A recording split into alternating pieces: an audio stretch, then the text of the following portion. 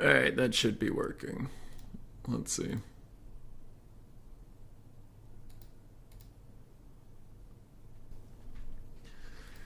Alright, that should be working. Sounds good, sounds good. Hold on, I just gotta post this in the regular spots real quick.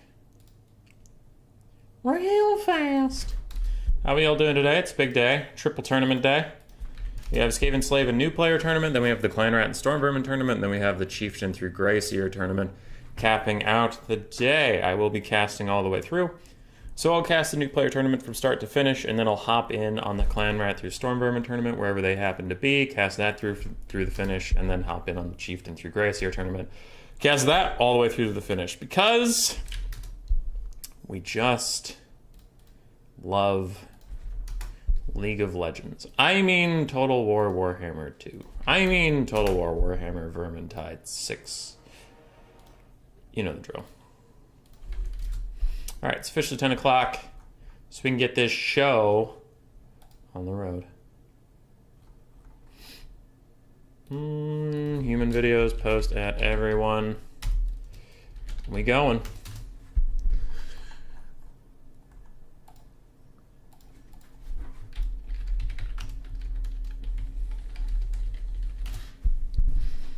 All right. So, Skaven Slave through New Player. Did I finish putting up maps yet? Nope, because it shifted around on me mid-thing. Manage check-ins. Deadly Dude just messaged, so he's around. Lord Beast has not messaged, so I think he is gone. So process check-in results. We have 8 people. I need one more set of maps, so let's just pound through that real quick. The Lost Crater is good. Gorgazan is good. That's a large map. That's a medium map. We need a medium map with some terrain. Tower of Hoeth. Those are all solid maps. 3, done. All right, maps are all set. Participants, let's shuffle them. 1, 2, 3. Everybody's shuffled. RTK Stingers versus Greyest Wolf, Thunderwolf Guillaume, Deadly Dude, Land Zero, and Swiss Hazy versus Pink Pony Knight. Cool, cool. I'm gonna start the tournament. You are good to go. All right. Looking at this tournament, we should do predictions. I think RTK Stingers has to be the favorite. I mean, in a New Player through Skaven Slave tournament, he's solid. I think him or Pink Pony Knight could be surprising. Guillaume is a newer player, joined after Immortal Empires as far as I was aware. But he's been doing well recently. I think he could Dark Horse. I don't know. I remember... See, I've watched a lot more Guillaume than Pink Pony Knight, but I remember the one time I saw Pink Pony Knight being very impressed. But I gotta rep my boy Guillaume. You know what? Fuck it. Guillaume's gonna win the whole thing. We're going in. Guillaume's gonna win it all. Dark Horses will be Stingers and Pink Pony Knight. What up, Sir Galbatorix? Menefis, CH, Dr. Jellyfish, Ian, and Bongo Jongo. Empire and Skaven the day after Sigmar blesses us. Yeah. Alright. I will fix this now, so you're not looking at that anymore. We watched a lot of Guillaume recently. We've seen a good amount of him on the Empire Civil War stuff. So I'm going to try to find somebody else to watch just to spread the love over the stream. Let's see if Pink Pony Knight's around. That guy, I remember being impressed, but I kind of want a refresher. Or Swiss Hazy. I haven't seen Swiss Hazy, actually, so that'd be fun, too. Though Deadly Dude and Ian Zero I also haven't watched. You know what? You know what? Can I spectate?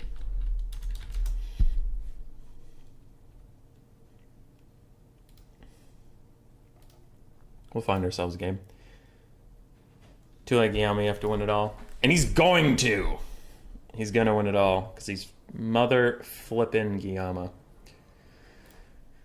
Alright, what else is going on? Check-ins are about to start for the clan through Storm Vermin, and I have to go get my tea. So I will go get my tea as soon as I tell people to check in.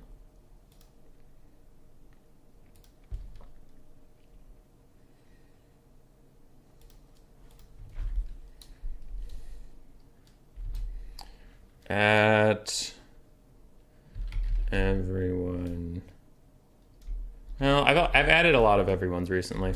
I'll add the people specifically in.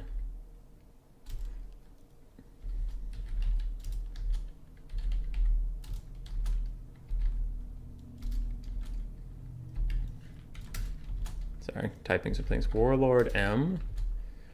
Dr. J. Dr. Jelly. Dr. Jellyfish. Not in the Grey Seer tournament? That's some bullshit. That's an easy W for the Jellyfish.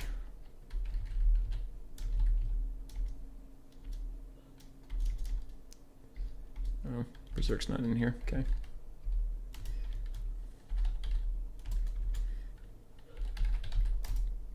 Check-ins are open. Start in 55 min.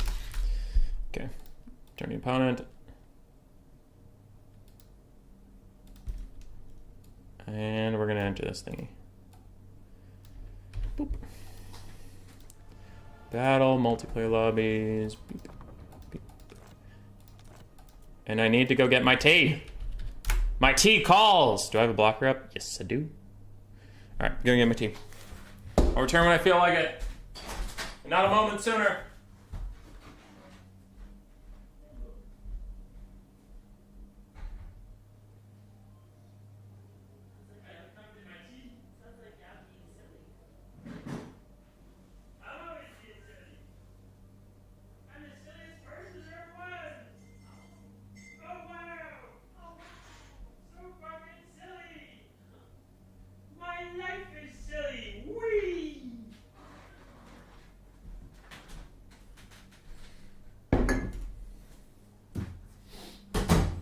I'm back.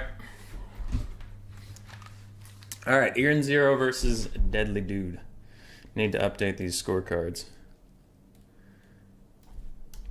Deadly Dude. Oh, we will see if he is truly as deadly as he says he is. Iron Zero. Cool. I've seen Deadly Dude in some of my tournaments before. I don't know if I've ever gotten to watch them, though that Hagrid does look rather familiar. Ian Zero, I'm 95% sure. I've never seen him in my tournaments, so it's cool.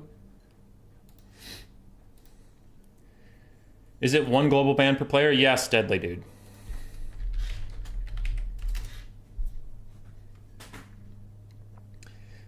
I was there, Gandalf. I was in the day when Guillermo won it all. True. Listening to Human Boy in the background is like, on second thought, let's not go to Human Boy's stream. Tis a silly place. I thought that was the only reason people like my streams.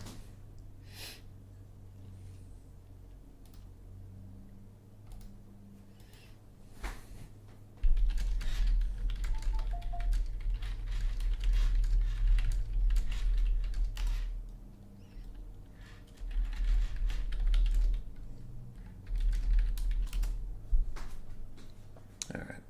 I have a boop a boop. Is it just the thing that tells me my tournament's ready to start? Yep. Did I start it? That's a good question. Yeah, I started it. Nice. Boop. I updated the scorecards, the stuff. The maps are there. Cool. Everything's set. I'm gonna start giving the clan rats their maps just in case they want to yell at me. I gotta give them as few reasons to yell at me as possible. Alrighty. Peasants pasture. After this, I have to go to work, so that's fun. Plains of the Dead. Forest of Shadows.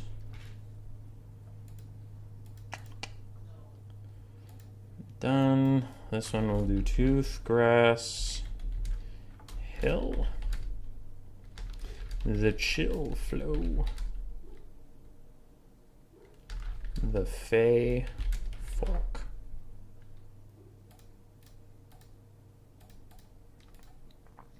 I love Bloodpine Woods. It's maybe slowly becoming my favorite map. Bloodpine Woods. Peak Pass is a good map, but I don't know if I want to put it on a tournament because it is huge, so it has a potential for slow, really slow games, and also has potential for like cheese, and I just don't want people to... Oh, he's not attacking because he's really fucking far away and I can't see him.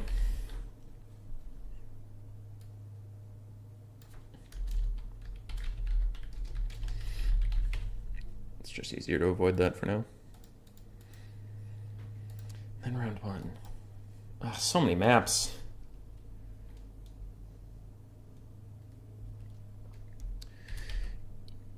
Ashen.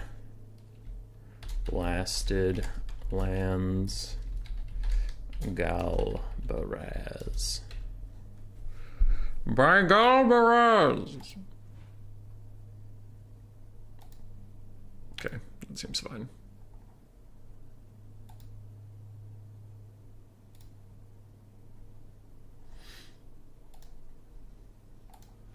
Alright, Deadly Dude's ready, so I assume this is the matchup we actually have. Dark Elves versus Beastmen. When Beastmen were very strong, this used to be a counter matchup. Like, Dark Elves were good into Beastmen when Beastmen were strong. Heavily armor-piercing missiles are pretty good against Taurox, and Taurox is really what brought Beastmen back into the meta. Centaurs had a tough time versus Scourge Runner Chariots that couldn't do a ton of damage. Now, I think people like... Oh, who was it? I don't know. RTK Curio was the first person I saw do it. But someone kind of innovated bringing Centaurs with great weapons. While in general they're not a very cost-effective unit, against Dark Elves specifically, they were doing alright because they could trade well into Cold One Knights, they could trade well into Scourge Runner Chariots, so yeah, that kind of became a bit of a meta. But it was slightly Dark Elf favored. This is interesting. This is a very interesting Beastman build. I like it, but we'll get back to that. As both sides move around a bunch, I'm going to cast Dark Elves because they're a little more stationary. We have triple Shades from Deadly Dude. Malekith on a dragon with Soul Stealer, and that's his only spell. 2 Cold One Knights, 3 Dread Spears, 3 Bleak Swords, 2 Black Ark Corsairs, and 1 Reaper Bolt Thrower.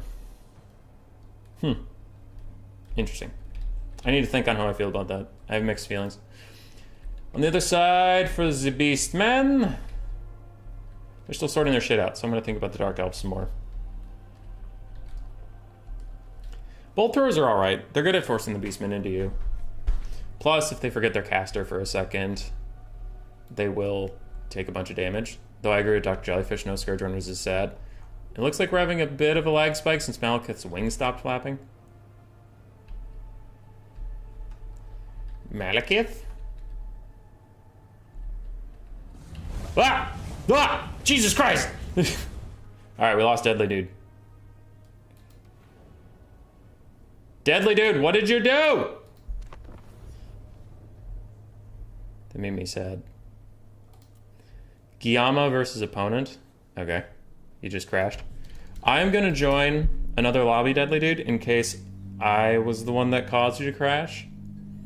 I apologize for any issues I have caused.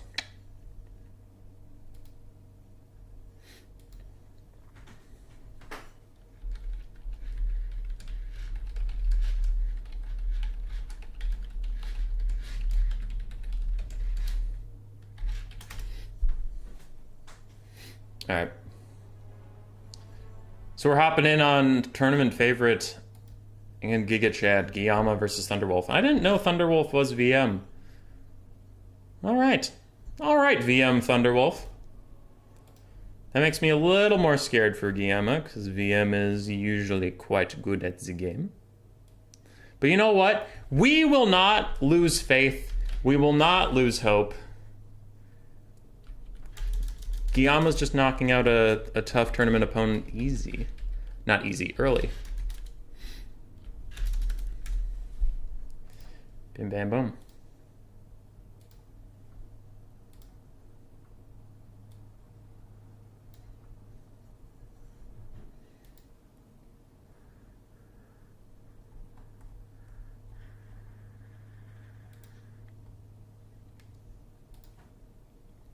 The crash. The other match would have been better to watch. This one is just a foregone conclusion. Yeah, because Guillaume is going to win it all. I know. I know.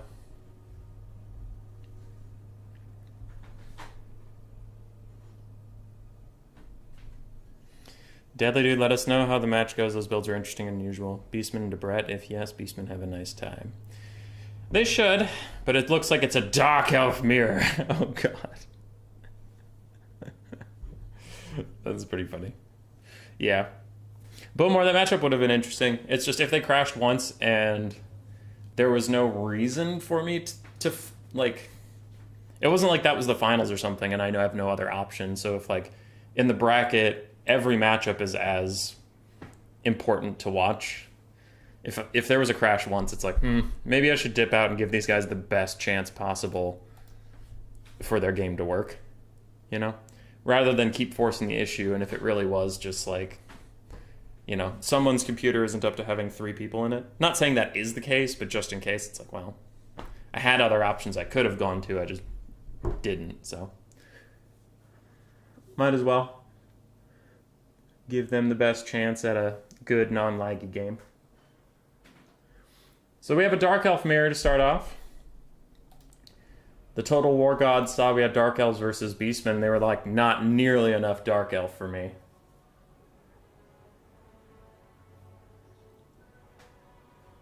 Oh, tea, you are too hot to drink.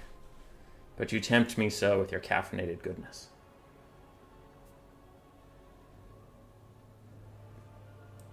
My computer actually hard crashed, so maybe that was it. Oh, no.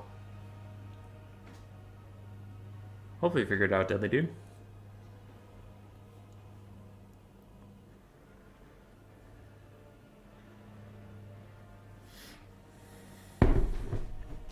I'm rooting for you, Betty. I hope you kick that Ian Zero's ass, whoever he is. Also, Ian Zero, sorry, you're not Ian Zero here, but Ian, listen, buddy. Deadly can't hear us, his computer crashed. Kick his ass, all right? His left knee, totally bum. Go for the left knee. Just kick him. Anyway, good luck, Deadly Dude. You're definitely going to win. Unless Ian does. Then good luck to Ian. We don't play favorites here. We just kick everybody while everybody's down.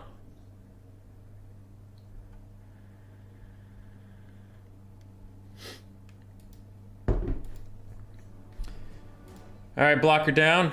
I don't want to alarm anybody, because Cool Umbrella woke up with a hangover, but you are not seeing double. We do have Malekith versus Malekith. Scourge Runner versus Scourge Runner. Dark Elf mirror match. This is pretty much the Spider-Man meme of people just pointing at each other. So a long, long time ago, we actually had a Dark Elf Civil War, which is you took different variants of Dark Elves into each other. And Sisters of Slaughter actually proved to be really good in that matchup, so sad I don't see any of them here. They were MVPs back then. For Guillermo, we have triple Cold One Knight, some Dread Spears, some Bleak Swords, Malekith, triple Scourge Runner Chariot, and 2 Harpies, one of which is the Crows of Cain. So it's Cavalry, Chariots, and an Air Force. On the other side, for Thunderwolf, we have Black Arc Corsairs with Hambos. Those are 360 shooting kind of kiting ones, but they don't have armor piercing. Bleak Swords, 2 Cold One Knights and a Dark Rider, triple Chariots, 2 Dark Riders, and Malekith, so. Chariots, Cav, and an Air Force versus Chariots, Cav, and slight skirmish potential.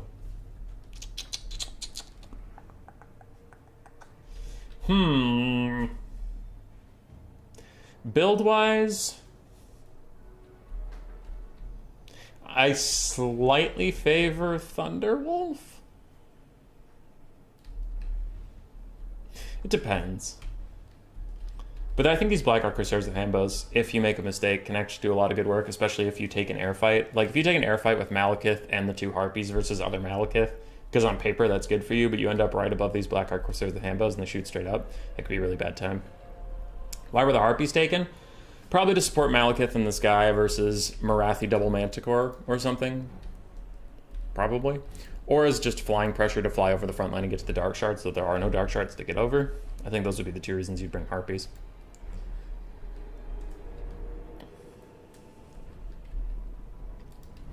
Anyway, Scourge Runners will duel with Scourge Runners, and I have to say Scourge Runners are favored here. Ha! Ha! 45 years of mirror match jokes. Never gets old. Never gets old, because two of the same unit fighting each other. Of course neither of them's favored, but that's the funny. That's why I'm hilarious. Anyway, both sides decide and they don't really want any of that beef, and they just walk away.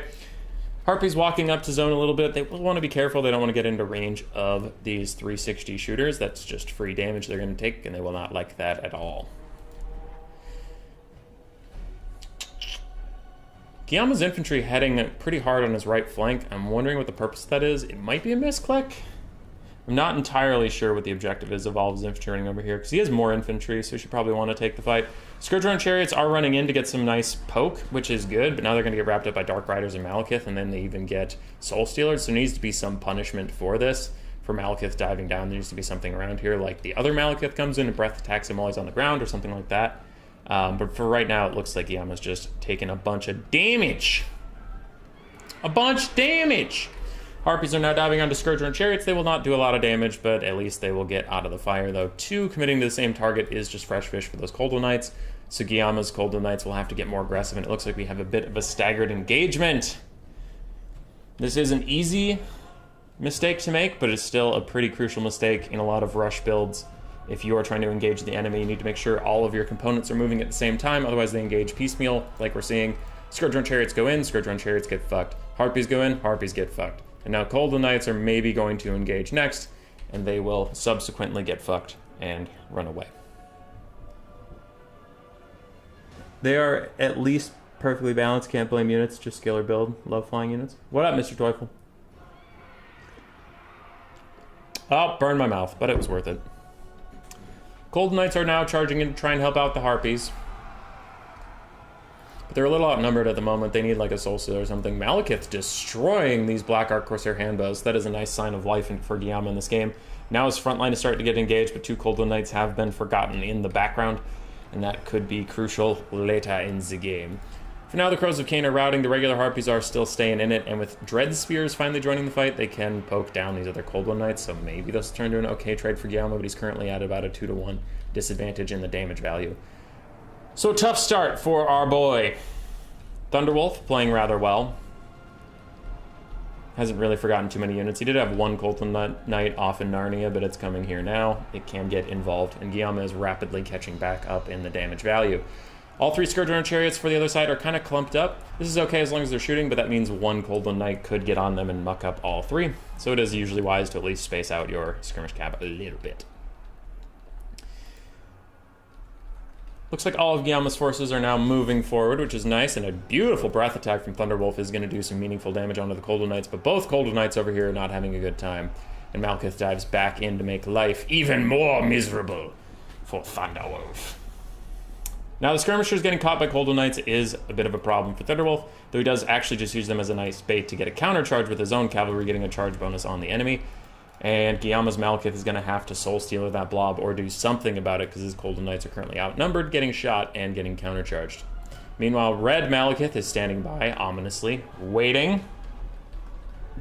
Wonder what he will do about that. Golden Knights did help break off this flank, which is fine, but now they need to come in and help with the main fight. And actually, Guillaume is winning this blob fight over here. So in melee, Guillaume has been doing excellently. He just has more funds in that area, it seems. Whose Soul Stealer is that? It looks like it's Red's Soul Stealer. So blue needs a counter Soul Stealer, 1 to heal up, and 2 to just punish all this blob before it moves away, but we'll see if he even does that. I don't know if he's on cooldown or doesn't have mana, or he's just not paying attention to it. But it looks like it is coming out now. Did it catch the Cold Knight? It did. So that was a very good Soul Stealer. Caught a Skirmisher, Cold Knight, Dark Rider, and Malekith himself. Very nice. That'll heal up blue Malekith and do some meaningful damage to the Reds. Damage value, Thunderwolf has maintained a little bit of a lead, but his Scourge Runner Chariots are extremely healthy. They're holding up the balance of power quite a lot, and they're running out of ammunition, so eventually they will become just a Chariot, which if there's a single healthy Cold Knight left in the game, they can easily kill the Scourge Runner Chariots, no problem. Thunderwolf is running into a bit of a problem. He only had 2 Cold Knights and 2 Dark Riders, whereas Guillaume had 3 Cold Knights, and we can see it looks like both players traded Cold Knights about 1 for 1, but that leaves Guillaume with a healthy one left, and Thunderwolf doesn't have any cav left to fight it. He does have melee chariots, which I said the Coldwell Knights can murder. So it really is on Malekith, Red Malekith, to kill this last Coldwell Knight. Otherwise, they can kind of run over the rest of the game. And it's largely on Guillaume to protect them with his own Malekith, though it looks like a Soul Stealer is going to hit both. And Scourge Runners are using the last of their ammo on these Coldwell Knights, which is very smart. It's a good job by Thunderwolf identifying that that could be a problem. Guillaume's Coldwell Knights are currently trying to chase down Malekith. It looks like they're having a hard time of doing it, but they get a little bit of poke as he runs around, and they're stopping him from taking off, so I guess that is something. Meanwhile, Guillaume's slightly superior infantry corps is pushing forward. They have caught the last of these skirmishing units. Thunderwolf is pretty much down to just these Scourge Runners and Malekith now. Pretty much. Malekith's now surrounded by Coldwell Knights. They're in melee combat, but they do have anti-large and armor piercing, so maybe he'll get some good stuff done. But he gets a charge attack over charge attack over charge attack to get him out of the center, and soon these guys will tear a route off because they don't have ITP. So I think we'll be seeing them leave any moment now. It's a close one. Guillaume's just behind in the War of Attrition because his Malekith has less health than the other Malekith. And he has a bunch of infantry left, but chariots can infinitely kill infantry if there's nothing of mass to stop them from doing so. Though if all three keep traveling together like this, you could actually get a nice 3-for-1 Soul Stealer on them and take them out pretty heartily. They just don't work. Make a stupid blob 1 piece and 3 miles can attack. Yeah. Why no Marathi SE blob? She did take some nerfs coming into Warhammer 3, and Malekith got some pretty big buffs, so people generally tend to like that more. Scourge Runners are really weak chair in melee, even versus infantry. They can still do a good damage on the charge, though.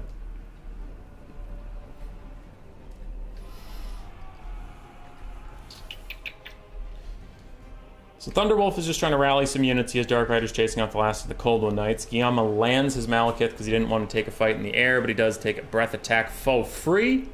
Where did that Soul Stealer hit? Hit 2 Scourge Runner Chariots. Not bad. He's healing up a little bit.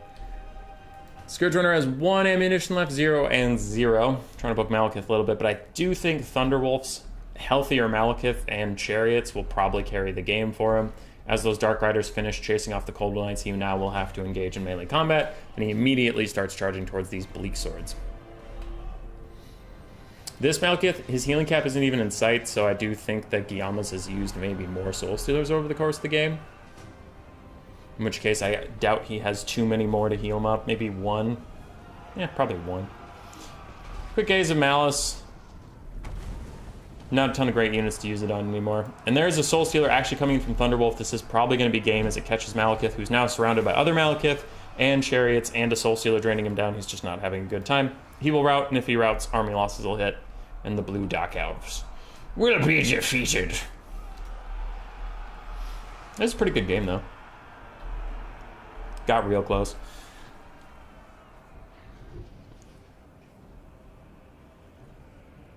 Let's see if the prediction comes true. He routs and army losses. Human boy, your prophet. I know. I'm great. Can a landed dragon use the breath attack? Wondering what it looks like. I do not think it can.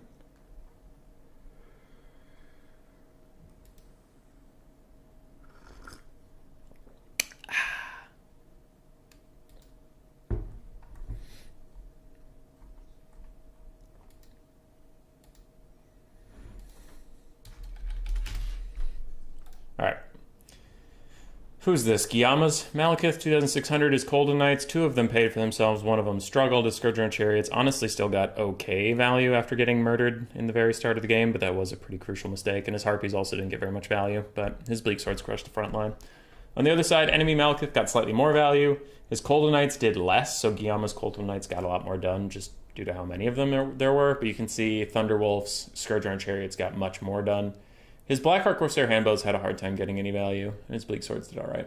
So, Blackheart Corsair's Handbows were a bit of a flop, but the Scourge Runner Chariots and Malekith did very well. And on the other side, the Coldwell Knights did quite well, and Malekith also.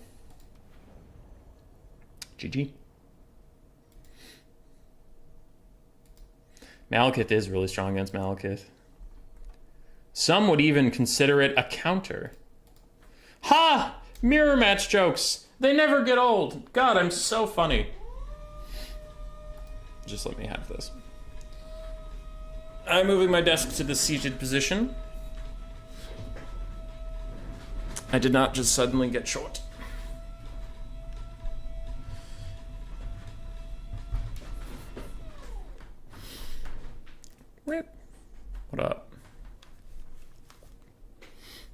GG. Beastmen lost. Ian, no! Was it a good game or was it a stomping?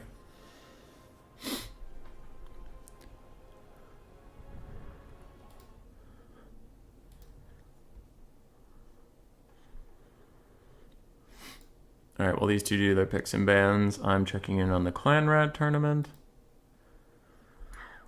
Who is all checked in and who is not?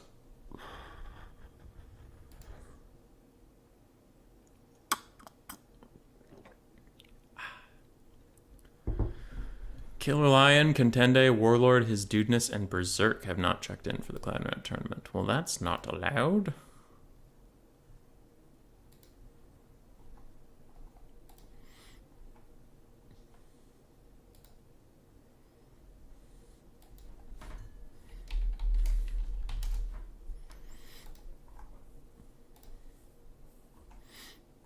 Okay.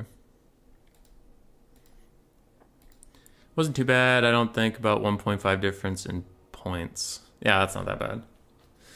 That's a pretty close game as far as games go. Ugh.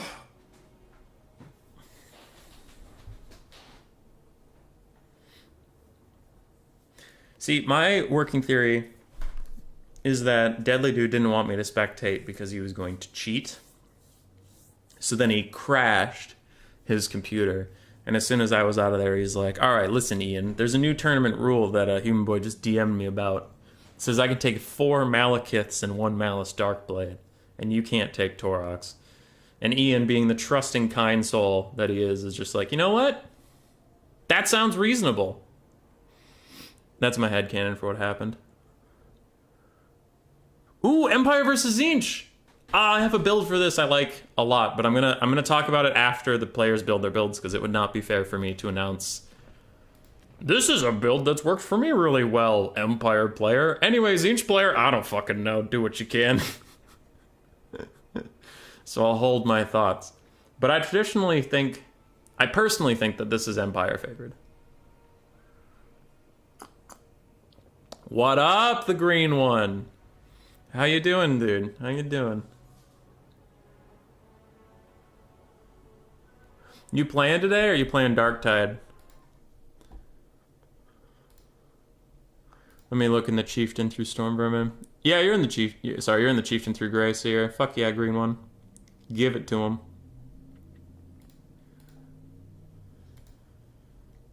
Maiden backed out, so you're gonna have to rep ODM for him.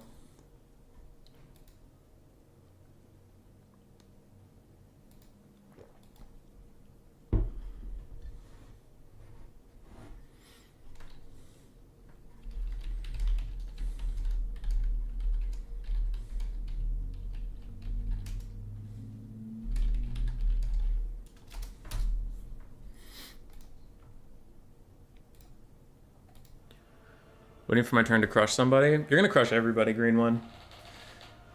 You're my favorite to win that tournament, except for Voidlaws and Hanadins. But you know, I mean, it's just Voidlaws and Hanadins. They're easy. Let's see who is in that tournament. Voidlaws, Hanadins. Charx is also quite good. Pantalonade's quite good. Phoenix King's quite good. But I would say it's like Voidlaws and Hanadins are on a different tier. And then everyone I just mentioned is pretty comparable. Like, if Charx beat the green one or if green one beat Charx, I would be like, yeah, that sounds about right. But, like, just being honest, if, like, green one beats Voidlaws, I'd be like, fucking what? Holy shit.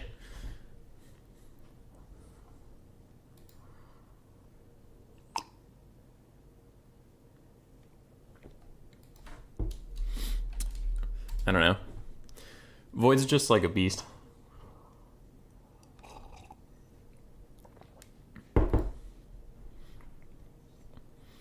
Tadejo missed 10. Alright.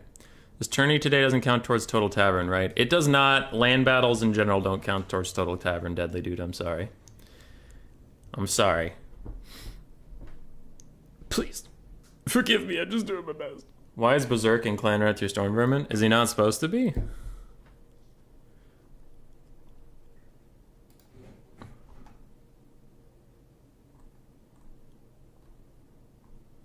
Where is he on the bracket?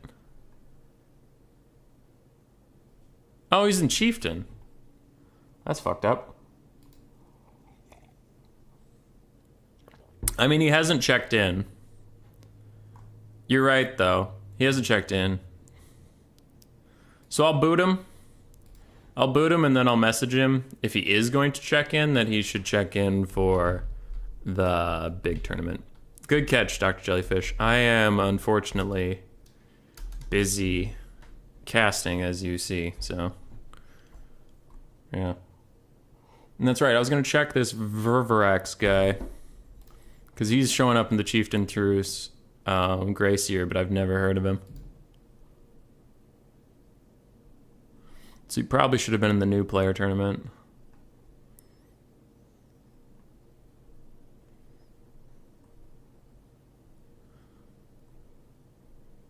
Could be a language barrier, though. Like, if he doesn't speak English, he could just sign up for the tournament. That time, the time slot looks good for him, and then he might get slapped.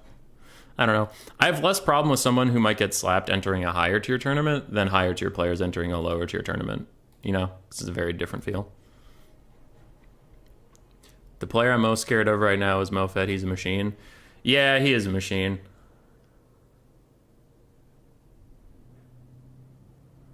What up, Cool Umbrella? Yeah. Well, Deadly Dude, if you want to dodge him, dude, just participate in any of my tournaments. I banned him because he's too good at video games. Nah. We had a personal disagreement, and it was just better for everybody if he didn't play in my tournaments, so. Void Laws reigns supreme over here until Alfredino joins us. I think like Alfredino, Evenstar, and Crabbling, and Mofet are the people I can think of off the top of my head that can really challenge Void. Hanadins can challenge Void, but I wouldn't bet on Hanadins, you know what I mean? Where like Alfredino or Falcon versus Void Laws, I'd say it's 50-50. Hanadins versus Void Laws, I'd say it's like 45-55, but I wouldn't be shocked if Hanadins beat him, because Hanadins is really fucking good. I just think he's like one step below. Whereas where I was saying earlier, if like any of those other players I named, like Charix or Greenone or whatever, if they beat Void, I wouldn't like shit my pants, but I would be, oh, that's an upset. I wouldn't consider Hanadins over Void like a major upset. I'd be like, oh, okay. It is what it is. High tier players in beginning tourney. Master Anakin, what are we going to do?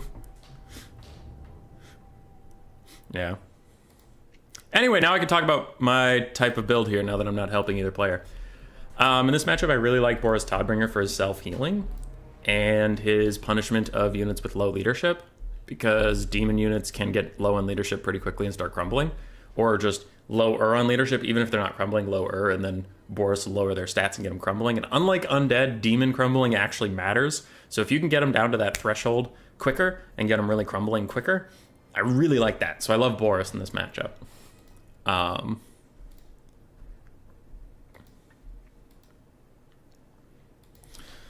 Up to Thunder Wolf.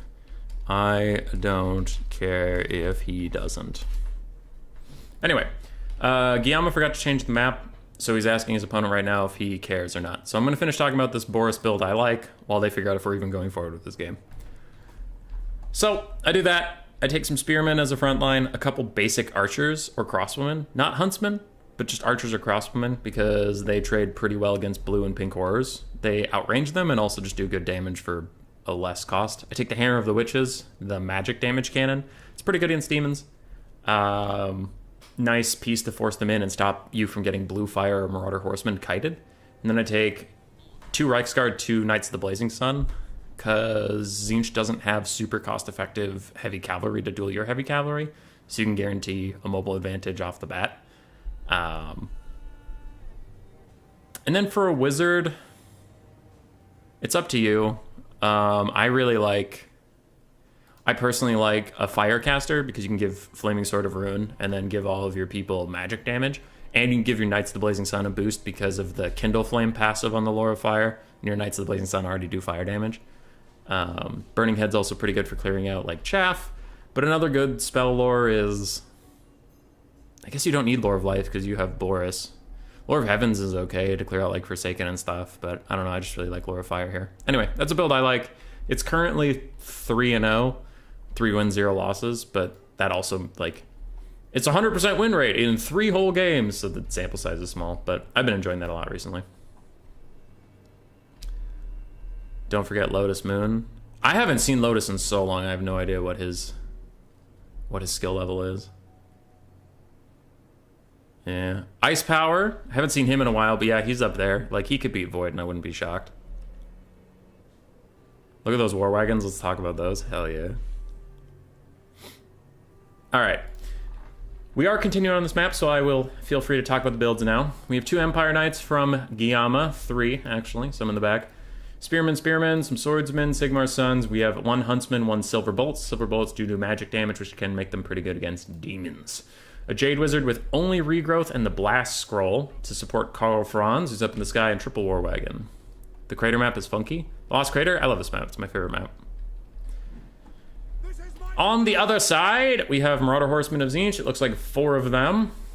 Triple Chaos Spawn, a Forsaken and Marauder mixed front line. 2 Screamers in the sky, plus an Exalted Lord of Change of Tzeentch with blue and pink fires. This is why I think cannon is so critical, is because you need some way to keep the Tzeentch Skirmish Cabbage honest. Now, War Wagons can achieve the same thing. They have 130 range, their opponents have 80, so you outrange them. So if the Tzeentch Skirmish Cav ever come within range at all, you just Gatling gun them down, and that's rather nice. But I personally prefer a single cannon, just to keep them going. I think it shows high elf mains are OP. Yeah. I remember being the first one to use Empire against high elves. Alright. Tzeentch's Skirmish Cav are now getting involved, and a blue fire. I think that was Overcast. I'm not sure. It looks like an awful lot of missiles, but they are going to start poking down these War Wagons, trying to kill off a whole model. They don't quite succeed, and I wonder if they take a little bit more poke, I wonder if a regrowth would even be worth it, just to make sure those War Wagons stay in the game. Karl Franz is zoning out those Marauder Horsemen a bit.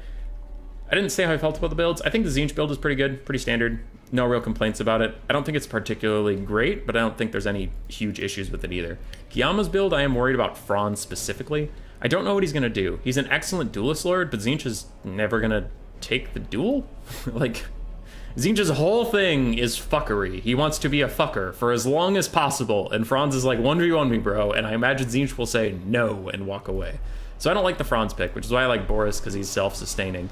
And even if you don't get to fight their lord, you can go fight anything else and lower its leadership and be a good boy.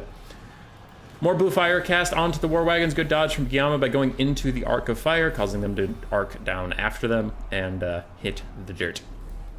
Empire Knights getting a charge off onto the Marauder Horsemen. They do almost catch them, but they're not going to quite make contact, and then the Exalted Lord changes down. This is a huge moment for Franz. Can Franz punish it? Honestly, I would hope for the Empire Knights to turn around and lock him onto the ground. Turn around, lock him down. Turn around, lock him down. But Franz gets a nasty shot onto the back of the Lord of Change. Empire Knights are still chasing off the Marauder Horsemen, and they are kind of catching them, doing some okay damage, but now Franz is surrounded by Screamers, and he has no support. I wonder if anything will be coming soon. Maybe these War Wagons or Huntsmen can come over and help him out. The Empire front line is crumbling very quickly under the assault of Spawn and Forsaken, and the Silver Bullets are compromised. Huntsmen's are trying to get in position to either help Franz or deal with some of the Skirmish Cav. It looks like they're dealing with the Skirmish Cav, but all the Empire Knights, the blocking units of the Empire, 2 of them ran off to chase Skirmish Cav around, and while they are getting that engagement, they have abandoned their front line to their fate. Guillaume is currently up on damage value, which is good, but that could change in the blink of an eye, as now 2 Skirmish Cav and Screamers are all aiming at Karl Franz, who's just doing his best to survive. War Wagons are nearby, and they need to get a ton done. They're really going to need to carry this game. Jade Wizard is currently getting blue fired, and it even looks like the Lord of Change is going to dive on top of him. Balance power is about even, I think slightly Tzeentch favored, and I would tend to agree. Silver Bullets are fucked up, and they are gone. Empire Knights are charging back in to attack these Chaos Furies, which are a summon, so it's not even going to matter that much. And a pink fire, very funny looking model, comes down onto those Spearmen, taking them out. Franz and the War Wagons will successfully kill the Screamers, I have to imagine, and the Empire Knights of Guillaume do take out one of the Skirmish Cav in the distance, though I still think they were needed elsewhere, unfortunately. Big loss for the Empire if it goes through. Jade Wizard is currently getting sniped out. Franz has to get back in the air, come over here, and duel the Exalted Lord of Change. He needs to save that Jade Wizard, because if anybody can, it's the Franzinator. But he's also needed here to maybe rout off these Forsaken. Does he cause terror? Yeah, he causes terror. He could quickly terror out them. Nope, they're ITP. Get fucked. Alright, Franz is not going to be able to do that. And the Jade Wizard He's officially routing. He will need help if he's going to get back in this game. So Guillaume is going to have to quickly turn this into a kite game. He does have some cavalry that's still rather alive. I just pulled them out. All your infantry is dead. Yeah, at this point you might have to abandon them and just use war wagons and fronds. Take out the enemy skirmish elements, then skirmish yourself and just get as much value as you can while poking out the Lord of Change, and use fronds to bail out the life wizard. We'll see if that works. Right now it looks like he's going for a sandwich, using his cav from behind and fronds from the front to maybe lock down these guys, but it's not really working out.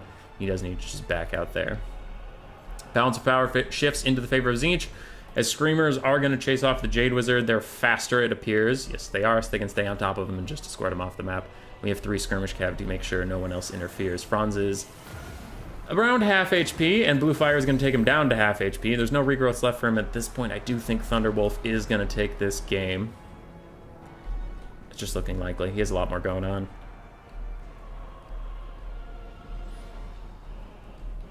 There's a dwarf versus high elf discussion. I'm going to say discussion because I'm polite. Discussion going on in the chat. That always ends well.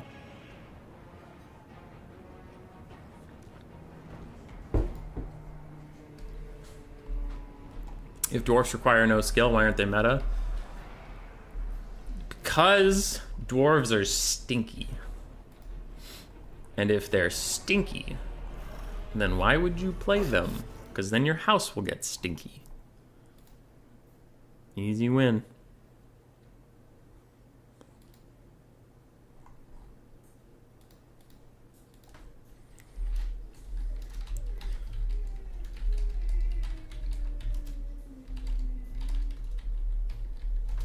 Alright, sorry. I had to respond to a message quick. Franz chased from the Exalted Lord of Change if you could manage. If for some reason Thunderwolf went AFK and decided to just fight Franz, maybe Franz could kill this guy and then maybe the game could be winnable.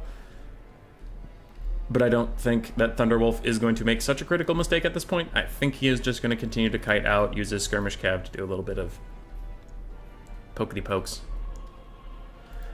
Jade Wizard is officially escorted off, and Franz gets a nasty shot onto that Lord of Change. We can see what Guillaume wanted all game, but he's just having a hard time achieving it. Like, I don't know. Franz is a great duelist, but Tzeentch is never gonna square up, man. It's just not his thing.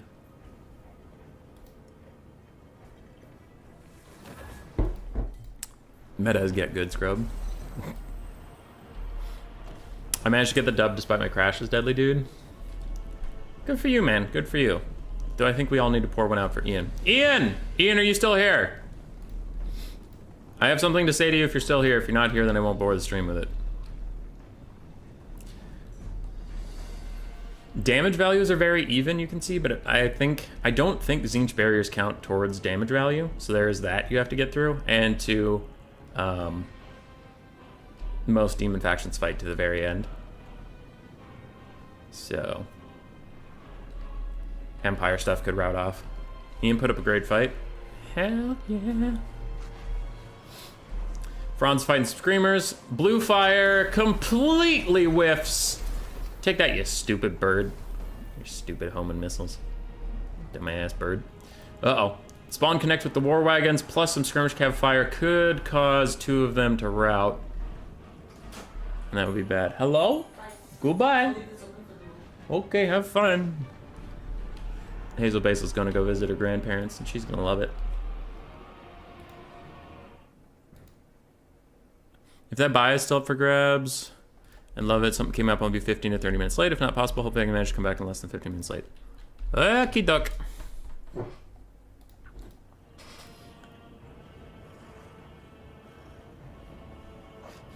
Sorry, we're just doing a bit of war wagon kite at this point. I don't think there's too much Guillaume can do to win. So another blue fire hits Franz. I do think this is Ogre. Yeah, Pantalinod, ODM Pantalinod is a player who really likes dwarves, but he plays dwarves, at least in my experience, he's always played dwarves in a pretty fun style, I would call it. Like, he doesn't do the hard Ironbreaker box with literally no spacing between troops. He usually does, like, a very wide army with slayers and rangers and quarrelers, and it's very wide and spread out, and then the battles end up being pretty chaotic. I don't mind fighting Pantalonades dwarves, but I think dwarves get a bad rap because they do have ways you can play them that are very toxic. Kind of the same as Skaven and Wood Elves, or like Tzeentch and Slaanesh, are factions that like you love them or you hate them, and there's kind of no in between. I think dwarves fall into that.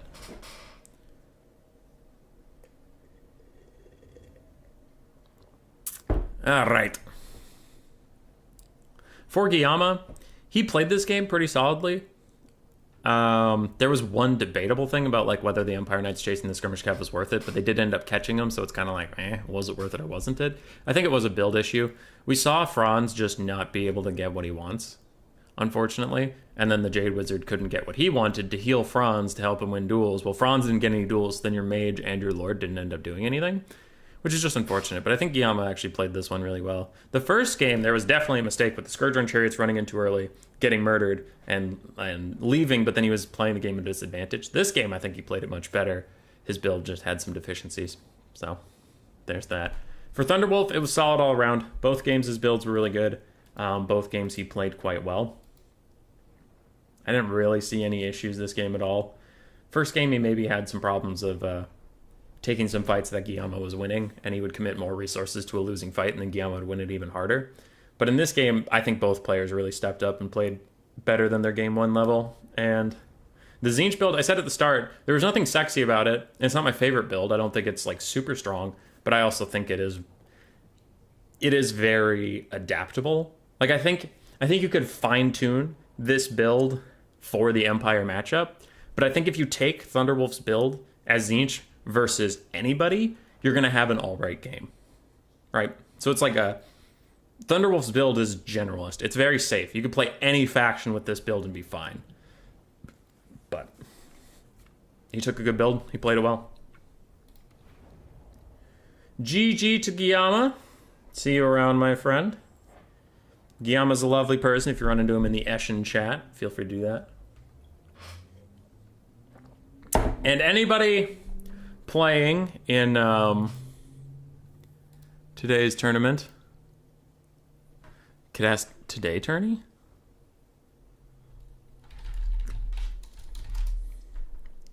Hold on. Hanniden's is freaking me out.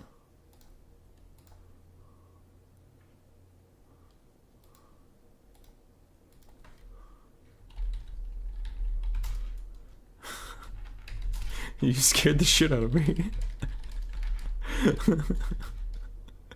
Yes, I am. Hanniden's messages me right now. He's like, "Hey, bro, you good to cast today's tourney?" I'm like, "What? No? Doing my own thing here." All right.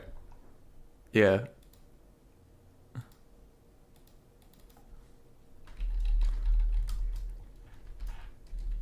I'll be around.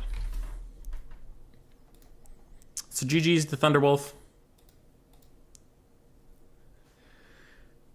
500 gold Iron Breakers, no blasting charges. A faction isn't necessarily annoying, it's how the player plays them that's annoying. You don't have to play as Wood Elves, only Kite. Yeah, sorry. I didn't say that correctly, but I understand it. Dowie got their buffs, just not for their faction.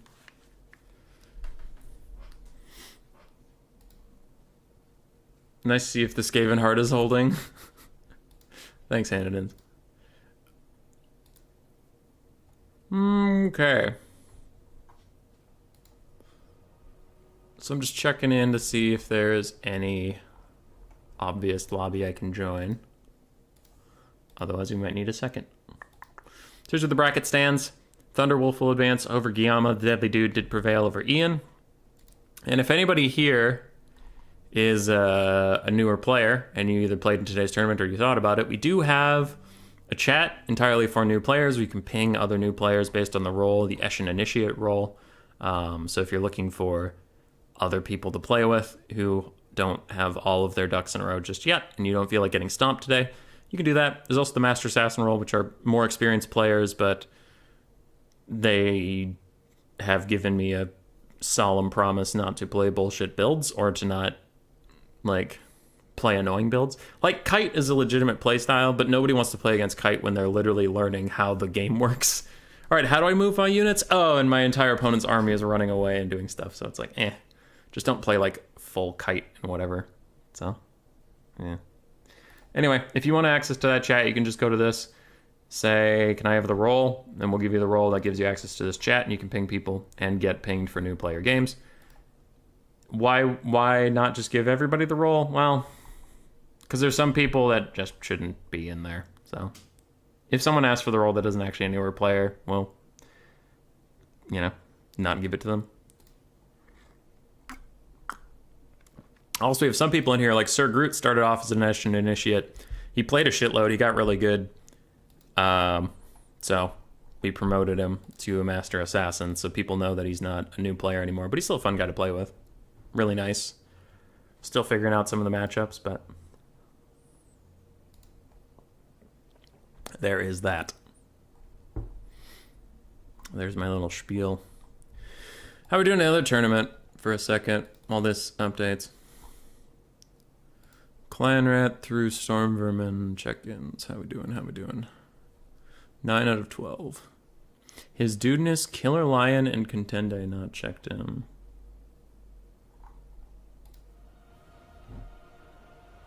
Hold on, where's Gorgazon? It's round 2. Alright. His Dudeness, Killer Lion, and Contende.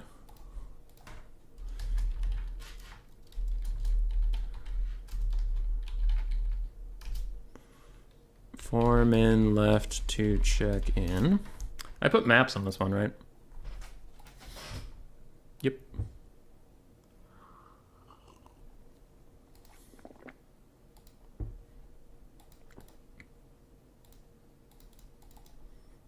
Sorry, don't know. This just wasn't updated and it was bothering me.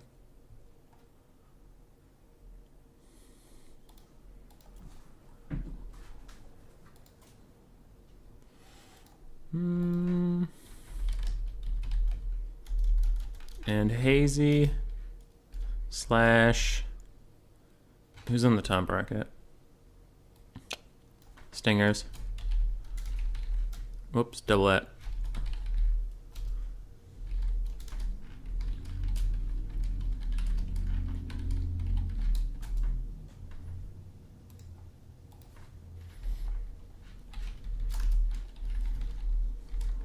I'm sorry.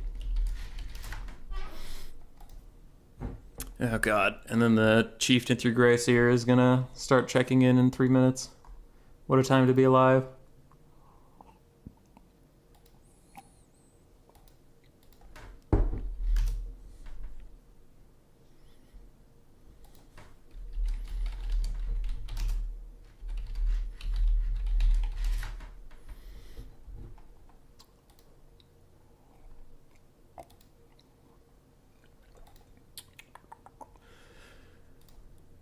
Alright, 2 minutes left till this sets up, so let's get maps ready while we wait on some of our other games. Map list, map poll. Oh, also, if you're just playing some games with some friends and you don't know what land battle maps are generally good, feel free to just go to my server and go to map pool. These are all the maps we've decided are good for tournaments. Doesn't mean all of them are just flat, but, they're fine. They're good. Alright, Plains of the Dead, and then we need, that's a medium map with no terrain features, so then let's do everyone's favorite, Blood Pine Woods. Fucking love Blood Pine Woods. Then we need a big empty map, Galbaraz. Easy. Round 2. Let's do Gore Gateway as a safe game 3-1. Gore Gateway is medium with some terrain, so then we'll do Knight's Run, has some forests. Pillarbone.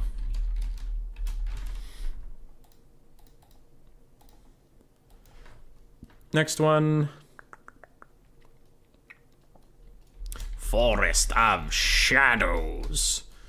And then Gorgazon. And that is a medium with terrain, a medium without terrain, so then we need a large map. Large map. Cliff of Beasts is fine. Oh, I should put Golden Monolith in here. That's a fun map. Probably gonna get rule break complaints, but too bad I love that map. They're not attacking me. They're just running around the monolith. Too bad. It's a good map. Fucking love that map. And then we'll do Peasants, Pasture, and Valley of Thieves. Valley of Thieves is one of the best maps of all time. Can't believe they took out fucking Oakenhammer. Assholes. Alright. So these check-ins are done. It's 11 a.m. on my screen.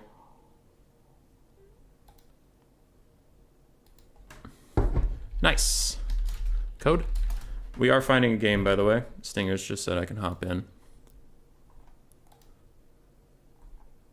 Okay.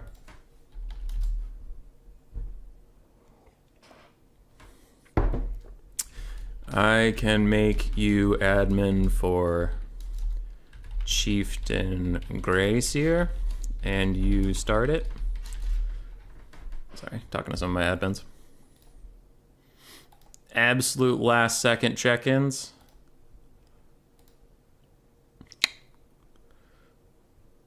Alright, we'll shuffle them and get this shit going. So Cool Umbrella and Whatever Dude needed buy rounds, if possible. Because Whatever Dude was going to be late. Cool Umbrella wasn't going to be late, he's just hungover as fuck. So here's what I'm going to do. Actually, this is fine. Sir Groot, I don't think he needed the buy round. I think he said he's good, but I'm going to give him one. And then Whatever Dude and Cool Umbrella, I'm going to pair them together because Whatever Dude's going to be late and Cool Umbrella wanted a second to get his shit together anyway. So that's not a buy round, but both of them needed a second. So I think that counts as a buy round. And VM versus Son of the Mountains. Wait, why is Berserk back? Hold on, Berserk's in the wrong tournament.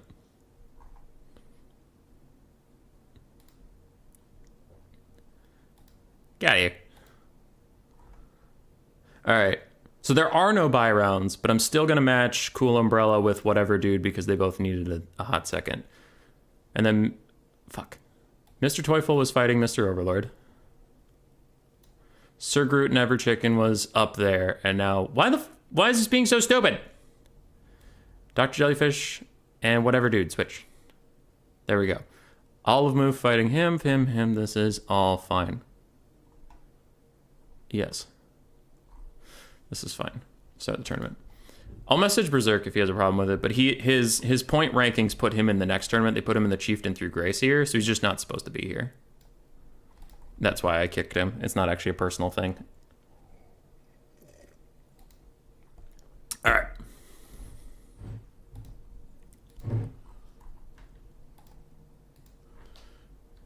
Clan, Rat. Oh, God.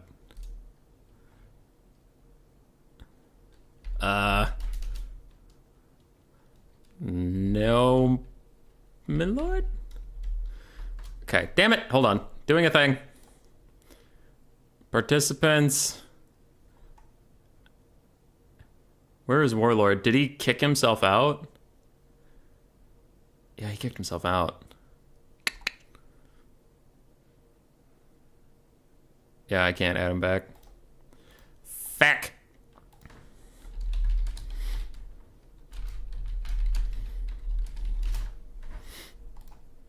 All right, rip in peace.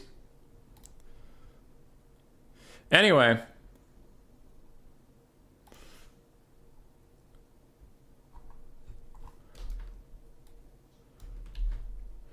We are joining a game. Sorry about all that adminning.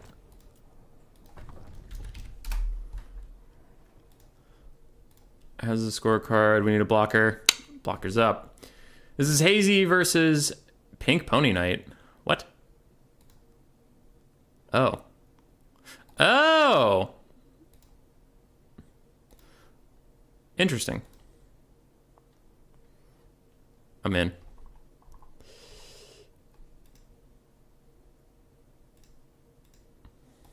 Life is hard.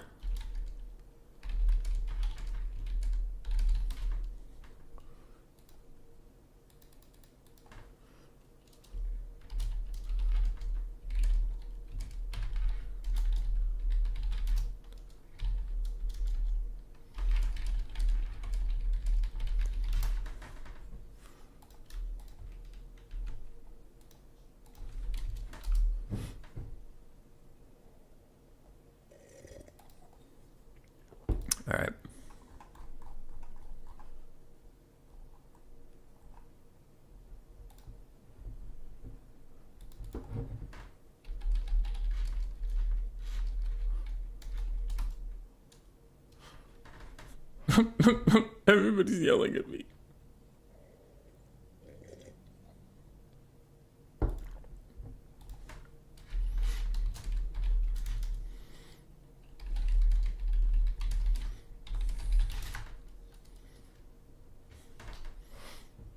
Okay.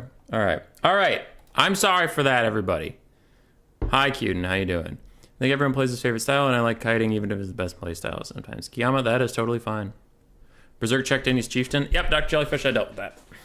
He didn't know that there was a different tournament, so he kept checking in for this one. Like, why am I getting kicked out? I didn't do anything wrong. And I'm like, you didn't do anything wrong. You're just in the wrong tournament.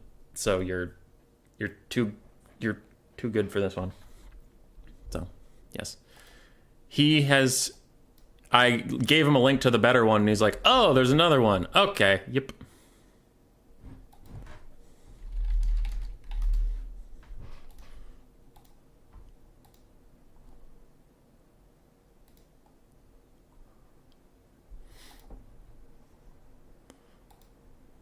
Yeah. It was just a language barrier thing.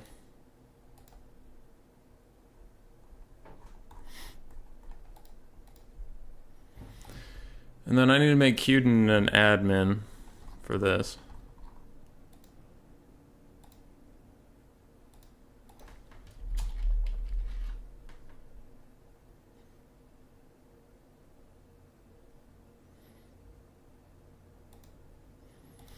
All right, Cuden.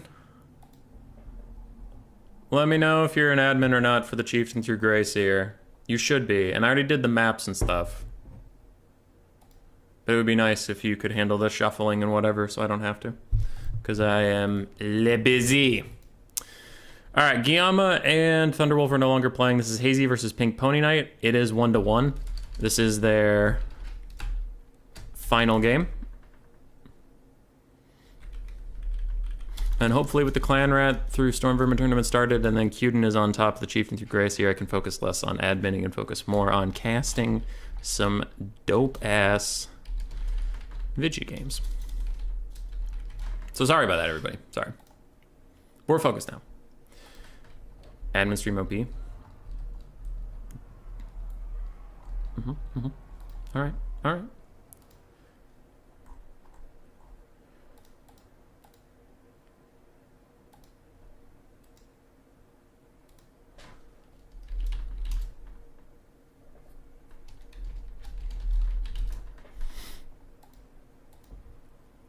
Alright, Cuden's got it. Dwarves vs Empire. This is traditionally one of the worst matchups in the game for the Empire. It's really good for the Dwarves. A Pink Pony Knight picked into it anyway because he's a fucking Chad. For the Dwarves, we have Norglings, Ironbreakers, Slayers, Dragonback Slayers, more Slayers. We have the Skyhammer, Gyrocopter, double cannons, and then we have Miners with Blasting Charges, Dwarf Warriors, Thunderers, and Grombrindle the White Dwarf. Very bold build from Hazy. I'll cover what I think about it in a second. The other side, for Pink Pony Knight, we have double Great Cannon, 1 Hellstorm Rocket Battery, a bunch of Spearmen, a bunch of Handgunners. 5 Handgunners acting as a front line. They are pretty good at kiting. It's just a difficult playstyle.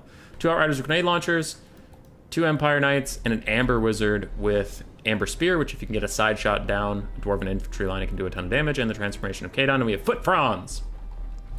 This matchup is traditionally considered so terrible because Dwarven cannons can outshoot your cannons, Dwarven infantry can outfight your infantry, Dwarven shooting can outfight your shooting because they're shielded and heavily armored.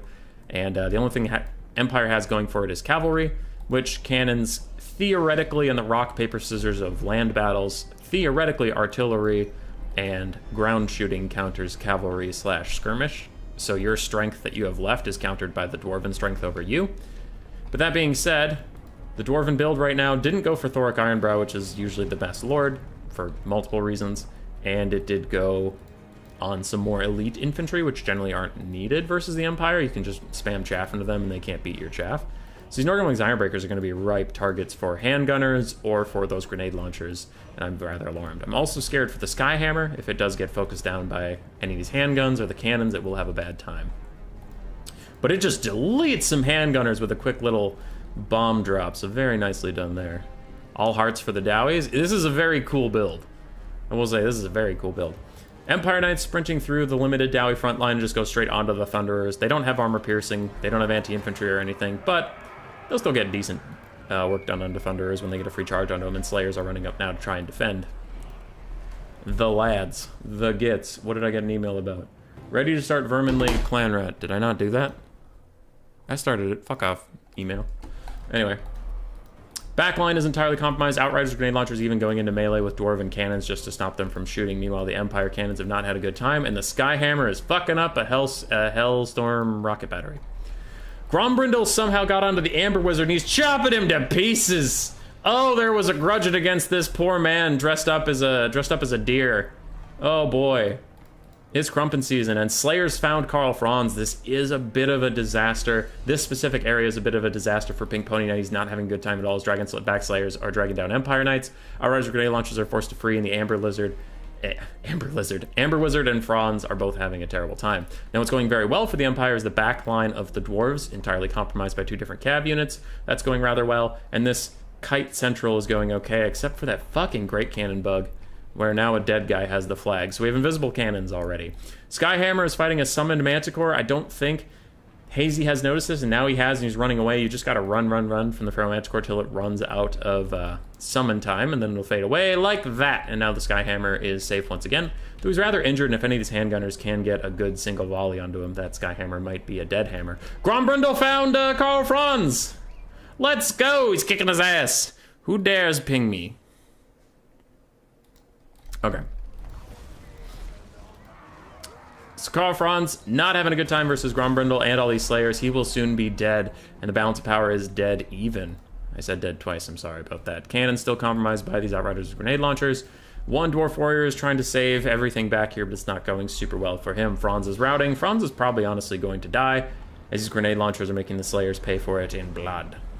Skyhammer getting over a box of infantry. Can he drop more bombs? Yes, he can! 1/3 HP off those Empire Spearmen. Another one. Hazy's fucking doing the work of the gods, but that cannon, the invisible stealth cannon, also shoots down the Skyhammer with a little help from the handgunners, and that is a brutal loss. You can see the Empire's damage value spikes up as the Skyhammer hits the dirt. Franz is still routing, but Empire Knights are going to bail him out by just pushing away Grombrindle and all these other things. Flash Bomb does catch Karl Franz and slow him down a bit, but his leadership is plenty healthy, so once he gets into the trees, he should rally and come back, though he won't want to come back. He will want to run the fuck away. Amber Wizard is also back on the field with a second Manticore summon in his back pocket. He could be okay here, but the Dwarven Slayers, the Dragonback Slayers, the Norgumling's Ironbreakers are just waddling ominously after the Empire. The Empire does have a nice center pocket of infantry and handgunners that are relatively safe and happy. I wonder what will happen with that. Meanwhile, these Outriders grenade launchers were used as melee cav, and while it initially looked like a good play, it just got turned around on them, and I wonder, the Dwarven cannon crews must have fought in melee for their very lives, because those Outriders did not have a good time at all. If these cannons can get off like one shot down the line of these Outriders, they will rout them. That's a good shot, but ooh, the charge bonus is going to keep them going. Minus the blasting charges trying to throw in from the side will definitely rout them. These cannons are back, baby. Grombrindle's running, but he's getting targeted by the stealth cannons, so that is a little hard to see. And Franz was found by some Slayers. They're chipping him down, they're chopping away, and there's nearby Empire Knights that could maybe save him, but honestly, they're so low, they'd probably all just die. Grombrindle's still running after the handgunners, and is Flash Bomb limited in its uses now? No, it's just on a cooldown. Okay, so he can chase Empire stuff all day, occasionally popping Flash Bomb to catch up. But the Dwarves have fallen behind on the balance of power. Outriders grenade launchers are pushed away. That cannon is routing. This other cannon needs to fire down the line of these handgunners or something. Franz is dead. Empire's going to take a spike of leadership, which they do not like. A bunch of Empire worshippers in the chat here. Great cannons firing down the line of these Norgumling's Ironbreakers, getting really good damage on this formation. It's just tearing through them. I mean, I think that's just a Warhammer 3 thing, where like they sometimes, for no reason, you give them attack orders and they form this dumbass line rather than a wide line. But yeah, that's usually why people go wide, is if you get shot at by anything, it'll go up. Dragonback Slayers are catching handgunners in the woods. If they ever catch onto you, they do have a slow somewhere. There it is. Power of the Dragonback, minus 30% speed. So if they ever catch the handgunners, they'll slow them right down and mess them up real good. Grombrindle catches the Amber Wizard again, and suddenly the Dwarves spike up on the balance of power. Dwarves don't have any mages of their own, but if they get rid of yours, the game definitely favors them. And the cannons are back! But Hazy might not notice this ragtag group of Empire Knights YOLOing it. Going straight up the pipe. Just want to kill the Dwarven cannons. What are the Dwarven cannons aiming at? They're aiming at the Amber Wizard. Oh, he does not like that at all. Grumbrindle might want to just attack these handgunners or something. I don't know where he is going, but he probably needs to deal with those handgunners. Empire Knights' nasty side charge cannons are down to 3 models of the actual cannons. I don't know how the crew is doing. But let's see if the Empire leadership can hold. It does, and they chase off the cannon crew. Only 5 dwarves left on that crew. Without the cannon, the balance of power again swings wildly, this time in the favor of the Empire. Dragonback Slayer still chasing off a full handgunner. And the second Manticore summon comes out!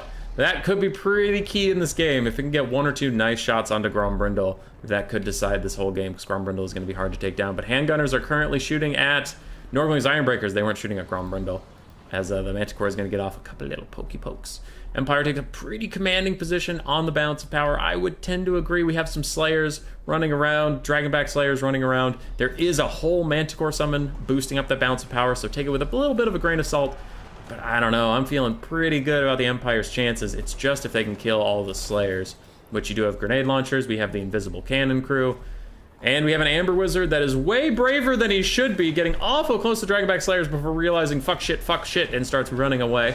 I would agree with that. Grombrindle has currently put the hurt on the Manticore, but the Manticore is fake. The Manticore is not even real, so who cares if it dies?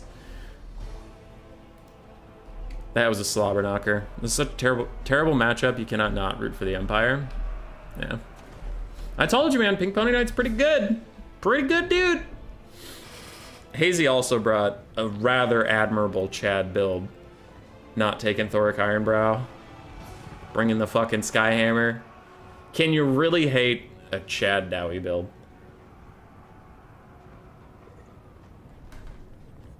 I'm all out of tea. This sucks.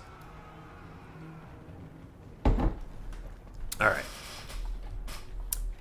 Army losses is pushed back. Manticore was shattered off the map, makes the bounce power a little bit better for the Dwarves. Dragonback Slayers are coming. Regular Slayers are still here. But the Empire has a lot of stuff left, you guys. Look at all these handgunners. Look at them all.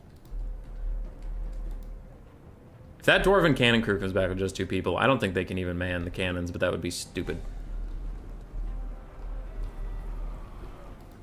Well, it's Dwarves. Norgling's Ironbreakers do catch up to these handgunners who were flash bombed by Grombrindle from all the way over here. Oh, he doesn't have to cast it on himself. He can cast it at a distance. Oh.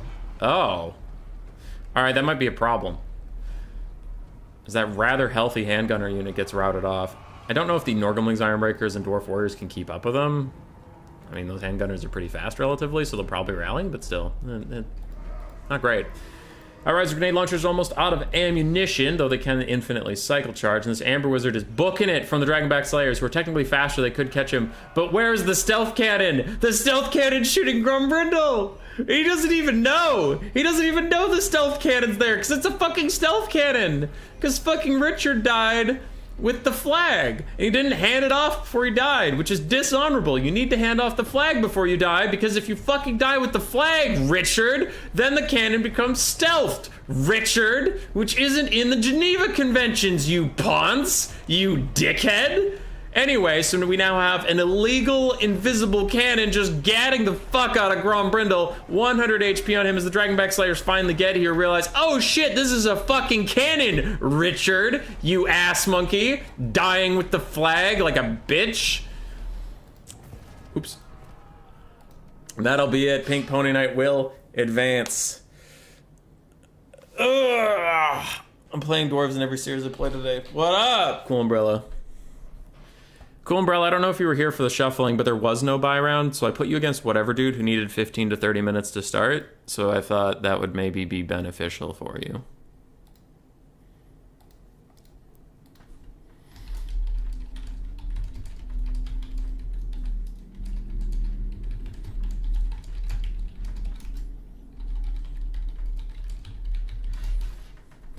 Alright.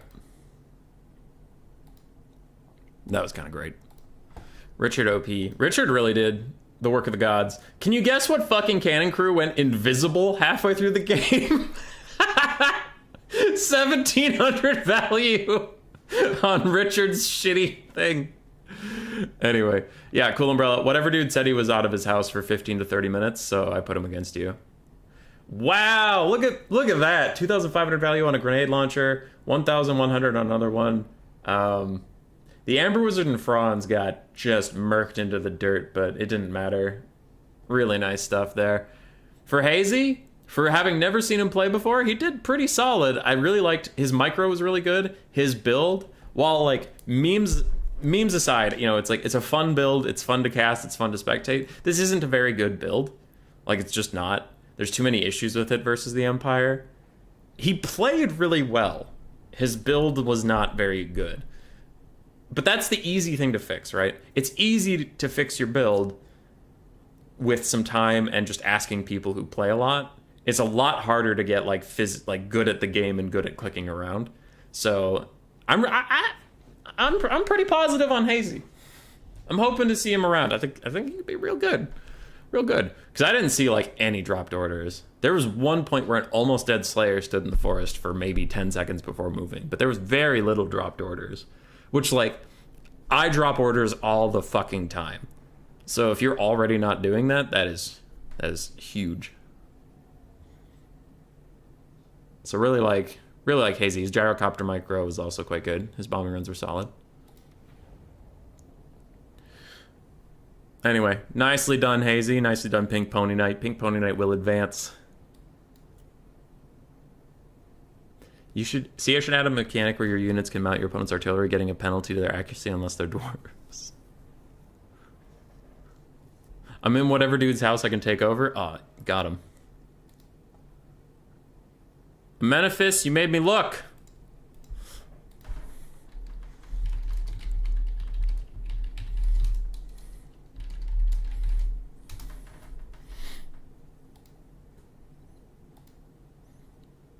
On the top bracket, Stinger and Greyest Wolf are still fighting. Thunderwolf is awaiting his opponent, but Pink Pony Knight and the Deadly Dude are up, and we will cast that game. Quick look at the bracket. Boom. Boom. Look at it. Look at it. How's this doing? It was fine. Oh, I didn't do a prediction for this bracket. Dr. Jellyfish is probably the best player here, but he is a little out of practice, and Sir Groot has been fucking crushing it. So I think those are my two tournament favorites by far. I'm going to give it to Sir Groot, just feeling spicy. I'm going to give it to Sir Groot. I think Dr. Jellyfish is better when he's in practice, but I'm going to bet that Dr. Jellyfish has old man hands today, and that Sir Groot, the young whippersnapper, is going to kick his ass. So, Groot, Dark Horse, Dr. Jellyfish. My favorite of the whole tournament is Mr. Overlord. He's my IRL friend. We play board games together. He's my DM in Dungeons and Dragons. I like him. He's a very nice man. So, I hope Mr. Overlord does well just because I'm a biased piece of shit. But he's fighting another Giga Chad, Mr. Teufel. We love Mr. Teufel. He's been a friend of the community forever. Very nice gentleman. So, I gotta root for one of them. It's the Battle of the Misters, and I gotta go with my IRL DM, or he'll kill off my character, and that would make me sad. But Mr. Teufel, I hope you have a good time and give him hell. I'm back. Do we have a game? Let's go.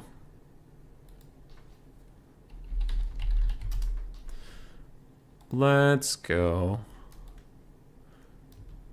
Alright, Deadly Dude. Don't you crash this time, buddy.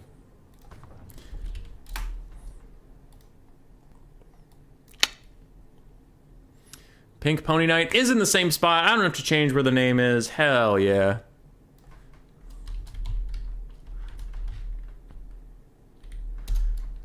Deadly Dude versus Pink Pony Knight.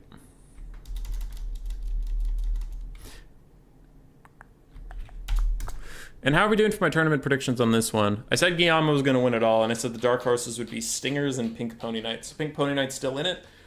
I didn't know Thunderwolf was VM, and he played quite well. So now I'm scared, because if I had known that, I probably would have put Thunderwolf up there, but I didn't. So now I'm just hoping he bombs out somehow. But, like, between you and me, I think Thunderwolf is probably the tournament favorite for the lower bracket. Maybe Stingers can beat him. But I'm going to stick by my guns and say Pink Pony Knight and Stingers are going to kick his ass. All right. This stuff is quite stressful. Go Pink Pony. Well, Hazy, if you weren't listening to the stream at the end of your last game, go back. I had some comments for you. Yeah. Also, Hazy, if you're still here, again, I'll make this pitch as many times as I have to. If you're in my Discord, you can go to the Give Eshin role if you're a newer player. I'll give you, or one of my admins will give you a role that gives you access to the Eshin chat. It's a bunch of new people, and they get pinged a lot for games for other new players. So if you want to play some people who are also newer, that is where you go to get the Eshin Initiate role. Now, if you're getting the Eshin Initiate role and then you get pissed off people are pinging you for games, then I didn't explain it correctly. But yes, if you get the Eshin Initiate role, you're going to get pinged a lot because a lot of new players come in here and they ping looking for games. So,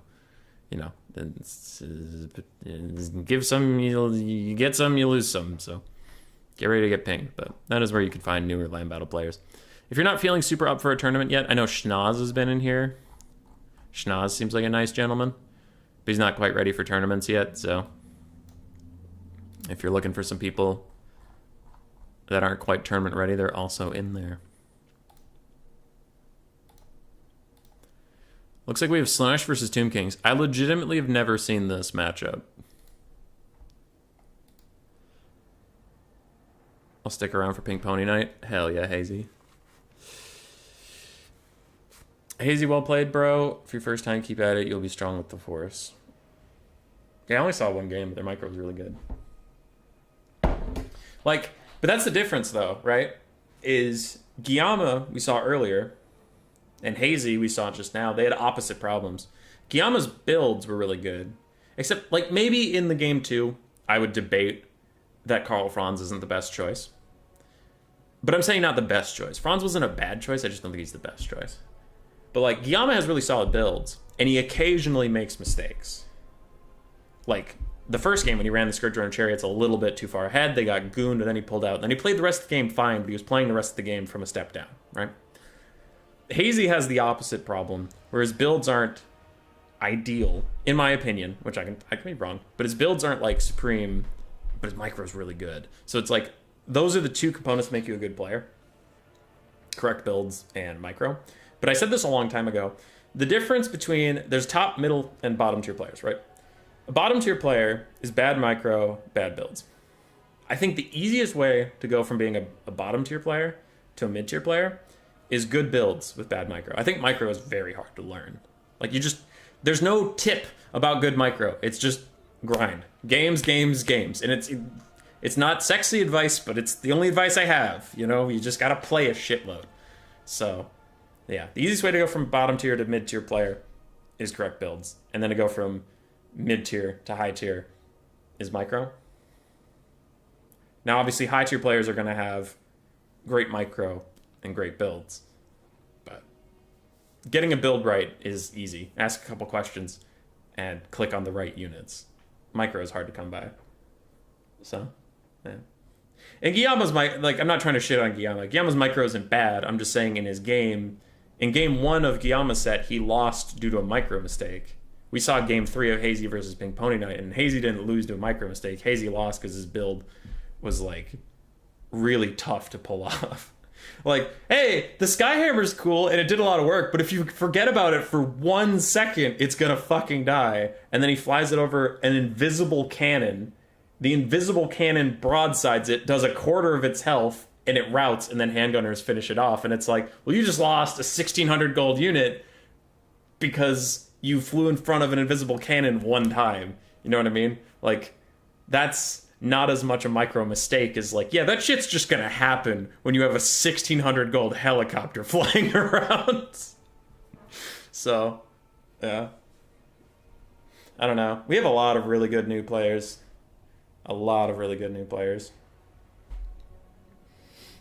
Sir Groot's super solid. Whatever dude's super solid. Bojalicious is up and coming. Guillaume's up and coming. Pink Pony Knight I've only seen once before. He's really solid. Hazy I literally just saw is solid. Rockfang was solid, but I think he got frustrated with land battles. I think he went back to Dom, because I haven't seen him in a bit. I know he hated getting kited, which is fair. Like, some people hate land battles because they hate kite, and that's... I don't have an argument for that. If you fucking hate kite, then you're better off with Dom. Like, I just don't have an answer for you there. Kite can be super annoying if it's just like... If it's not your jam at all, getting kited can be one of the most rage-inducing experiences ever. Micro becomes much easier as well when you know how your army works and what requires attention. Yeah. Simple builds are the best to start, in my opinion. Me being bits like gyrocopters. That was a really good game. Yeah, Rusty. Though I think there is something to be said for how I got into the game, as I just liked Skaven, so I played a shit ton of Skaven and eventually got good. I lost a lot of games, but I mean, yeah, there is something to be said for like people just want to do what's fun.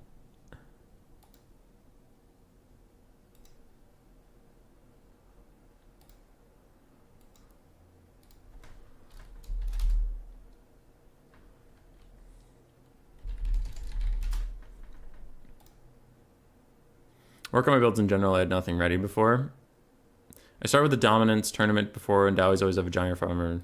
Oh yeah, Hazy. Yeah, land battles are different. Welcome to the community, though. Hope you're enjoying Domination mode. Hope to see you in some more land battle events, but Domination is cool too.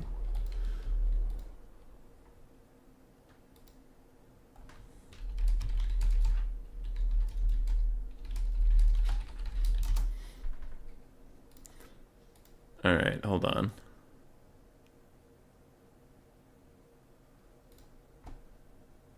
I gotta fix something. I think Caradoc was trolling at one point and labeled themselves as Ark in the Black, but then I banned Ark in the Black. So I gotta figure that out. Hold on, I gotta unban somebody.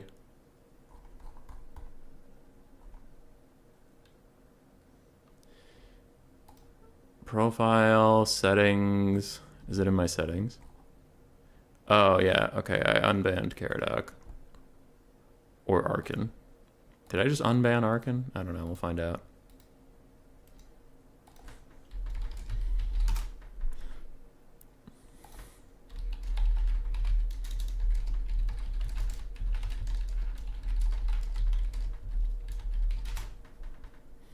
Alright, I'm back. What are we doing? What's happening?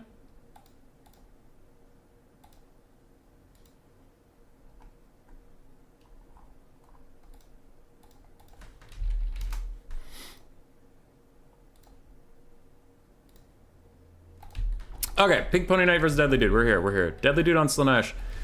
Hellstriders, 4 of them. They're a very strong unit. You should probably take all 4 until they get nerfed in the next patch. And then we'll see how they perform. Chaos Warriors of Slaanesh mixed with Mirror Guard. Chosen of Slaanesh. Really? Wow. Spicy pick. 60 melee defense, 46 melee attack. That seems fine. Chaos Warriors of Slaanesh. Devoted Marauders. And we have the Sibilkant Slaughtercade. I don't exactly know what they do, but they're around. Caster of Slaanesh with Lash and Phantasmagoria. It's pretty good. Rod of Torment. Don't know. Never seen it. Seems okay. Sigvald's a great pick here. Versus the Tomb Kings. Tomb Kings struggle really hard to kill foot characters. In general, they don't have great tools for it. Just Spirit Leech spam, which Sigvald can usually heal through. So Sigvald is definitely the right pick here. And he's also considered overpowered, so solid. For the Tomb Kings, 4 Skeleton Horse Archers, which might be in some trouble, as Deadly Dude does have a nice flank coming with the Hellstriders, but we'll get back to that in a second. Skeleton Warriors and Spearmen across the front line, Chosen of the Gods, Ushapti Great Bows. We have basic Ushapti, Kepler Guard, a couple Chariots, Ark in the Black, Chosen Gods, I think I said. Yeah, Seppi Stocks too. But this is good play by Slaanesh. Deploying in the Vanguard allowed him to flank any skirmish potential, and now Pink Pony Knight's having a tough time deciding where to go. You either run into the enemy's front line, or you run into those Hellstriders that are between you and your back line. So he does have to just accept some losses, and he gets some of his skirmish cav back while sacrificing others, because the Hellstriders are way faster, so they're going to catch you no matter what. So run, like, you might say, well, just run behind them. Yeah, you're not going to last very long. So he had one bite the dust, the other one could be free, and this one did a very clever little route around this crater, coming up and through, and now pulling through the Devoted Marauders. That is some spicy play, very nicely done by Pink Pony Knight. I probably would have just panicked and let them die, because I am a fool. Enjoy land more at the moment, a little less micro. Yeah. Alright. Skeleton Warrior summon from Arkan is going to block up these Devoted Monitors of Slaanesh. Just buy some time. Sigvald, it looks like he probably took a Spirit Leech while I was busy looking at other stuff. I have a bunch of pings, and I'm trying to figure out what those are about.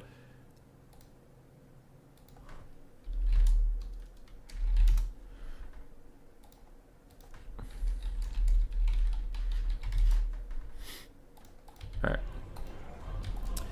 Sporkle Stalkers are trying to shoot Sigvald, but he's a foot character, and that's not exactly what the Sporkle Stalkers deal with on a regular basis. Meanwhile, Skeleton Horse Archers get piled onto by the Hellstriders of Slaanesh. They probably should have pulled into their infantry and just acted as archers for the rest of the game. It sucks, but that is what you're going to get versus Slaanesh. Taking Skeleton Horse Archers in general versus Slaanesh, I think, is a mistake, because Slaanesh is just going to dominate the mobile game so heavily that Skirmish Cav is almost always going to die. You might as well just go with archers that you can defend or something.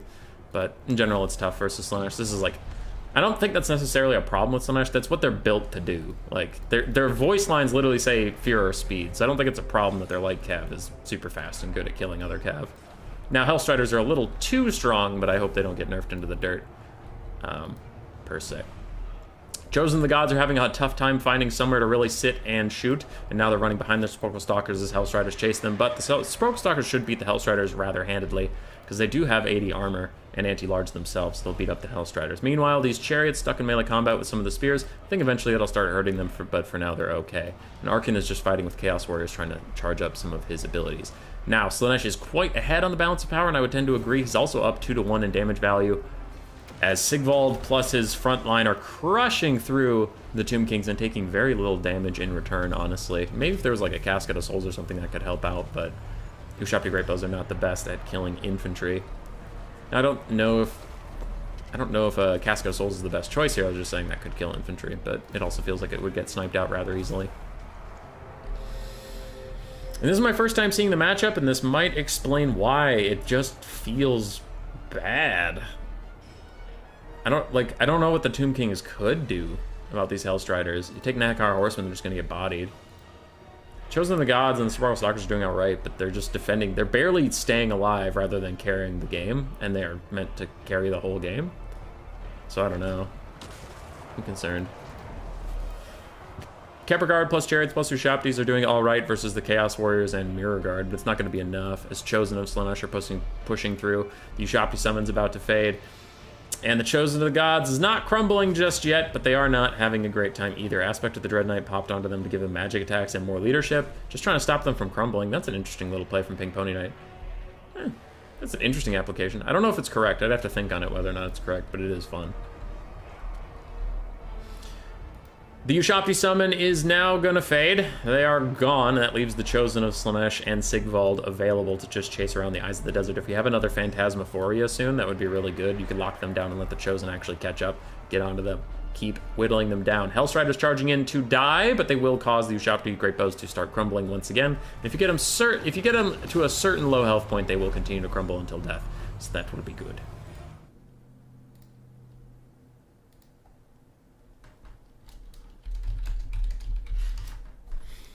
Alright. Void Law's messaged me about a thing.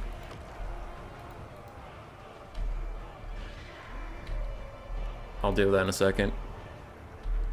As Sigvald is trying to chase around Arkan, I don't know what the Tomb Kings can do at this point. It's pretty much just Arkan versus a lot of stuff. There's Chaos Warriors, there's Chosen, there's Sigvald, there's a full health Chaos Sorcerer of Slaanesh. It's just too much for one Arkan the Black to deal with.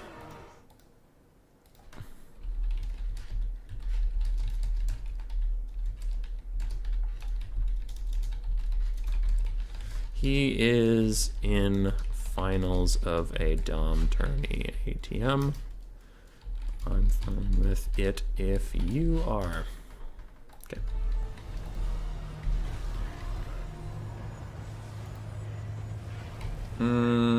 Yeah, I don't think there's a way the Tomb Kings can win this at this point.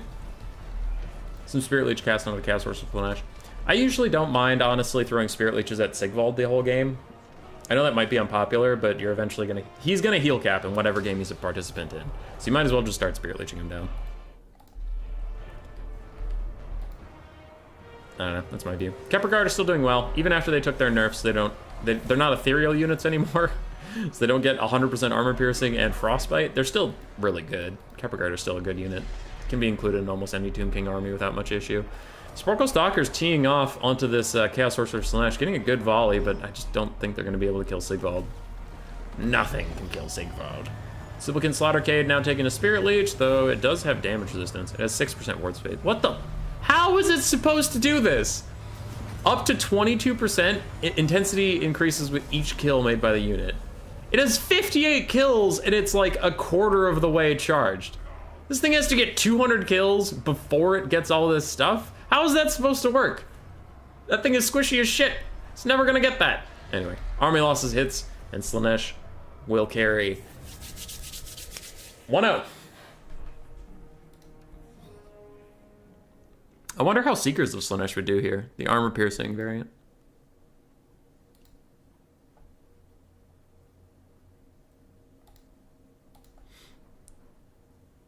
Tomb Kings and Coast for sure. Yeah. There is a patch coming out next week that I am pretty confident will nerf all undead, because undead have been murdering in domination and land battles, so then it's not even like a debate of, well, do we balance for domination, do we balance for land battles? It's like, well, this shit's broken in both.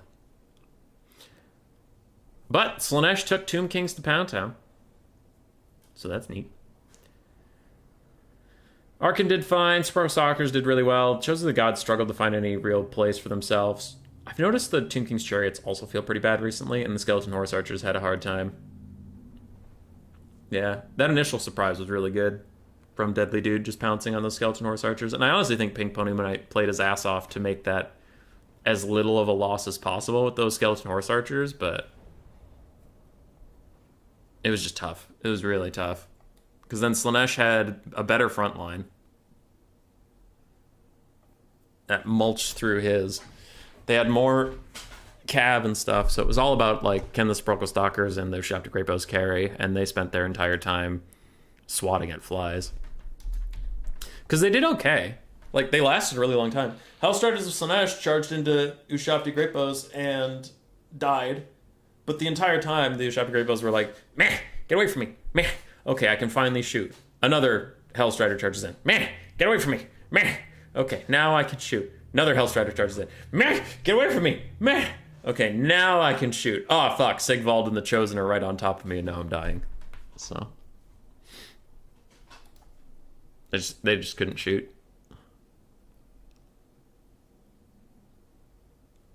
Are the undead passive still banned? Can't remember if those ammos got pugged out. No, yeah, they're Golden Floof, the undead healing passives for Vampire Coast and Tomb Kings are banned just because they give you infinite ammo. That is still a bug.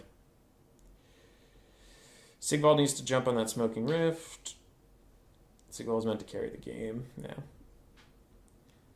It's a tease denial, Kink. Don't shame the chariot degenerates.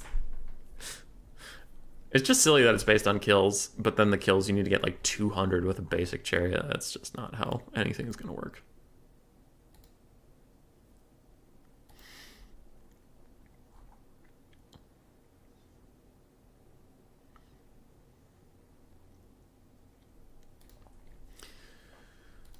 I need to pee. Stingers did advance and is now playing Thunderwolf.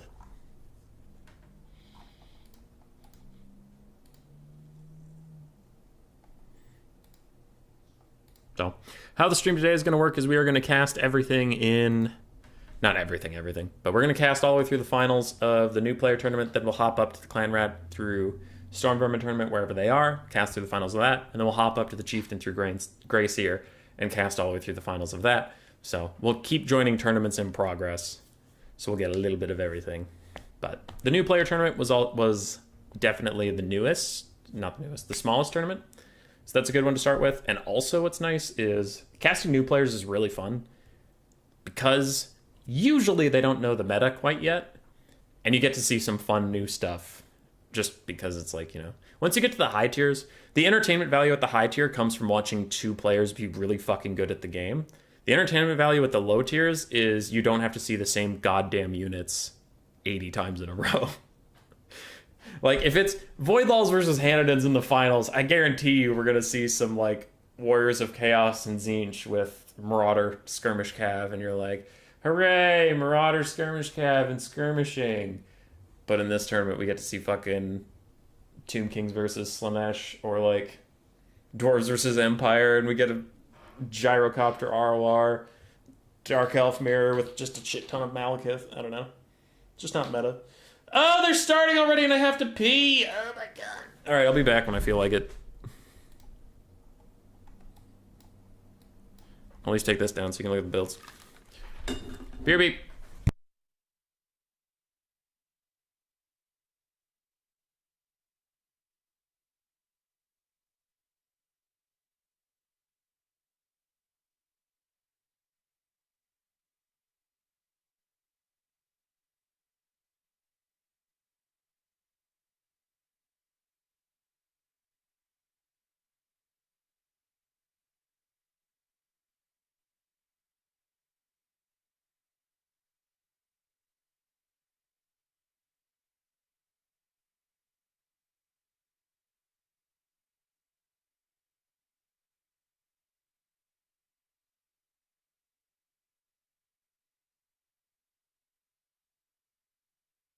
I'm back.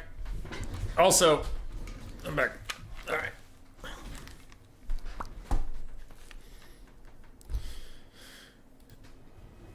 Okay, we're here. Blockers down, blockers down. We're in it. We have Warriors of Chaos versus Bretonnia. In Game 2, this was an unplayable matchup. In Game 3, I haven't seen it too much, but I don't see any reason it would be any better for the poor Lords of Bretonnia. So we'll see if Pink Pony Knight can fight. So far, we have seen Tomb Kings versus Slaanesh, which looked very one-sided. We have seen Empire versus Dwarves, which is considered a bad matchup. And now we see Bretonnia versus Warriors of Chaos, which is considered a bad matchup. So Pink Pony Knight has a masochistic streak in him. This man does not want to take an even matchup or a favorite in his favor. He's like, I am Sisyphus. I will push this boulder uphill, and I will die on this fucking hill. Trying an interesting build here. All right, deadly dude, hit me. Newer players can pick an army with a reasonable amount of time. You don't have to get stuck watching Evenstar agonize over his last chevron 15 minutes. That's the funny duality of man. Of new players can sometimes have a very long build phase because they don't know all the builds, but also pro player, like I don't want to say pro, but super veteran players can have super long build phases because they're busy like, is one melee defense or melee attack worth it, or should I get a spear? I will need to consult the Journal of All Things. And it's like, bro, just put down your last chevron and start the fucking game. Anyway, I digress. For the side of Deadly Dude and the Warriors of Chaos, we have the Severed Claw, Aspiring Champions ROR. They are Tzeentchians, so they get their shields plus anti-large, armor-piercing, magic damage, good stuff. Chaos Warriors with halberds, Chaos Warriors with great weapons and halberds. Pretty good spam. It's a common thing from Game 2. This was a nice way to win the matchup, is just spam all of the armor-piercing things you can.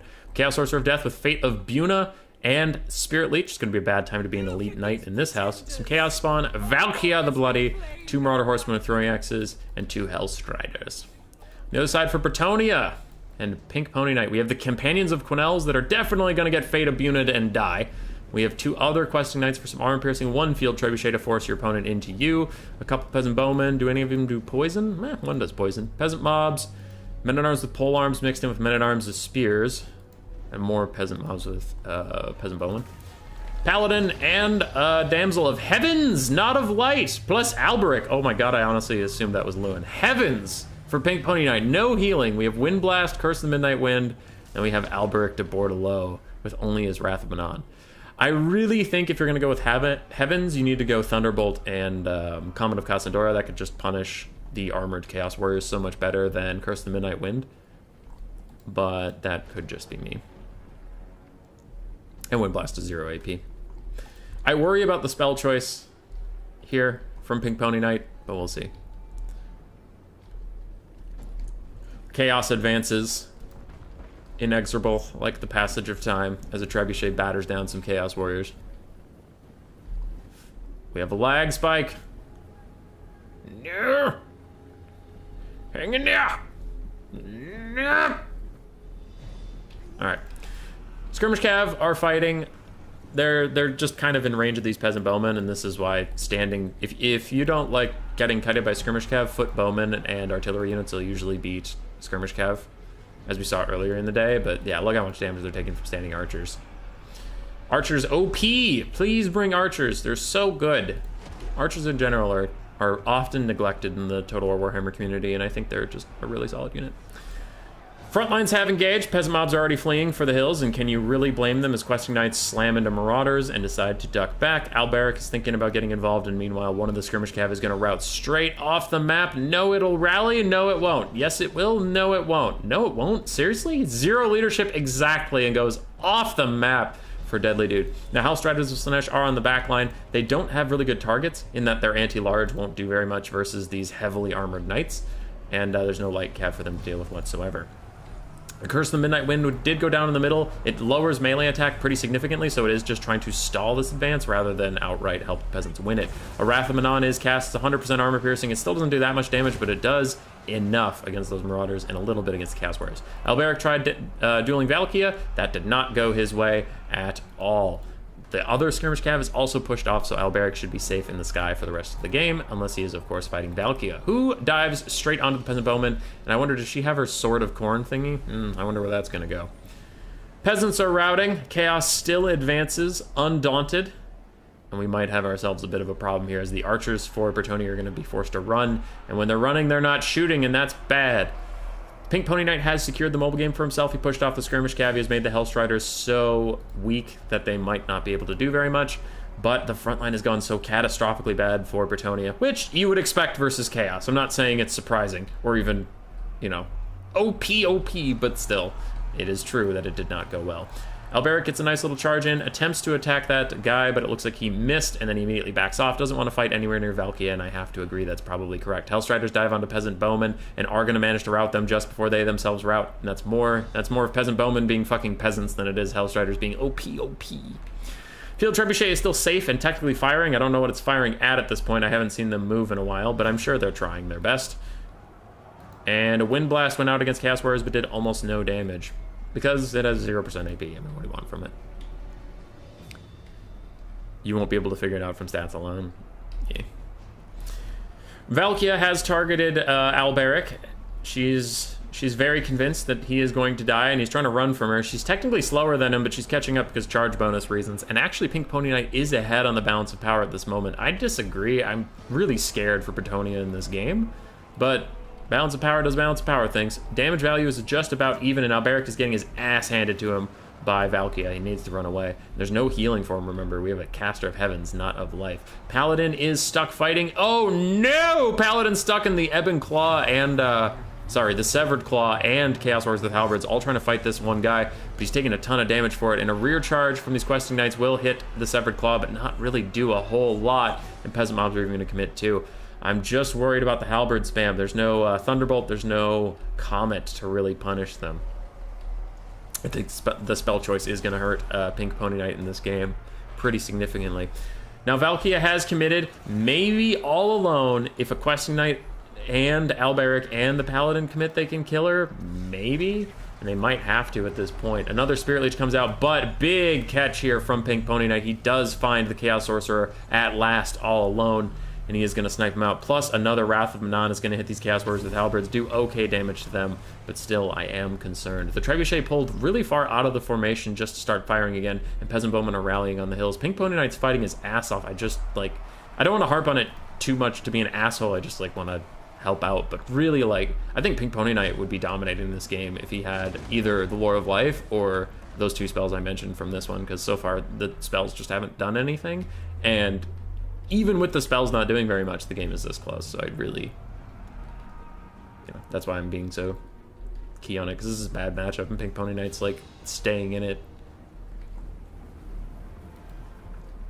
This is kind of what we talked about earlier, though, is, it's easy to fix your build compared to just, getting good, and he's clearly very good.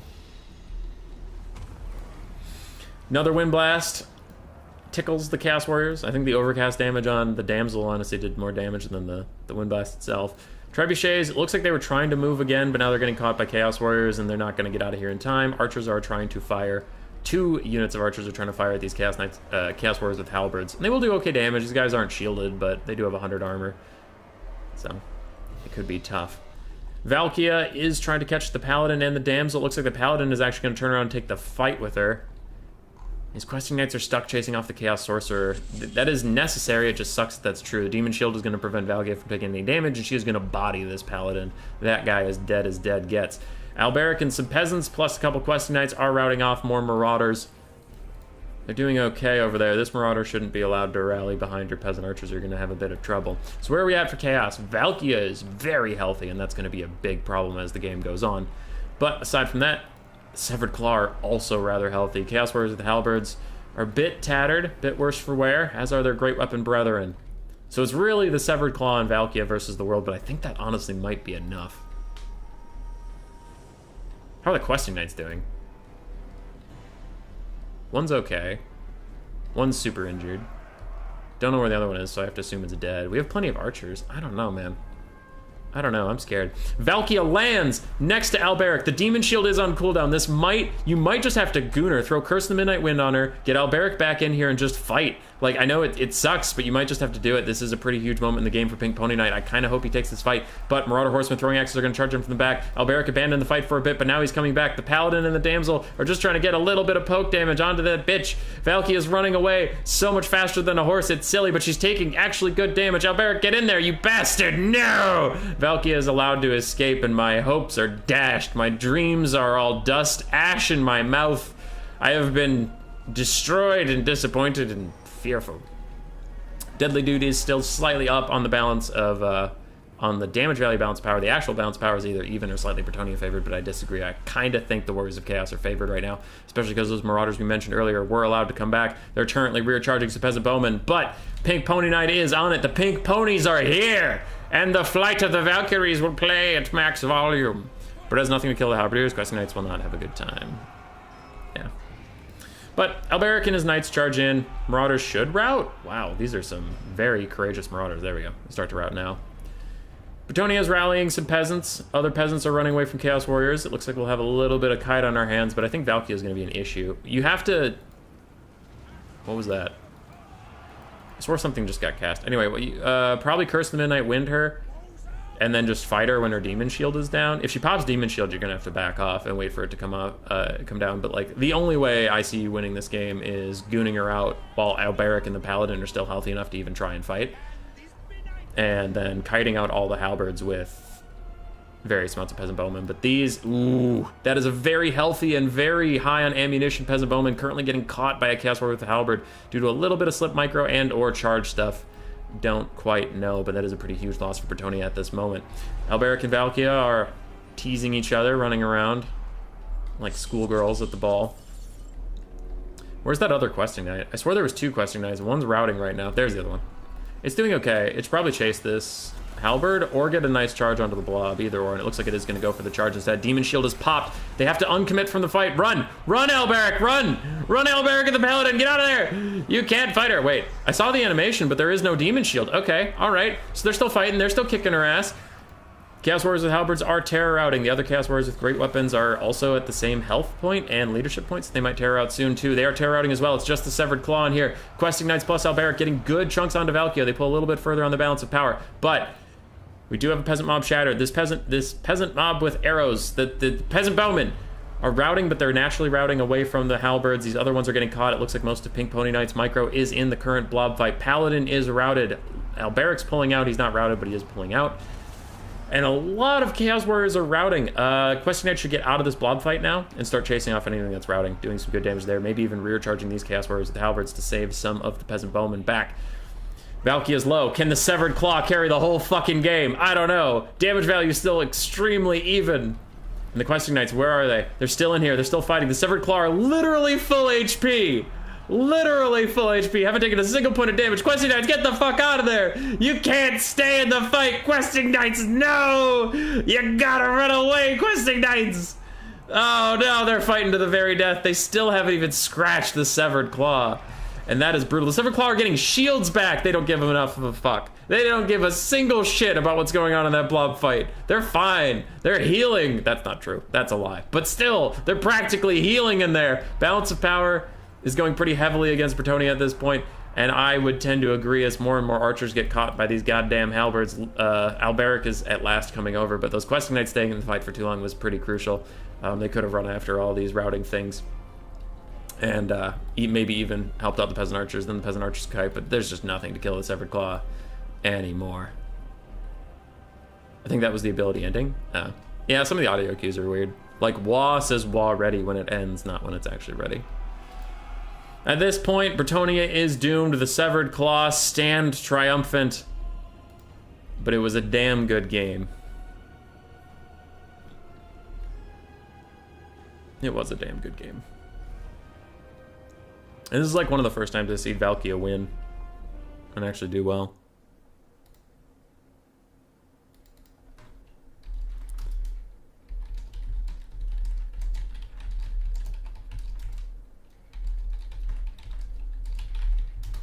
Okay.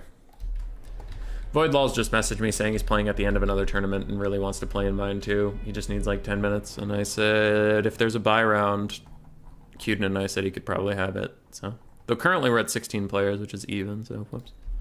Anyway.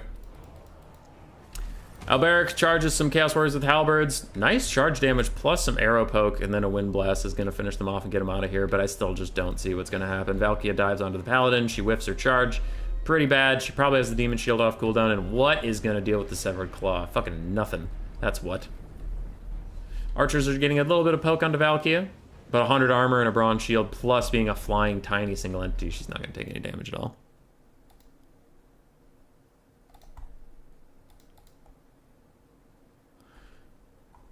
Alright. The Chieftain through Grace Year tournament has started. Good, good. Thanks, Cuden. You're doing great.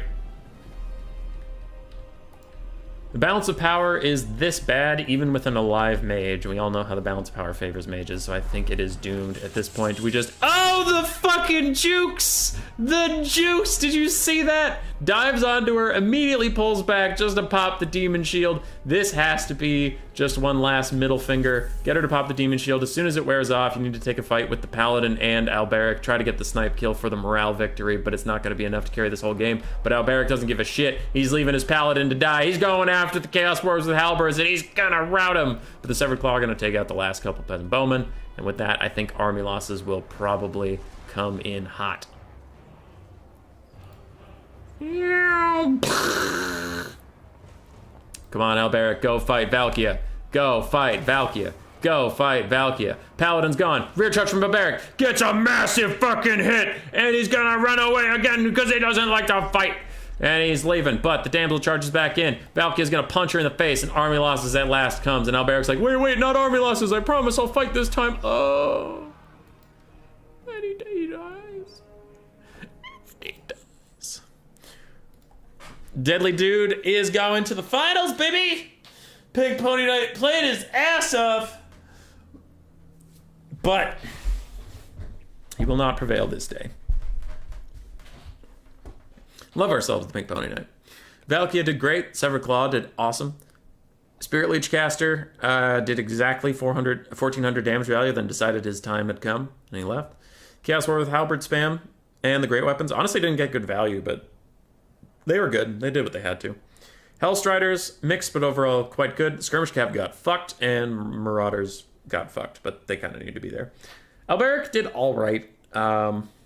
I think if you're going to go for a self-sustaining fighting lord, Lewin's better because he can heal himself, but I in general don't really like either of these characters right now. I think the Fae is better, unfortunately, or maybe a generic caster lord, honestly, but I don't know. The Bretonnian lords at the moment just feel bad, in my opinion. I like Bretonnia, just not their lords. Questing Knights, overall, were played pretty well. There was just one moment where they got stuck in the Severed Claw for too long, but overall, all right. Paladin and Damsel didn't get a lot of value, but they were important. Archers were handled really well. Liked the archers a lot. Trebuchet was also kind of fun. Peasants mostly got murdered as peasants do. I feel like their values weren't very sexy. Like, nothing around here had super sexy value, but you saw how close that game was, so grain of salt there, lads. GG, well played to both.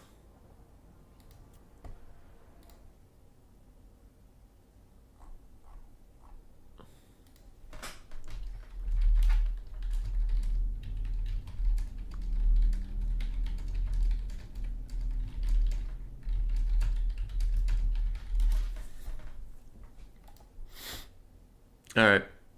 I messaged Stingers to see where he and Thunderwolf are at and if we can hop in on their series or if they're done.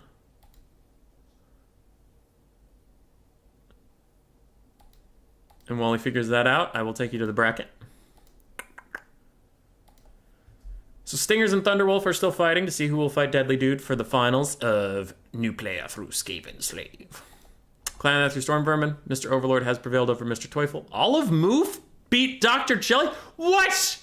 What is this? This is a crock of shit. This is rigged. Olive Moof can't beat my boy Dr. Jelly. That's illegal. God damn it. All right, well, Dr. Jellyfish was my dark horse to win the tournament. I was betting on the Youngblood Sir Groot, so now I guess all my chips are in on Sir Groot. If Groot falls out, I'm fucked. Oh, thank God. He advanced. Don't fail me, Groot. Oh, but now he's fighting Mr. Overlord. No. I can't have them both win. Sir Groot win because I like being right more than I like my friends, but Mr. Overlord, give him hell. And Chieftain through Grace here just started. Pretty good turnout today. Tournament favorites. Void, obviously. Void and Hanon's is going to happen in round 2, unless Slade pulls an upset. But my 2 tournament favorites are fighting round 2. That's fucked up. Whatever. I can't play the meta like that. I would have to say Void is my favorite to win, and then Hanon's is my dark horse. Now, it sucks that one of my 2 guesses is going to get knocked out right away. So whoever wins this match between Void and Hanon's, sorry, Slade, I hope you do great. You're a Chad. I love you. But I'm betting against you on this one. Hanon's is brutal. Whoever wins this fight between Hanon's and Voids will win the whole tournament, in my opinion.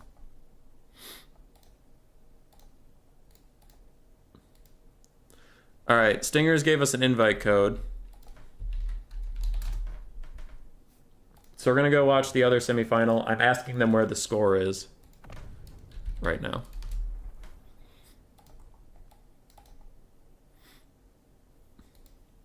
Score is 1-0 to Thunderwolf. So Pink Pony Knight, Guillaume are both knocked out. So my last hope of being correct about this tournament is on Stingers. Can Stingers pull a reverse sweep against Thunderwolf? Or will I just be a big wrong?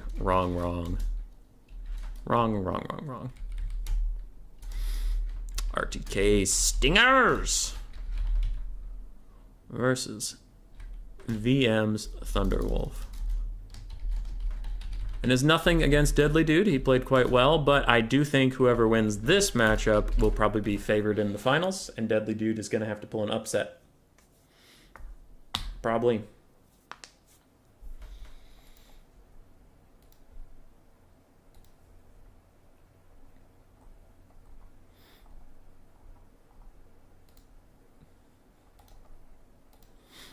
Okay, blocker, come down. We're already in the game, so come down. And the score is not 0-0. I gotta fix that. It is Thunderwolf is up 1. Oh, and Stingers is playing Wood Elves. Oh, the boy.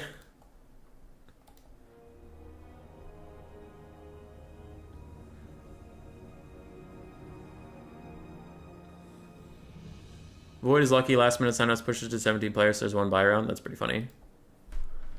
It's 2-0 as well. We're in the lobby for game 2 if you want to cast it. Shut up, it's random. No, Kieran, I wasn't blaming you for anything. I was just saying that's funny that my 2 tournament favorites are going to tee off like right away. We're in lobby for game 2, Cool Umbrella. I'm finishing the tournament before yours, before I hop up there, Mr. Umbrella, sir. Trying to distract me from the new players who deserve our love too. All right, Norsca versus Wood Elves. I haven't seen this matchup since Norsca got their buffs. Used to be slightly Wood Elf favored or pretty Wood Elf favored back in game 2, but Wood Elves have since taken nerfs by proxy in that they didn't get a lot of buffs and Norsca got a lot of buffs, so it might be rough. I know you're shaming me, don't lie. I do love lying and shaming. So for the Wood Elves, we have the Lost Sylvan Knights, Glade Riders with Spears, and we have a bunch of Glade Guard with Hagbing Tips and Starfire Shafts. Some Eternal Guard and Dryads mixed in. Very nice composition. Sisters of Twilight on their Eagle. This is a good mount for them. And we have a Dwellers Below and an Earthblood Caster. Lost Sylvan Knights used to be good. I think with the resurgence of Fate of Buna, these guys might be mega fucked if we have a Death Caster. It's a Metal Caster Final Transmutation. Still a good spell, but Fate of Buna will destroy Lost Sylvan Knights. It's an incredibly good spell versus the Wood Elves if you suspect those ethereal horsemen will come along. We do have 2 Marauder Horse Masters and 2 Marauder Horsemen. Yes, 2 and 2. For Norsca, we have the Beasts of Tashnar, triple Skin Wolves, none of which are armored. We do have Wulfric the Wanderer on his Mammoth. Ooh, that is ballsy, making him a very big target. And then we have a front line of Marauders and Marauder Champions, and a final Transcaster.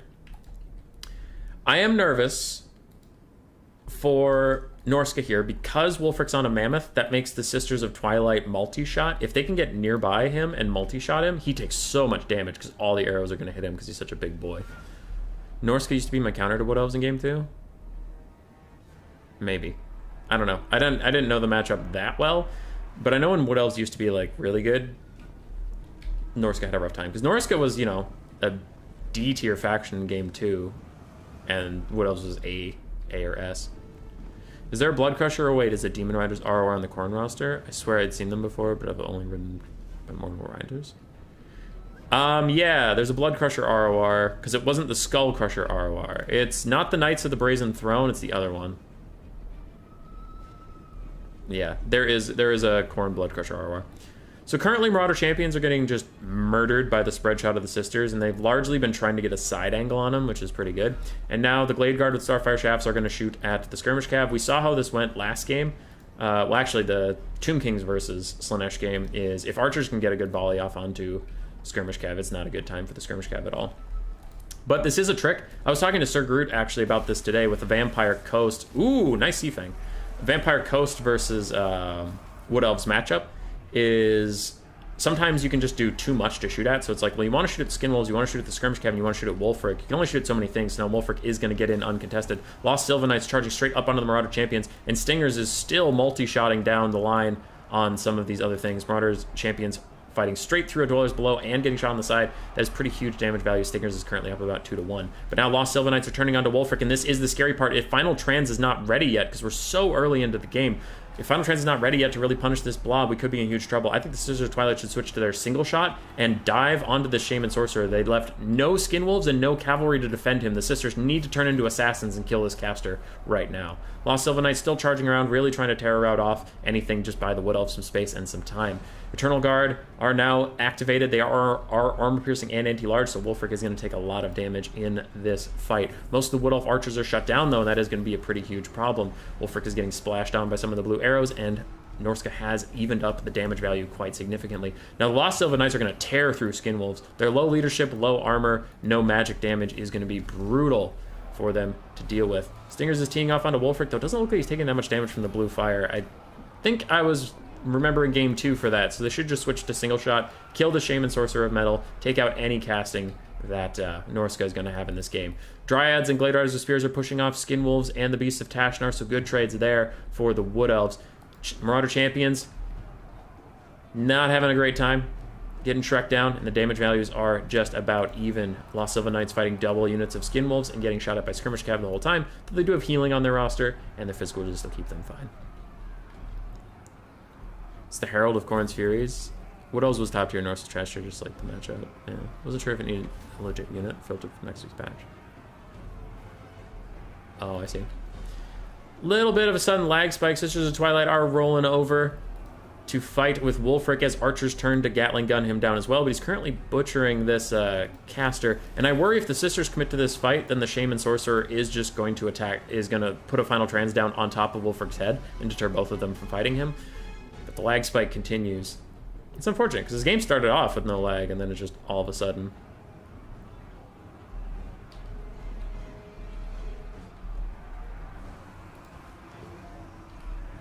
Slow motion video game. Lost Sylvan Knights charge back in. They're going to recharge these Marauders, probably causing a terror out. And I'm shocked that Shaman Sorcerer has been allowed to just wander around like this. Wulfric's down to about half HP, and Stingers, even after the melee has collided, is still staying even on the damage value, which is rather impressive, in my opinion. Sisters are still nuking him. That was a good shot. All right, at close range, it seems to be doing better, as they are chunking out Wulfric. Beasts of Tashnar are going to be surrounded. They don't like that at all.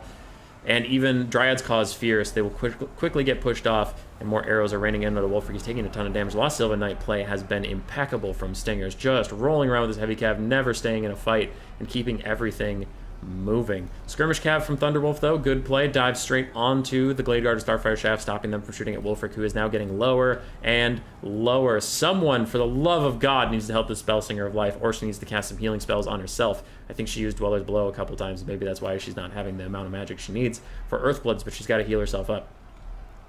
Sisters are still shooting. Lost Sylvan Knights trying to peel off things, but we have entered another slideshowed phase. Technically, the clock is moving up slowly.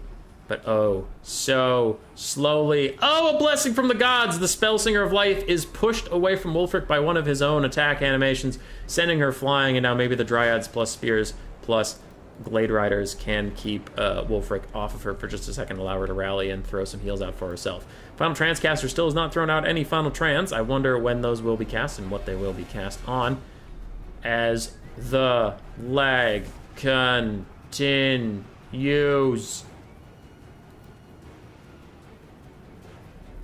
I haven't seen them from AI or players. Kind of forgot it exists. Surprised to see it today in Daniel's army. Who's Daniel? Are you talking about, like, the Demon Prince Daniel or a player named Daniel? I'm behind on my memes. Help me out. While we're paused briefly, I will look over. We have one healthy Marauder, 2 Skirmish Cav, one of which is almost dead, 2 more Skirmish Cav over here, 2 Skin Wolves, and Wulfric, and a Caster. So Norsca has a decent amount of stuff left. For the Wood Elves, we have a Caster who will eventually rally, Eternal Guard, not a lot of archers. Most of their archers are mega dead. Lost Sylvan Knights are very healthy. These archers are kind of healthy. They're trying to get away from Skin Wolves right now. And a big Final Trans is going to catch like 3 or 4 units. Another Sea Fang just rips through these Glade Guard with Hagbane tips. A little bit of friendly fire on the end there, and the Final Trans does catch 4 units.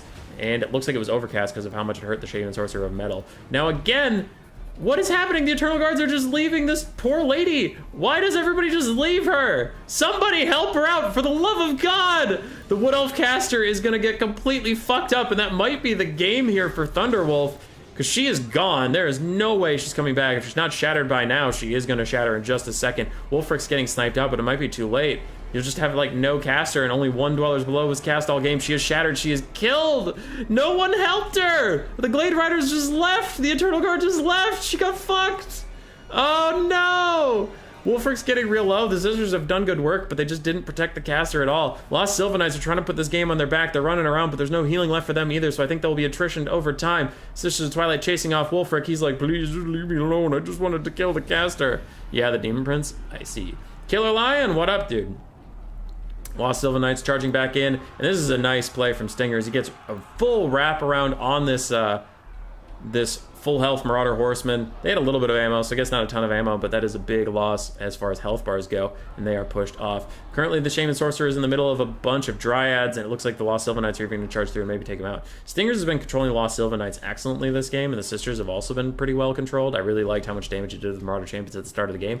I think he made one crucial mistake in this game, and if he loses, it's definitely because of that, and it's just abandoning his caster entirely.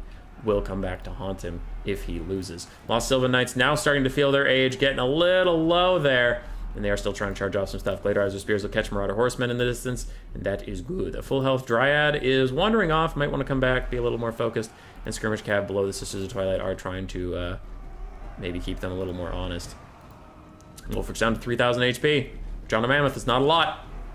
And more Marauder Horse Masters dive into these Glade Guard with Hagbane tips right next to Lost Sylvan Knights. They are sacrificing themselves just to shut down these dreaded Wood Elf Archers. But will they even, as the Glade Guard are going to hold? The Glade Guard are going to stand for leadership. 18, they are back. Glade Guard are chilling. Wulfric taking a ton of damage from the Sisters of Twilight. We've only gotten 900 value, which I find very silly, but they have done a lot to Wulfric. Ew, that volley missed a lot. That's a shame. Glade Guard are back. They're going to fire at some Marauder Horse Masters. Eternal Guards and Spears are running around. Norsca's up on the balance power for the first time all game, and I tend to agree. I think the last hope in this game for the Wood Elves is to snipe out Wulfric, like finish killing him, and then use the Lost Sylvan Knights to tear out and chase off all the Skin Wolves left, because there are 3 Skin Wolves that are just still regenerating and still decently healthy. This caster's been allowed to live for way too long.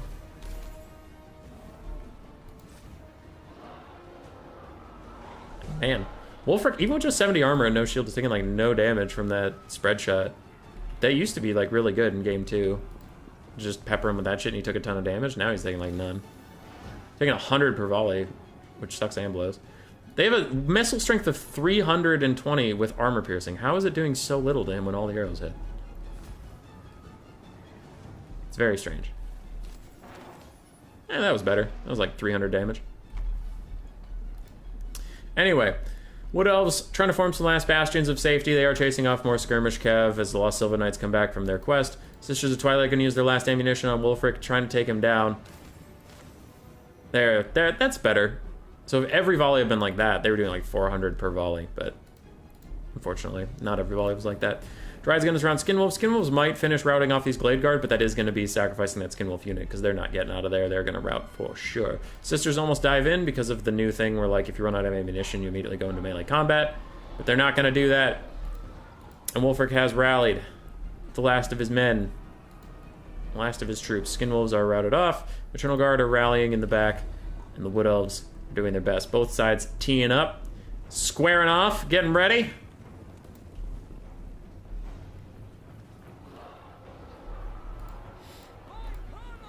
Can the Lost Sylvan Knights carry it? Usually they can, but we'll see. Marauders routing off, and those Skinwolves shatter. Wood Elves using the last of their ammunition onto Wulfric.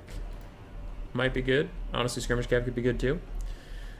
2 Skinwolves, an almost dead Wulfric, almost dead Marauders, and Marauder Horsemen. Those are not Horse Masters. Plus, an Shaman Sorcerer Metal who has used 1 Overcasted Final Trans, which means that's 29 Winds of Magic. I think he has 60 to start. What's the base? Is it 60 or 90? Either way, he has another one ready for sure. I don't know if it's Overcast or not. He has another one ready for sure. Archers with Starfire Shafts. Gonna piss off the Skinwolves. Are there any Hagbane tips left just for free poison? No, it doesn't look like. There's only 1 archer left. Skinwolves are gonna charge straight into Dryads. The Eternal Guards of Spears need to be pulled up. So do the Great Stag Knights. The Great Stag Knights are just gonna be... They're the target of that Final Trans. Guaranteed. I'm so worried that the Wood Elf Blob is gonna get Final Trans here. Because all these units are gonna get Final Trans now! Oh god, there it is! Oh, somebody! Oh, the humanity is an Overcast! Oh god! It's not Overcast, but still! Oh no! Hunter of Champions is tossed onto the Sisters of Twilight. They have 0 melee defense, but 60 melee attack. They're still trying to body Wulfric, and body him they shall! Final Transmutation is hitting the entire Wood Elf Blob, and they're all taking so much damage. They're going so low. Skinwolves are going to chase off the Sisters of Twilight. Sisters of Twilight desperately trying to escape, but they're not going to be able to. Lost Sylvan Knights are just not gonna do it. They're so close to routing. Skinwolves pull away and try to regen up. Norsca takes a massive advantage on the balance of power, and Wulfric was not able to be sniped. Sisters of Twilight still fighting the Skinwolves, trying to get their way out. Lost Sylvan Knights hanging in there, hanging on, and so are Eternal Guards, but the rest of the Wood Elves are gone. Wulfric charges into the Sisters of Twilight, gets an amazing hit. Terror routes her off. He's going to even naturally route her soon. Balance power shifts so bad, it's even going to go into army lost territory for the Wood Elves, especially after the Lost Sylvan Knights get the fuck out of here, and Norsca will win. Oh, losing that life caster hurts so much. Wood Elves retreating to 1 patch of wood is on the map, yeah.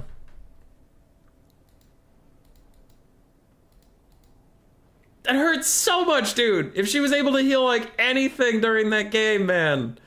Oh, God. 1 Dweller's Blow was all she got. That's so... It's tragic. It's tragic for poor Stingers. Wulfric did fine. Final Transcaster did all right. Skinwolves did great. Beast of Tashnar got largely fucked up. Skirmish Cav paid for itself, but not much else. And the front line of Norsca struggled quite a bit. Set alarms and forgot why I got up. Unlucky. I'm sorry, Killer Lion.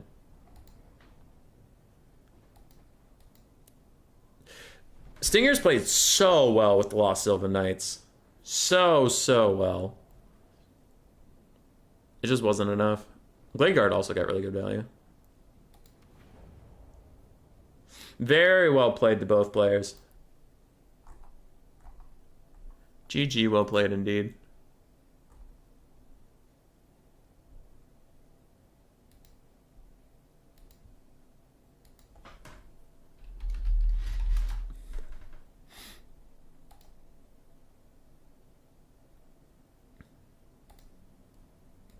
Sorry, I have to deal with something.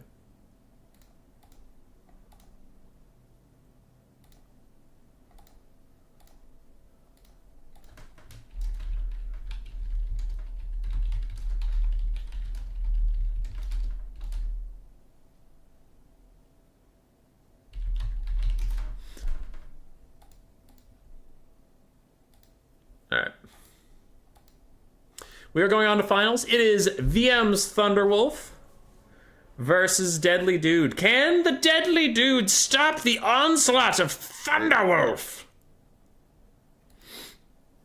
Maybe.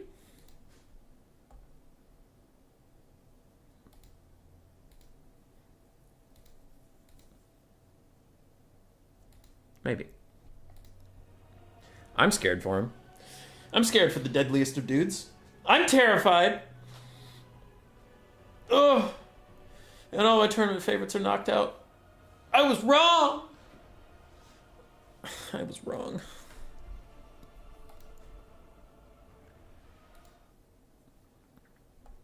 How's the other tournament doing? So I bet on Dr. Jellyfish and Sir Groot in the other tournament, and that didn't quite work out. Whoops.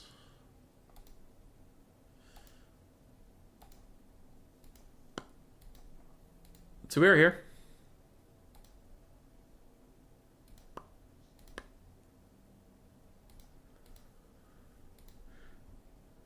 And this tournament's here. Boom, boom, boom, boom. And this one, no wins have been reported yet, though that tournament's only been live for 26 minutes, so it's not that surprising that a best of 3 has not been finished. Whoopsies. Didn't mean to do that. Go back. Well, fuck.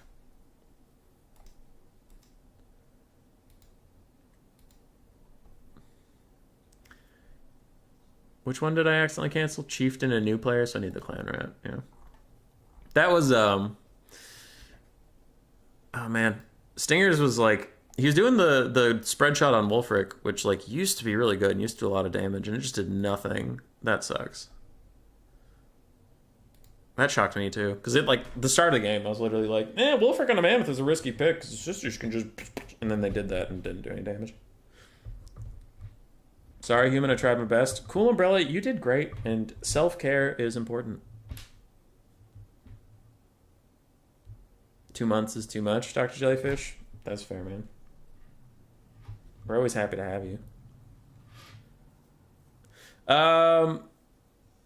Deadly Dude, I was thinking you could just join this lobby, but Stingers hasn't left yet, so I don't know. We might have to make a new lobby. I'm confused. You don't know the meta completely, Jelly? That's fair. I played a lot of Empire and I was having fun with it, and then I didn't even know War Wagons were super good, and now they're super good.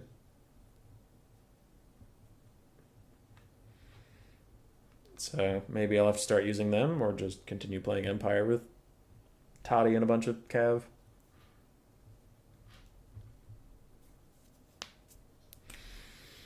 Okay. All right. We're good. GG, Stingers.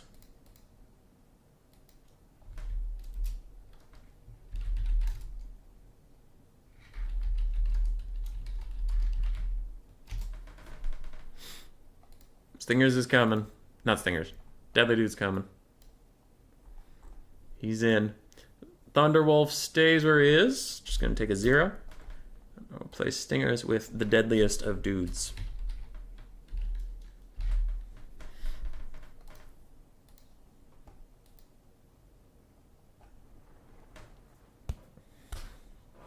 I'm gonna grab something to drink while these two get set up.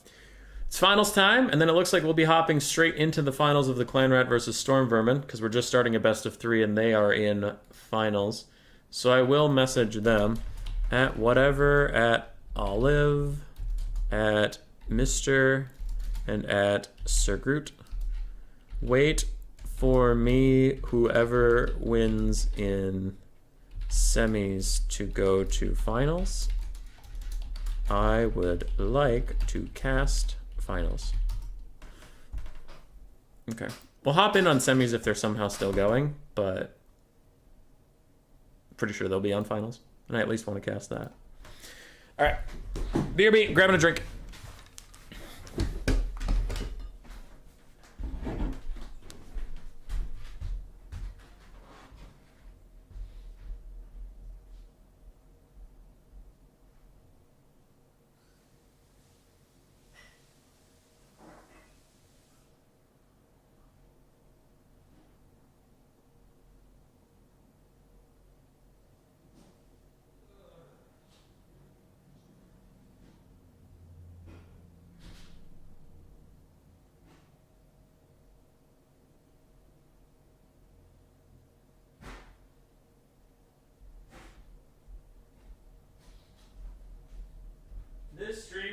Sponsored by Dick in My Ass. You ever wanted a dick in your ass? Dick in your ass. $49.99 at Walmart. I'm back. I got little cookies. Because it is lunchtime over here, but we probably have about 3 hours of stream left, so cookies it is.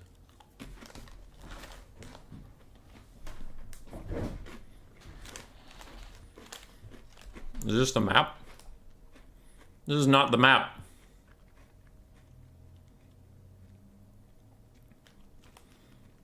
I need Prague.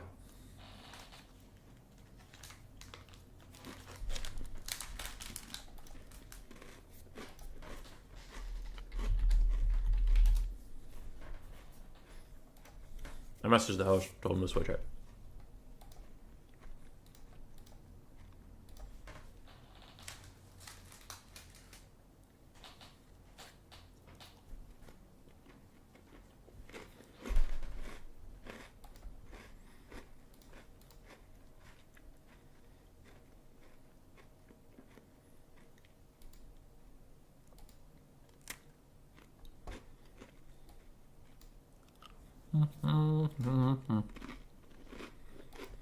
I have to go to work after this. I'm not looking forward to that at all.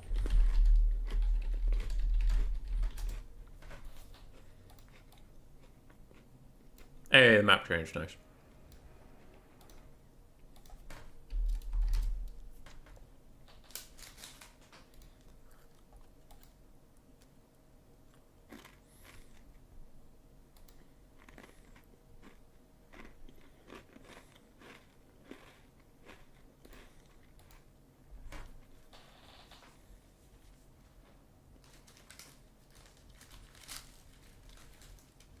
Let me know if the chewing is too loud or anything. Just trying not to pass out. Passing out during stream would be bad.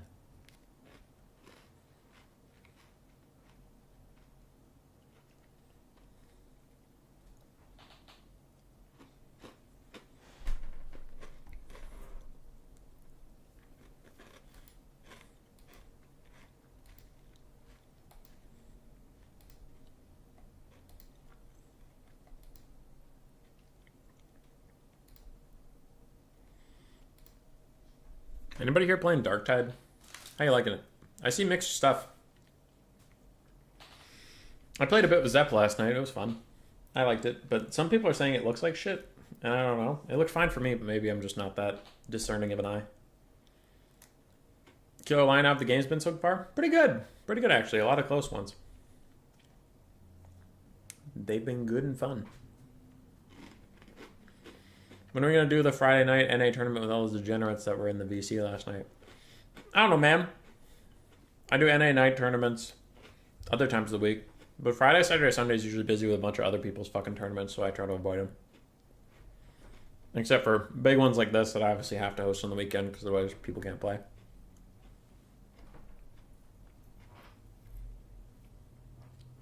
Dark Elves vs. Warriors of Chaos is interesting.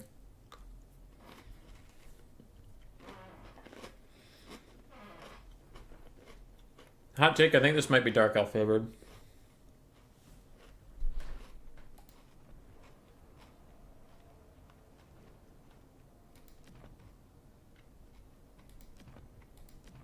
We'll see though. Scourger and Chariots are pretty good. Pretty solid.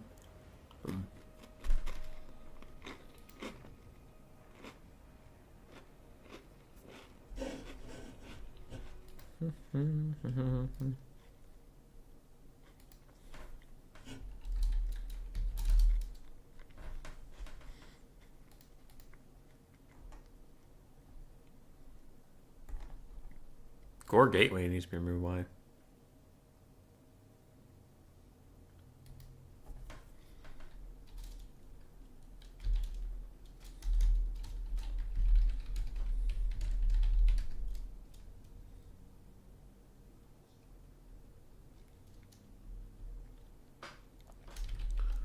Alright, well, we'll see. I'll deal with that later.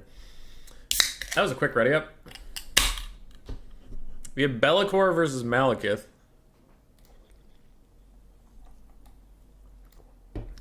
That's spicy. Be'lakor is generally considered to be too strong right now, but we'll see how he does against Mally. What's his dragon's name? Is it Sephiroth? Something? Honestly, don't remember.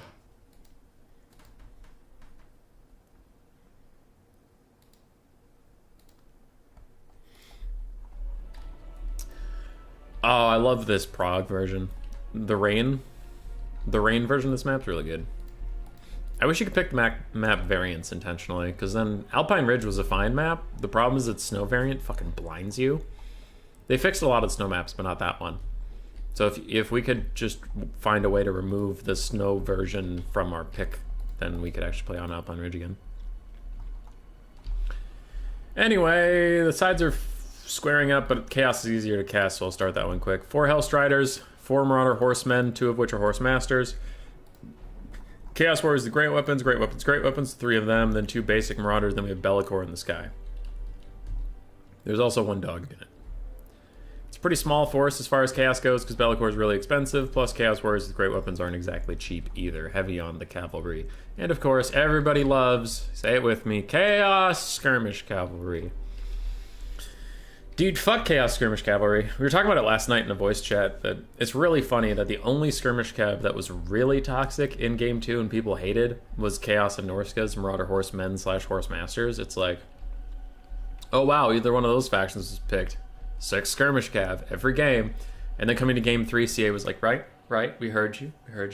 What if we make Illyrian Reaver Archers trash, Glade Rider Archers trash, Pistoliers and Outriders relatively trash. We made the Marauder Horsemen and Horsemasters better, and we gave 4 more factions Marauder Horsemen and variants. What do you think about that? And the community said, why? Anyway, so that's the Chaos build. Pretty good, pretty solid. On the other side, we have the Bolt Fiends, Dark Shards with Shield Breaker. Other Dark Shards, we have 1 Shade, Dread Spears, 4 Black Arc Corsairs in the front line, 2 Coldwell Knights, Malekith up on his dragon, and a single Reaper Bolt Thrower with a 1 Scourge Chariot. I think Chaos has a pretty significant advantage in the way these builds went. Black Arc Corsairs are going to trade horribly into Chaos Warriors with Great Weapons, I think. The 100 armor of the Chaos Warriors with Great Weapons is going to be too much for the little Black Arc Corsairs to handle. I think. Only 1 Scourge Runner Chariot will have a hard time fighting 9 mobility units, and 2 Coldwell Knights are just not going to be enough to fight back against that. So Shades and the Dark Shards will probably have to help with the mobility fight, and if they don't, then they're just going to get overrun. We can see some Marauder Horsemen already accidentally committing to some Dread Spears, but they'll start to pull away now. And Coldwell Knights are going to get attack orders onto them, but they're not nearly fast enough to catch these guys. 66 to 90 speed. So I'm pretty sure they're just going to take a lot of damage. Alright, Deadly Dude's on and he pulls back. It's fine. Shades and Dark Shards are fucking up some Marauders, so that's kind of fun. Don't know how much that's going to matter, but it's a good start. But man, the mobility advantage of Chaos is just insane in this game. Look at them all closing in. There's 2 Coldwell Knights just sitting here like, I will stop you, charlatan. Chaos Warhound's getting a little over-ambitious. They're going to fight Coldwell Knights and find themselves routing very quickly towards the back of the map, and they're fast enough that they might just carry themselves all the way off the back. Now, Malekith and Coldwell Knights are starting to threaten some Skirmish Cav. Try and make them think twice about committing. Be'lakor's getting poked a little bit by the Reaper Bolt Throwers, but Hellstriders of Slaanesh do catch the Scourge Runner Chariots in melee, and they are going to tear them apart. Meanwhile, Coldwell Knights are now stuck fighting Hellstriders. And the side charge that these Slaanesh units got onto them, you see the Coldwell Knights are just getting worked down. They are not having a good time at all, even though they outmatch this unit in value about 2 to 1. They're still just getting completely bodied. 1 Hellstrider's pushed off with Malekith's help, and now a Soul Stealer's going down to take out Be'lakor and the other one a little bit, but it's just too much. Already the back lines are getting flooded with cavalry, and both Coldwell Knights are already, like, dead. Thunderwolf has rocketed back into the damage value, and he's even taking the lead in some cases. Now, Chaos Warriors with Great Weapons are actually suffering a fate worse than death at the hands of the Bolt Fiends and other Dark Shards and Shades, so that was good at least. Good stuff there. But the Black Arc Corsairs, we did correctly call them. They're unfortunately getting their asses handed to them overall. So the back line is completely compromised, the front line is falling apart, and now the Dark Shards and Shades have nowhere to go, nowhere to sit and fire. Malekith's stuck in melee combat with Be'lakor while getting shot at by a bunch of skirmish cav, and I think we might be seeing a quick GG come in as some Thunderwolf goes from behind to ahead by 1,000, and it's only getting worse for the Dark Elves at this point. Shades are running with nowhere to go, and Hellstrider's leaving bounce over to them. Reaper Bolt Thrower is running, and we have some Blackheart Corsairs just trying to find a home, trying to find a place to fight.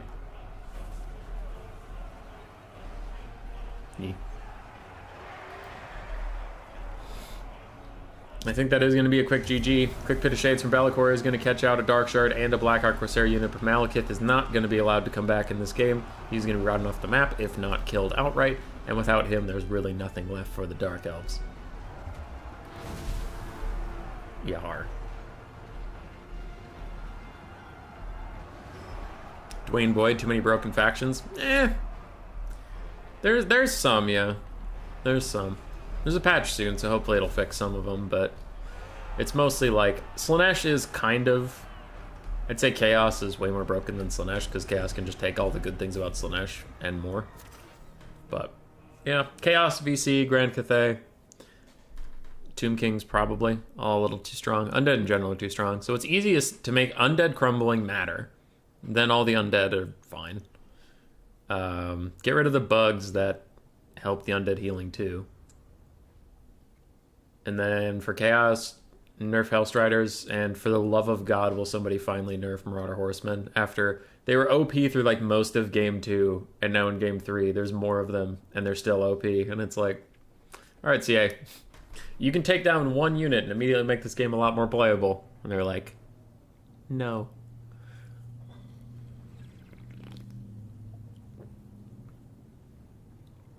Blackheart Corsairs just did not do very much, unfortunately, for Deadly Dude. His armor-piercing ammunition did fine. They just didn't have enough time to shoot, unfortunately. Scourge Runners and Cold Knights also didn't quite do it. So probably just downgrade these for Bleak Swords and Dread Spears, and then downgrade these for Dark Riders, and this build would probably be fine. Maybe get a couple more Scourge Runner Chariots. Yeah.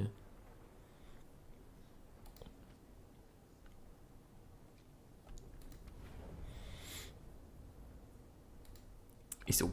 We were talking about it last night. I'm really hoping the next patch is kind of consequential. If they just do a half-ass patch where they don't really change very much, I think the multiplayer scene is going to suffer a lot. Because it's been a while since we had our last patch. And the problems are, in my opinion, so obvious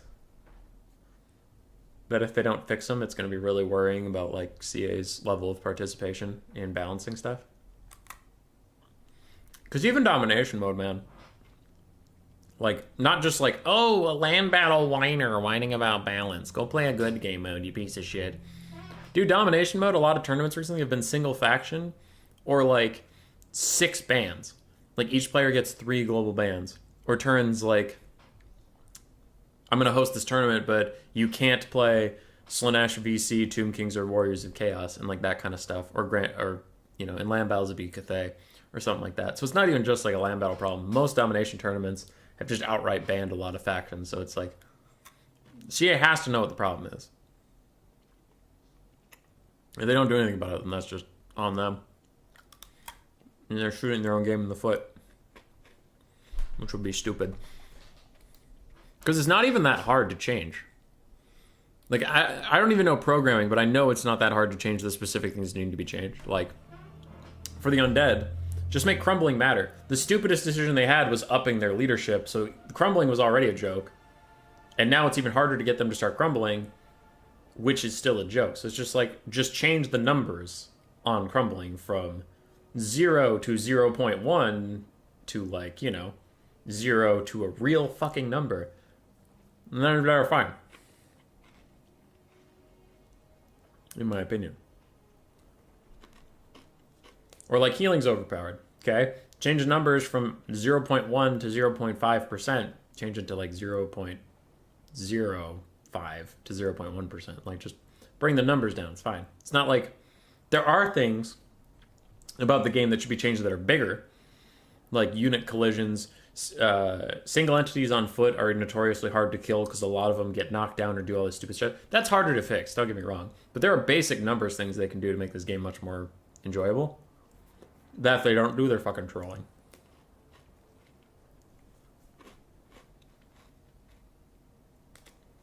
Is Grand Cathay still bad in Dom? I've heard they're okay.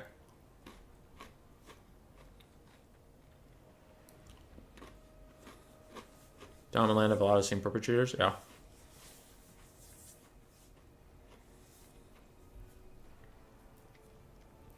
Yeah. And I wasn't saying that, like, every fix to make this game perfect is easy. There are just a lot of low-hanging fruit that are actually easy fixes. Flying units, they just don't work at all. Flying units are still pretty fucking jank. I'll agree.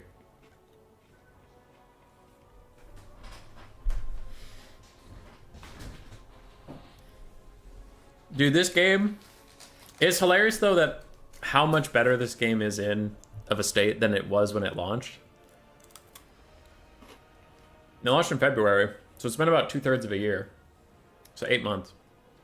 This game's been out for 8 months, and we're talking about all these problems, but do you remember what it was like when it launched? That just kind of points out this shit was not ready at all to launch.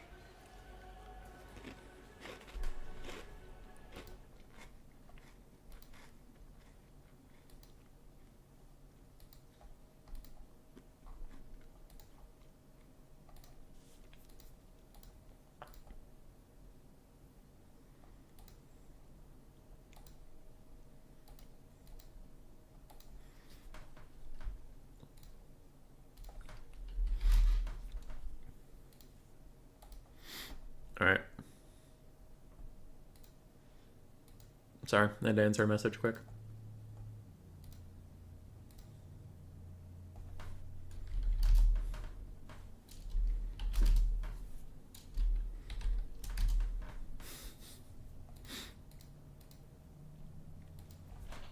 Hellstars would be fine at 750. Bellicor needs to lose 1500 HP. Lores need fixed.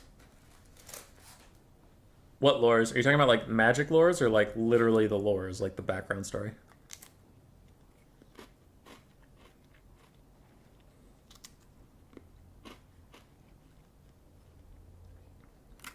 I want Shiggy nerfs too? Yeah.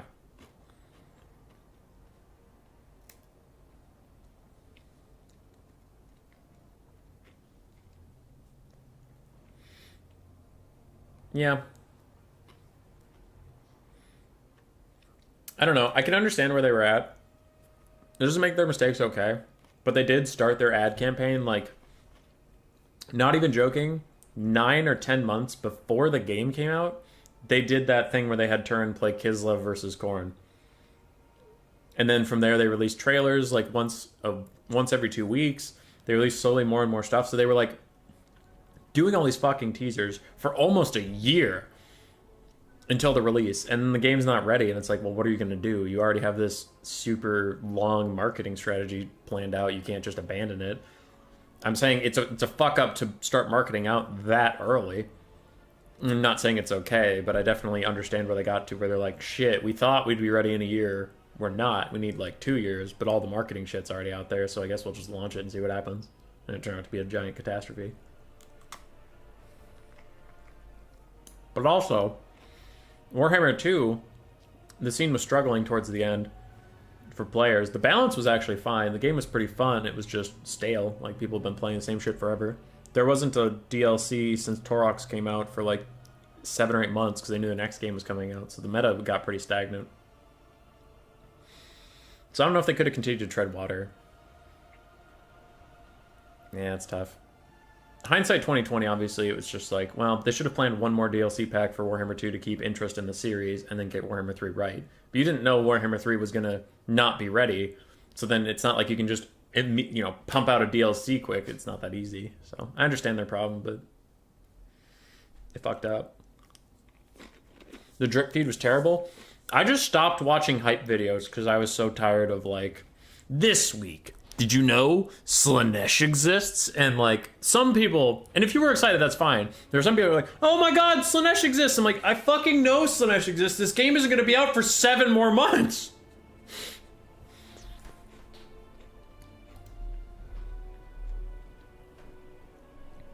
Their first mistake was thinking Immortal Empires wasn't the highest priority. Nobody cared about Vortex, and the Souls was also pretty bad. That is true. The wait between Immortal Empires and the launch was too long. All right, we have Slaanesh versus Norsca. How many skirmish cav do you think there are? 2 on the Slaanesh side, 4 on the Norsca side. Cool, cool. We'll do Slaanesh first. They're a little more in a row. So we have 4 Hellstriders of Slaanesh, 2 Marauder Horsemen of Slaanesh. Then we have a front line of Devoted Marauders with spears and sword variants. 1 Chaos Warrior of Slaanesh, Spawn as well, the Mirror Guard, more Chaos Warriors. Then we have Siggy on foot, Chaos Sorcerer of Shadows with Malkoths and Pit of Shades. And that's it for the Slaanesh build. Pretty straightforward. Walk at you, kill you. On the other side for Thunderwolf, we do have Beasts of Tashnar plus triple Skinwolf, all of which are armored. I think I tried this versus Slaanesh and it didn't work, but we'll see. We have Marauder Horsemen and Horse Masters, 2 of each again, and a front line of Marauders mixed with Marauder Champions. And to get the money back, somehow we have Horserick and a Famir Balefiend of Shadows with Pit of Shades and Melkoths, while Horserick has Hunter of Champions and the Sword of Torgald, no Seafang. The Souls campaign was unplayable for you? Yeah, it had a lot of bugs and problems with like even launching the game. And then if you got to play it, there was a lot of people that just didn't like the Souls campaign because it was kind of slow and boring. I thought the Realms of Souls were a neat idea, but I only actually enjoyed like Khorne's. Nurgle's was just a pain in the dick to get sick for the rest of your life. Tzeentch's was RNG simulator, and that was very fun. And Slaanesh's was like not particularly interesting. The whole bit is you're walking through this thing, and occasionally Slaanesh calls you up and is like, "You want to fuck?" And you go either sure or no. And if you say no enough times, you win the game. If you don't say no, you get a prize, but then you're behind on the Souls hunt, so... Okay. And I'm like, that's not a very interesting mechanic. Their soul thing. The Slaanesh campaign was actually kind of interesting, but like, their actual realm was not that great. So we're off to the races, and Deadly Dude does have an opportunity here. If his Hellstriders wake up and pincer in on these Marauder Horsemen and Horse Masters, this could be a pretty good play. I think we saw him do this versus Pink Pony Knight on the Tomb Kings in this matchup, so that could be another nice start for him. And Hellstriders Slaanesh are already off after these Horsemen, but they have to be careful. If they get side charged by the Beasts of Tashnar, that'd actually be a pretty good trade for the Beasts. And Skirmish Cav are going to have to help them out somehow. Now, the front lines have collided. It looks like Norsca is so far losing it. Hellstriders are chasing around these Marauder Horsemen and Horse Masters, which is going okay. They'll eventually catch them. But the Shadows caster has to get involved somewhere. He has to throw down some Pit of Shades or something. Hellstriders Slaanesh, realizing they're losing this fight, are going to pull out now and try and get away as the Skirmish Cav tee off on Armored Skinwolves. They will also get attacked by other Skirmish Cav, and Thunderwolf is playing that far flank pretty well. But the middle and the back line of Slaanesh is going very heavily favored to Slaanesh. They're doing incredibly well right now. As Skirmish Cav try to get away, they get surrounded by Hellstriders and just deleted off the face of the earth. Oh boy, oh gee, oh gosh, oh golly. Marauder Champions are also having a hard time versus Chaos Warriors, and we have some Hellstriders free and clear, but what are they going to do? I'm kind of surprised Slaanesh isn't just going to dogpile on all these guys in the back of their lines. Kind of surprised they're abandoning the fight. Oh, Sigvald will be tough to deal with. The realm of Tzeentch single-handedly killed several campaigns for you. The map's also just kind of boring. All the new factions were overtuned. The old world ones were brain dead, cardboard cutouts. Yeah, that was the big thing that bothered me the most. Is I played Kislev and I made friends with all the Order factions, but making friends with them made their AI less aggressive, so they just stood around, dick in their hand, watched me try to do all the work. Pit of Shades cast from Norsca is going to catch 2 different units of Slaanesh, getting great value there. Nice blob punishment. Meanwhile, some Skirmish Cav are trying to punish the Chaos Sorcerer of Slaanesh. Quick counter Pit of Shades onto basic Marauders from Deadly Dude. Unfortunately, those are not Marauder champions, so it did not prove to be worth it. Bit of an unfortunate cast there. Marauder Horsemen of Slaanesh kiting away from these Skinwolves. The bounce power is about even. Damage value is again about even. There's a lot of commitment onto some Marauders in the backfield from Slaanesh. Now, Wulfric is starting to chase down the Chaos Sorcerer of Shadows. I wonder if he throws out Hunter of Champions just for the slow. It doesn't look like he will just yet. Now he does, but it's too late as the Shadows caster did get away. And I think We could get the Chaos Spawn and Mirror Guard coming back to try and protect this guy as, Wulfric is going to catch him and the Skirmish Cat are going to surround him, but the Familiar Balefiend of Shadows is the sacrifice, so Sigvald is killing one caster while Wulfric is killing the other, and the Hellstriders of Slaanesh will take this opportunity to get a nice surround as the Chaos Spawn and Chaos Warriors do come back. Norsca has a decent mobile core left alive. Decent. While Slaanesh has a shit ton of infantry, some monsters, some cav, but mostly Sigvald alive and well. And one thing that is a little unfortunate here is that Sigvald did not finish killing the Familiar Balefiend. He wanted to go catch up with Wulfric and see how he's doing, and Wulfric, in turn, didn't get to kill the Chaos Sorcerer of Shadows, who will also potentially get away, depending on how this fight with the Marauder Horsemasters goes. So both casters potentially taking a lot of damage, but living in the end. Norsca takes a balance of power lead. And I guess I would agree, considering how healthy these Skin Wolves are, but never bet against a Sigvald.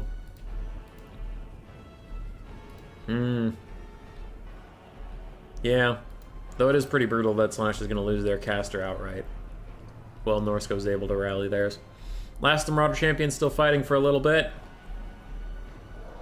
Hey, Chaos Sorcerer Shadows is back. It looks like the Marauder Horsemasters are throwing their javelins, but they didn't have melee attack orders onto the Shadows caster, so he could be able to wander back into the fight. Wulfric currently kind of caught up in spawn, and taking a lot of damage. Ooh, boy. Ooh, good golly, Miss Molly.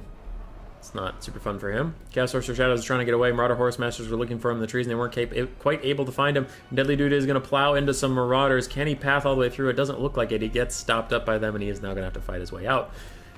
Slaanesh really needs to find a way to trap down Wulfric. I wonder if they have any other army abilities yet. Because if they could net him for Sigvald, that would be pretty good. Sorcerer of Shadows gets outside of the Marauders, and he's running from the Skin Wolves. Is he even faster? 83 compared to 65. Yeah, as long as they don't get any charge bonus shenanigans, he should be able to get back to his homeland. And there's the Narcissism net. Sigvald and the Chaos Spawn all get orders to move on to Wulfric. Can they get over there? He's only on a horse, which means his mass is actually dog shit. If Sigvald and the Chaos Spawn can get here, this could be a huge pick for Deadly Dude to get back in the game. Big spawn charge, hits, and it wears off, but Melkoth's is cast onto him, trying to slow him down a little bit more as the spawn really try and trap him in. Sigvald is trying to get here. He's trying to get here. Meanwhile, Thunderwolf is doing very well with his Cav and his Armored Skin Wolves to really do what he can in this game. Sigvald's running alongside Wulfric without attacking him, and Wulfric is just going to run through all of the spawn of chaos. He did get out, and a Pit of Shades cast from both sides is coming in. This one overcasted from the Familiar Balefiend, almost taking him out of the game, honestly. And the other one, I don't know if it was overcast or not, but it catches 2 Marauder Horse units and a Marauder Champion that was almost dead anyway. Now the Norscan caster is caught, and he'll probably actually die this time. Probably. Maybe. And for Norsca, it's triple Armored Skin Wolves and Wulfric versus this. Everything else is pretty inconsequential. Melkoth's Mystifying Miasma will let the Familiar Balefiend get caught by the Chaos Sorcerer of Slaanesh, who's just really having a hard time landing a hit on the freaking guy. For having 35 melee defense and getting attacked from the rear and getting charged from the rear, it's shockingly bad RNG. The Chaos Sorcerer of Slaanesh is just not bodying him. So that's unfortunate. Sigvald and Wulfric coming to common grounds by sharing hatred of casters. Yeah, apparently.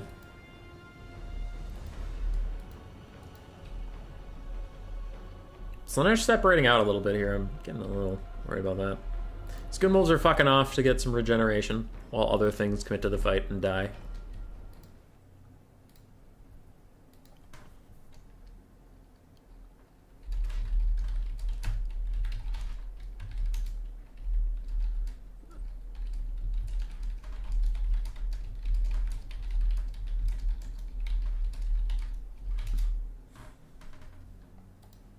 Okay.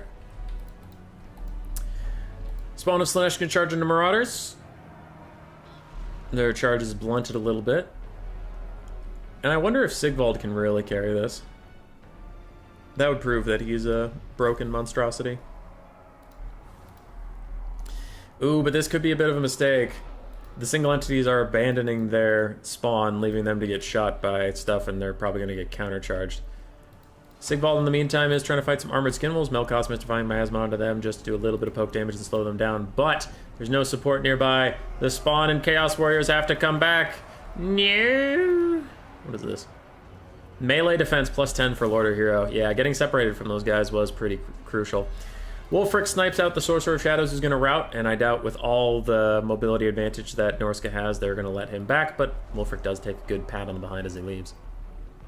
This is the part where Sigvald solo carries. He's going to have to if they're going to win this game. That was a bit of a mistake there, leaving your infantry and monstrous infantry behind. Did not quite pan out for Slaanesh.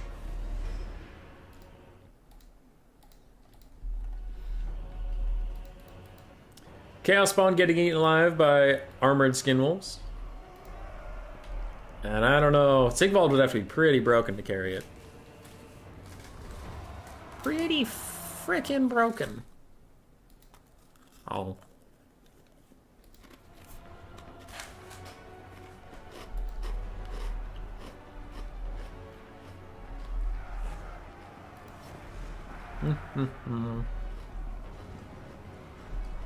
That's a brutal pit of shades, though it's honestly going to do as much friendly fire damage as enemy damage. Yeah. Thunderwolf dodged most of it. So Mirror Guard are going to get annihilated.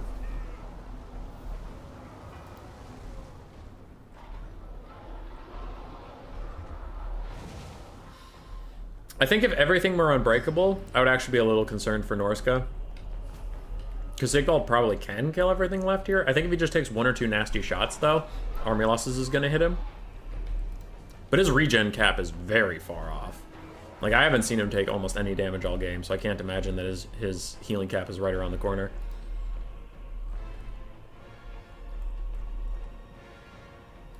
Wulfric's probably just going to chill out and throw Hunters of Champions on him from a distance and not get involved in the fight. And hope that his Skinwolves can carry. Thunderwolf is surrounding him with different Skinwolves, so he's going to allow these ones to back off and regenerate for a bit while these other Skinwolves take the fight, and they're like full HP.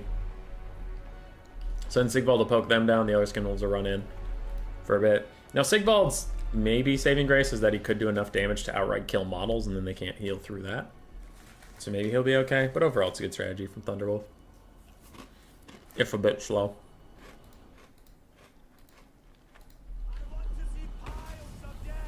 Where's the Throg love? I've only seen Wulfric so far. I personally love Throg. I think Throg's really good. Fellas, how do you activate the leadership bug feature of Skaven Chieftain on Dom? So, take a Skaven Chieftain and take a Skaven Slave as your Lord slot. So don't have a Lord in your main army. And then as soon as you spawn into the game, desummon your Skaven Slave. And then your Chieftain will pop the leadership buff. As long as he's alive. But then your army doesn't get the debuff of losing your Lord, because your Lord didn't die. You just desummoned the Skaven Slave that was your Lord.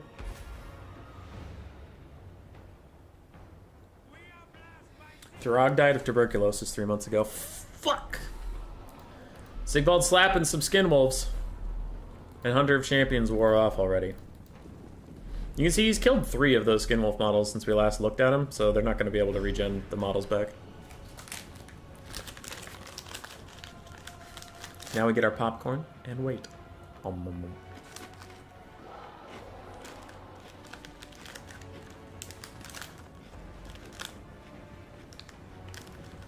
How are you lagging? How do we get through this whole game and now you start lagging when there's like nothing left on the field doing anything? Ziggy's slapping. Ziggy's slapping. Look at him go. Look at him slapping.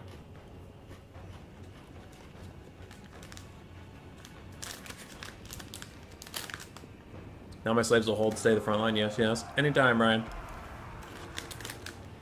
You can thank Platypus. RTK Platypus. He streams on Twitch as the Wild Platy. You can thank him for that. He told me about it. That is not my discovery.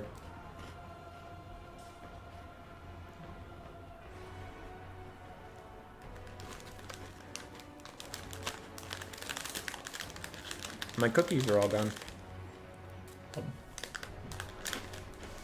Goodbye, my lunch cookies. Norsca's backing off. Try and regen some more.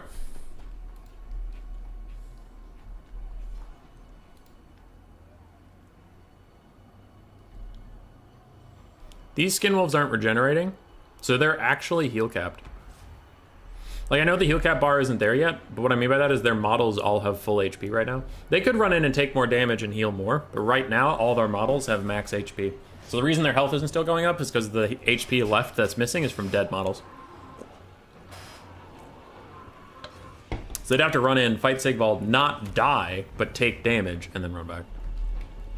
This is riveting stuff. This is Sigvald stuff. Wulfric is back in. Hunter of Champions popping on the Sigvald, but he still has 70 melee attacks, so if he can return any of the shots onto Wulfric, that could be pretty good for him overall. Just needs to keep the balance of power at bay, but I did tell you that if Sigvald can keep the balance of power at bay, he could win this entire fight, but just as I say that, Army Losses is hitting for the boy, and he all of a sudden breaks. He had plenty of healing left to go. It was just about burst damage, because you can burst him enough that the game says he doesn't have it, then he'll lose. But he was going to keep killing skinwolves infinitely. I promise you that. Sigvald, 2,100 value. Chaos Sorcerer did alright. Spawn did great. Chaos Warriors really struggled. Hellstriders also didn't quite get their value back. Skirmish Cav did fine. And the basic Marauders did fine. The other side, Wulfric did alright. Familiar Balefiend did fine. Armored Skinwolves did fine. Skirmish Cav did great overall. And Marauder Champions did fine, along with their Marauder friends. GG's indeed. Thunderwolf will be our winner for the Skaven Slave through New Player Tournament. Now, if you do win a tournament, you get enough points in the Vermin League that you qualify for the next one. So, anybody who played in this tournament, I encourage you to come back. Not next weekend, but the weekend after, we'll have our last tournament series before the playoffs. I encourage you to try your luck again, and know that Thunderwolf and Deadly Dude will probably both get enough points that they won't be qualified for the new player tournament. They'll be in the next one. So it's kind of like a system where you get promoted out, you know? So if you win, you probably won't be in the new player tournament again because you're clearly not a new player anymore. So hopefully you try that. Hopefully you have some fun. And if you don't feel like playing in tournaments just yet, or you do feel like playing turns but you're still a newer player, remember, I've pitched it multiple times. We really want to get this community going. We can get the Eshin roll, or you can talk to other new players and find games with other people who either usually lose in tournaments or aren't ready for tournaments yet. It's a good place to practice and get your shit together without getting stomped all the fucking time. Right? Anyway, moving on. Congratulations, Thunderwolf. I will be in contact with you after today's stream about the $10 and stuff, but I'm clearly going to be busy casting other things.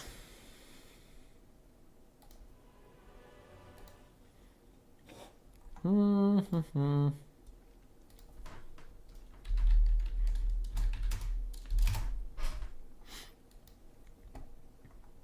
right.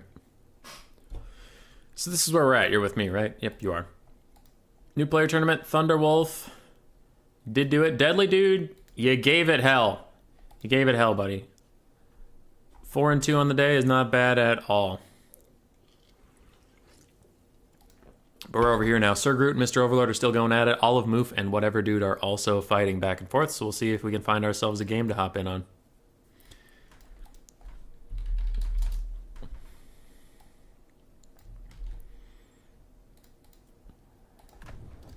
Whatever Dude and Olive Moof are on game 2. I asked them who is currently in the lead.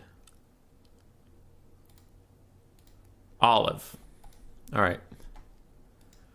Olive is the one who beat Dr. Jellyfish. Which makes me all of the sad. But I guess we'll have to see what he's got, what his stuff is. –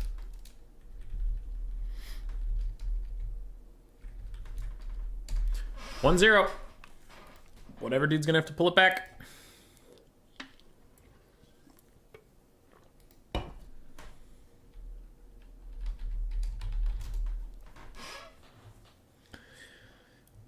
Olive won game 1 as Slaanesh versus Grand Cathay. And Tomb King / Warriors of Chaos for the global bans. Now we have Skaven versus High Elves. I traditionally think this is a very Skaven favored matchup, but the High Elves can win it if they get really cheesy. And by cheesy, I just mean like hard commit to one identity. Like, oh, I'm gonna have like 4 chariots and well, can't have 4 chariots. 3 chariots, 2 phoenixes, and a healer for them. Haha, single entities. Or like go all in on Cav Rush or something like that. Because if you just play honest as Skaven versus High Elves, you're gonna get fucked up. High Elf infantry doesn't push through anything fast enough to really consequent for a rush. Their Cav isn't that impressive unless it's in mass versus the Skaven, so I don't know. Skaven just have too many advantages over High Elves in a traditional setup. And oh my god, whatever dude and I just played this last night. We just played this last night, this matchup, and I took a very similar build to what all of Moof is taking. I took a Final Transcaster instead of a Deathcaster, and I didn't take the 2 Nobles, but I did take roughly this. It did not go well for me at all. So I'm very worried for the High Elves right now. But we'll see. Maybe all of Moof's just a better player than me.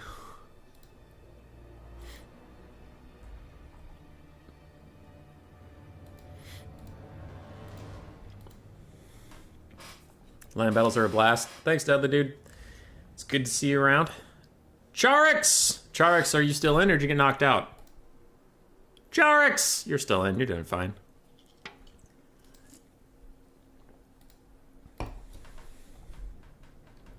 So he's experienced with this? Yeah. Alright. For whatever, dude. It's a similar build to what he took to me, but he changed one thing. He used to have the natty bubo sharpshooters and not 3 Giselles. So that is new. But 3 rat ogres instead of 4. Probably just want to get the 4th rat ogre. 5 poisonwind globes. Clan rats, spears, clan rats, Skaven slaves, clan rats. So a lot of that. And then Ikit Claw on his doom wheel with Flensing Ruin, Howling Warp Gale, and Warp Lightning, plus the brass orb. This is all very good. This is very good. The only thing I worry about is this build could be weak to the High Elf. Game 2, I went VP, VC, Skaven, ban Wood Elves. He went High Elves, remove Coast. Okay. So, when I say cheese build, I don't mean it like super negatively. It's just, this is a bad matchup for the High Elves if you handshake to play normal. So, don't play normal, right? But the kind of cheesy build of like 3 chariots, 2 phoenixes, and Larry could really fuck with this Skaven build because the only things that are good against any of that are these 3 rat ogres, and they're going to be busy. There's too many things for them to go fight. So, I don't know. I would prefer a 4th rat ogre, maybe cut 1 or 2 of the globes to get the money for that rat ogre, and then I guess maybe a chieftain on a bombbreaker? I don't know. Or it's just some halberds, like 1 Storm Vermin halberd or something. Could be good. But yeah, that's not what he's facing, so his build's pretty solid right now. The High Elves are going to walk up, they're going to get deleted on the front line, and then their archers are going to have to either run away or just get shot. So, yeah. For the High Elves, double Noble on foot. We have an Archmage of Death on foot with Spirit Leech, Aspect of the Dread Knight, and Doom and Darkness. Those are a really good spell kit versus the Skaven, so I like that a lot. A front line of Spearmen, 4 Rangers, 4 archers, and then in the trees we have some Illyrian Reavers, and I swore there were Silver Helms. There we go. 2 Silver Helms, 2 Illyrian Reavers.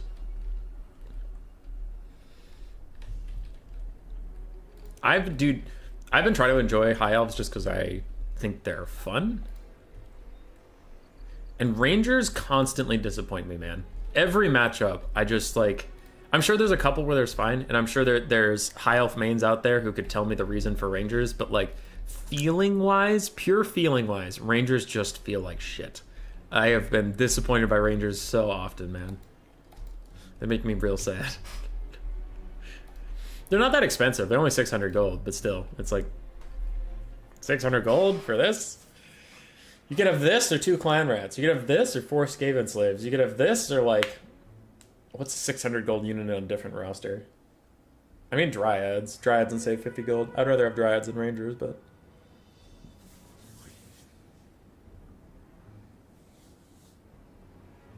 this or 2 men-at-arms? Like, I don't know. Rangers just don't really fit their price point for me. This or an Ehekar warrior. This or Crypt Ghoul. Giselles are teeing off, and now you're seeing the problem of the High Elves. The High Elves pay a lot for their martial mastery and martial prowess and all that stuff, but if you get shot, doesn't matter how good you are at pointing your stick at things. Hey you, I have a shield and I'm gonna point my stick at you real good. Okay, I'm gonna shoot you in the face. Well, fuck. And they take a nasty first volley. Now it looks like the Giselles are moving on to the cavalry, which is a good choice. They're gonna get good poke out here. Rangers are pretty much the worst performing unit of the highest roster. They're total trash in campaign 2. Yeah. Like, spearmen are better at holding. Rangers are theoretically better at charging, but they're just not that good at charging either. Nice combo of the howling, the brass orb plus warp lightning on the blob. It looks like it was a little bit off center, but still did pretty good damage. And we can see now the poison globes are teeing off. And yay, good job on that high elf front line. Thanks for being a frontline, High Elves. As already we have 3 units routing. 3 units around half HP, and that's like the entire High Elf front line. Now, Rat Ogres plus some Clan Rat Spears are going to get between the cavalry charge and one of the globes, but one of the globes is actually going to get shut down just a little bit, but there are 4 more to take their place. Now, Ikat Claw is rolling dirty, still doing whatever he wants, and Giselles have turned onto the back line. You can see now why I said this is such a bad matchup. Look at the High Elf army! We're a minute and a half in, look at it! It just got destroyed! Rangers are really good multiplayer, though. Chargs would know. Chargs is a great fucking High Elf and Wood Elf player. I just have such a hard time using Rangers. Alright, one of the Giselles has been compromised by the 2 Silverhelms, but now they're taking shots on the side from the Poison Wind Globes, and the Rat Ogre's charging in from the rear. That is 2 Silverhelms gone and routing. They got a Giselle, though.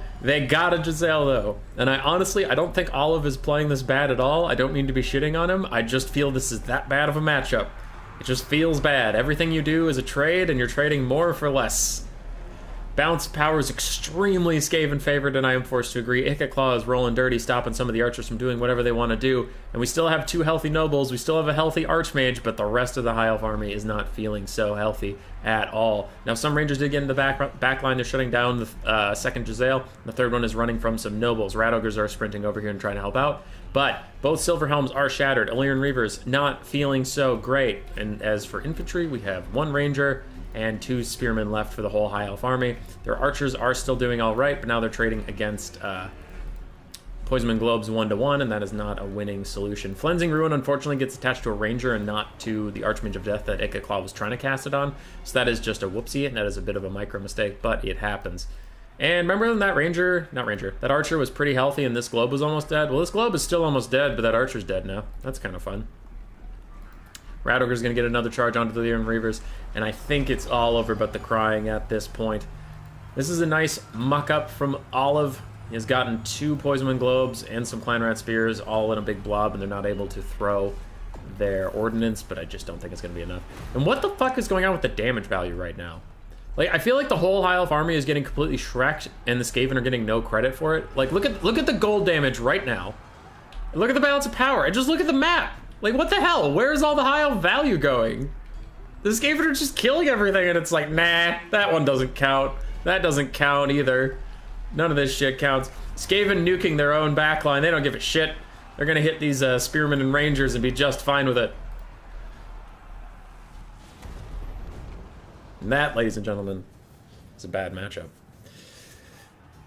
I'd kind of like to see how a full hybrid High Elf army performs, just like Lava and Sea Guards for frontline rangers melt faster than Dark Elf units. Yeah.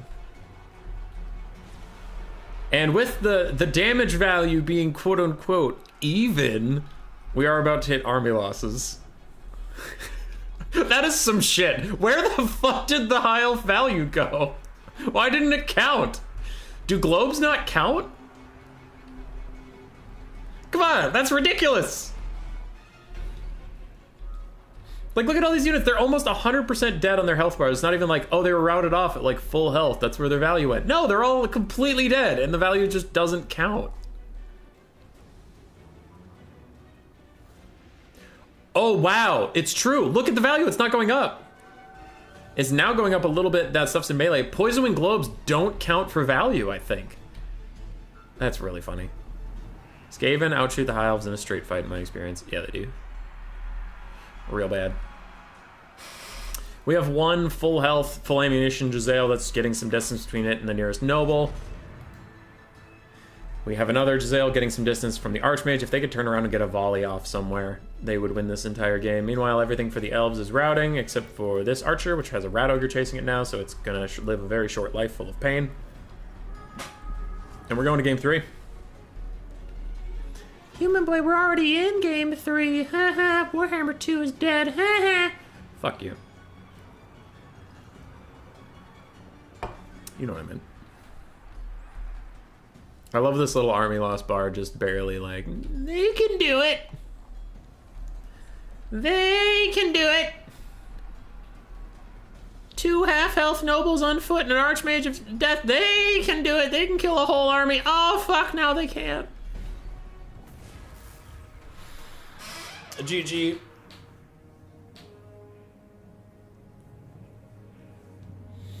GG, well played. Oh, stretch.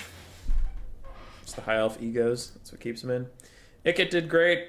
Giselle's honestly got shut down or spent most of the game running, but then Globes went burr. Clan rats held. That was good. In theory, you would expect elf warriors to cut through these rats like butter, but that's not how the game rolls. No, not at all. Not at all. Just everything died. Do you plan on streaming Darktide before it gets closed? I streamed it yesterday and our viewership was honestly horrible, so probably not, because I have to work tonight. After these tournaments, I have to work. So I'll go do that, and then when I get home, I'll be tired. And I would stream Darktide if it was, like, popping off my channel. Like, man, when you stream Darktide, you get hundreds of viewers and a ton of subs and stuff, but when I streamed it, we had, like, an average of 6 or 7 viewers. I think the post-stream analytics said, so an average of 6 or 7 viewers. So I was like, eh. It's not worth it when I'm busy otherwise.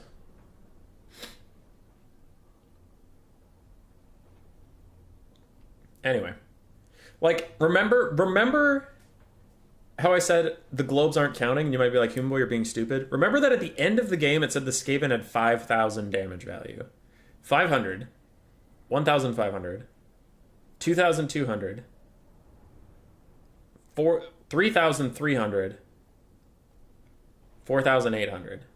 So you're telling me if globes really do count towards the damage value, for some reason I think they don't, that the rest of the Skaven army besides these globes got 300 damage value. Oh, Ikit got 1,300.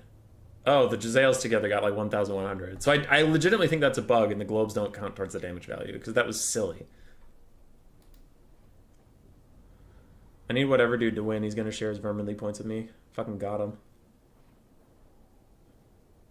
SFO is elf units killing hundreds of rats. Each of its Skaven slaves got like 240 models, so there's still balance. SFO has great mechanics and terrible balance. That's fair. Alright, 1-1.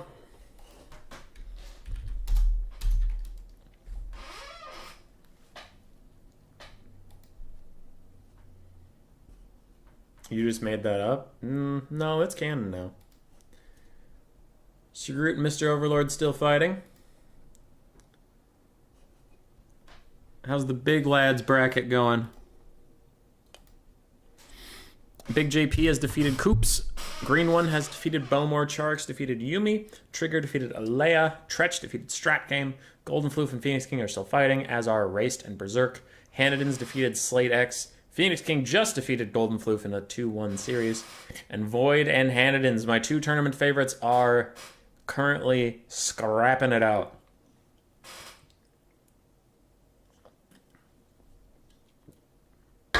Cool.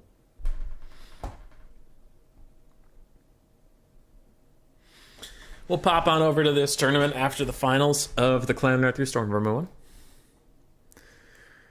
So we have 1 game left here, a whole best of 3. And then by the time we get here, we probably have 2 more best of 3s. So probably 4 best of 3s for the rest of the stream, probably. I don't know. We'll see. 4 or 5. It's a long one. Buckle up, ladies and gentlemen. We're going all day. Already been streaming for 3.5 hours. Probably only at the halfway point.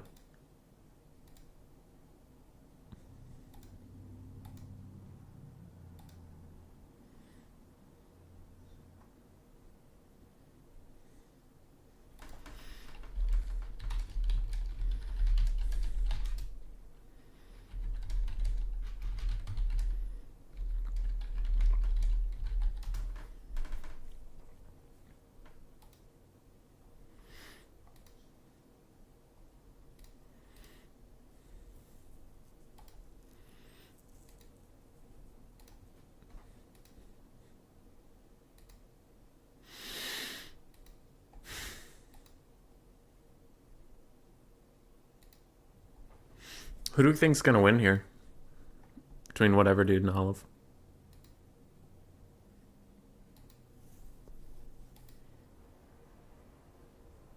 Got to see some Skaven.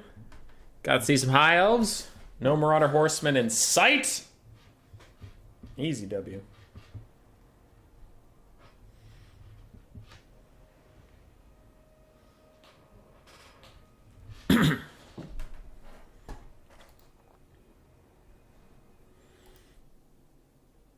Lord Pareda has joined as well.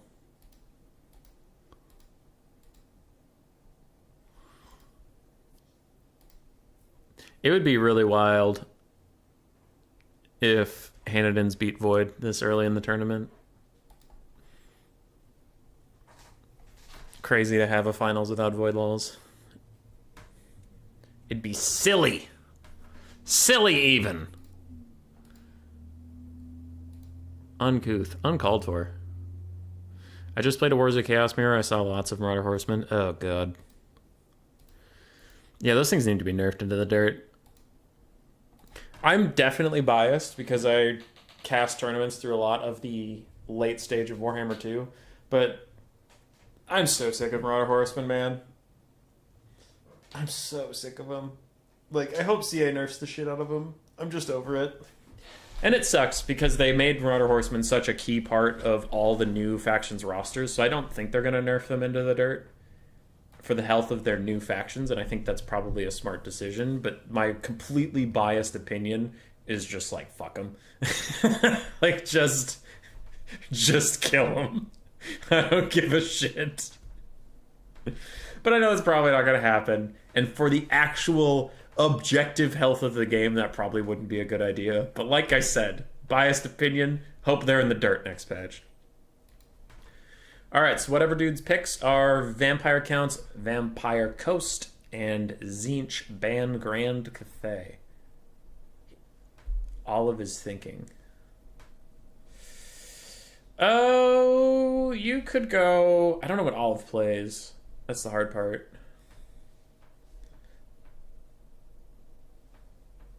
That is the hard part. But you could go Lizardman ban Vampire Coast and be okay. Lizardman versus Tzeentch is fine. Lizardman versus Counts is fine. If Dark Elves haven't been played or banned, you could go Dark Elves ban Counts and be fine.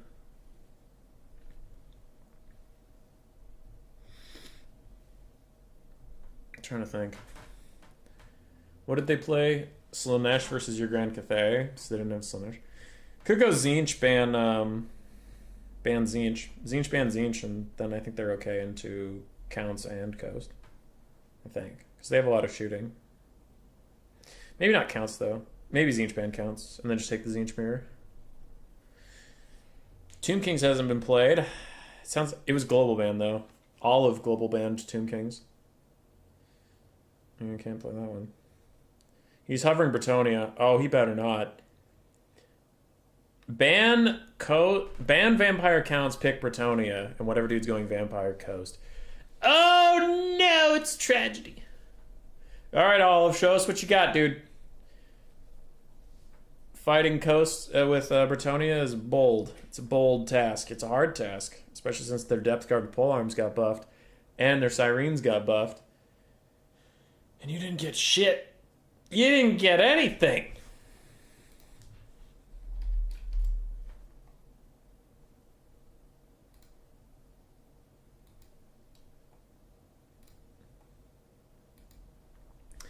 Can they kill Thoric too?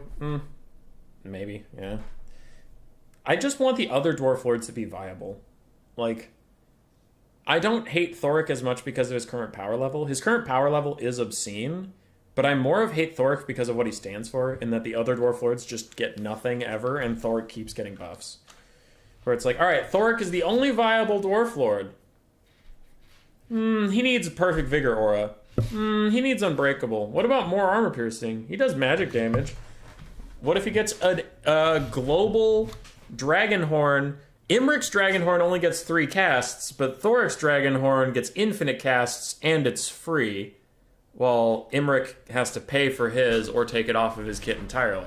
Okay, cool, Thoric. Cool.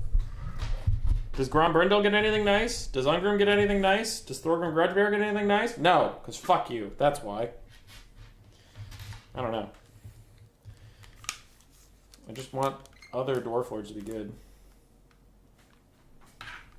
The duct tape holding my headset together is coming apart. We must do repairs.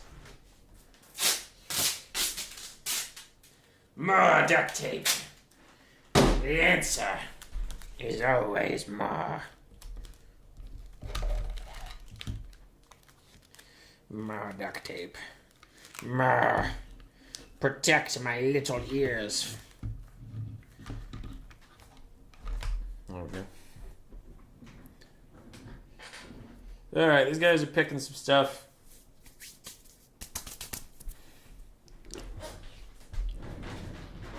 I'll stick around because they're probably close to done. Now would be not a good time to go get a little breaky break. Oh. This headset does not sit on my head so good anymore. And the duct tape stuck to my ear. Oh, this sucks. My world's coming apart.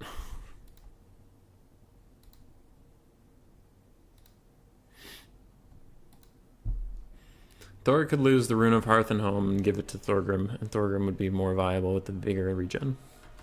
Honestly, that would be a pretty good change. Because Thorgrim's not that great of a lord, so if he was, like, turned into a support lord, that would be fine. Because he's not that good of a duelist, and he's very expensive. There, that's going to be good enough for now. I probably just need to go get new headphones.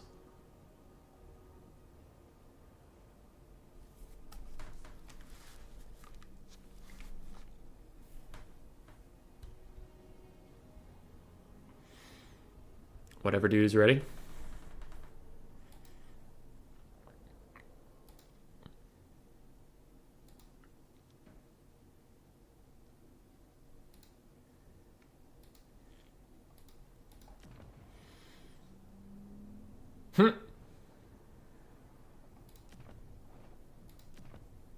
Elves build is kind of fun.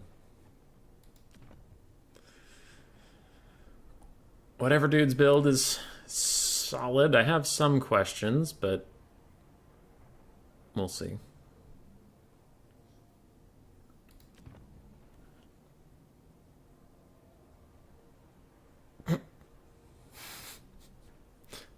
Olive is going to try to be the hero of the people.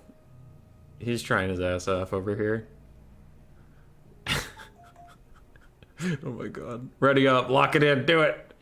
Do it, you madman. Lock it in, you coward. Do it. See what happens. As much as I don't like boring dwarf boxes, I can't hate dwarves rallying to the High King and smashing everyone. Yeah.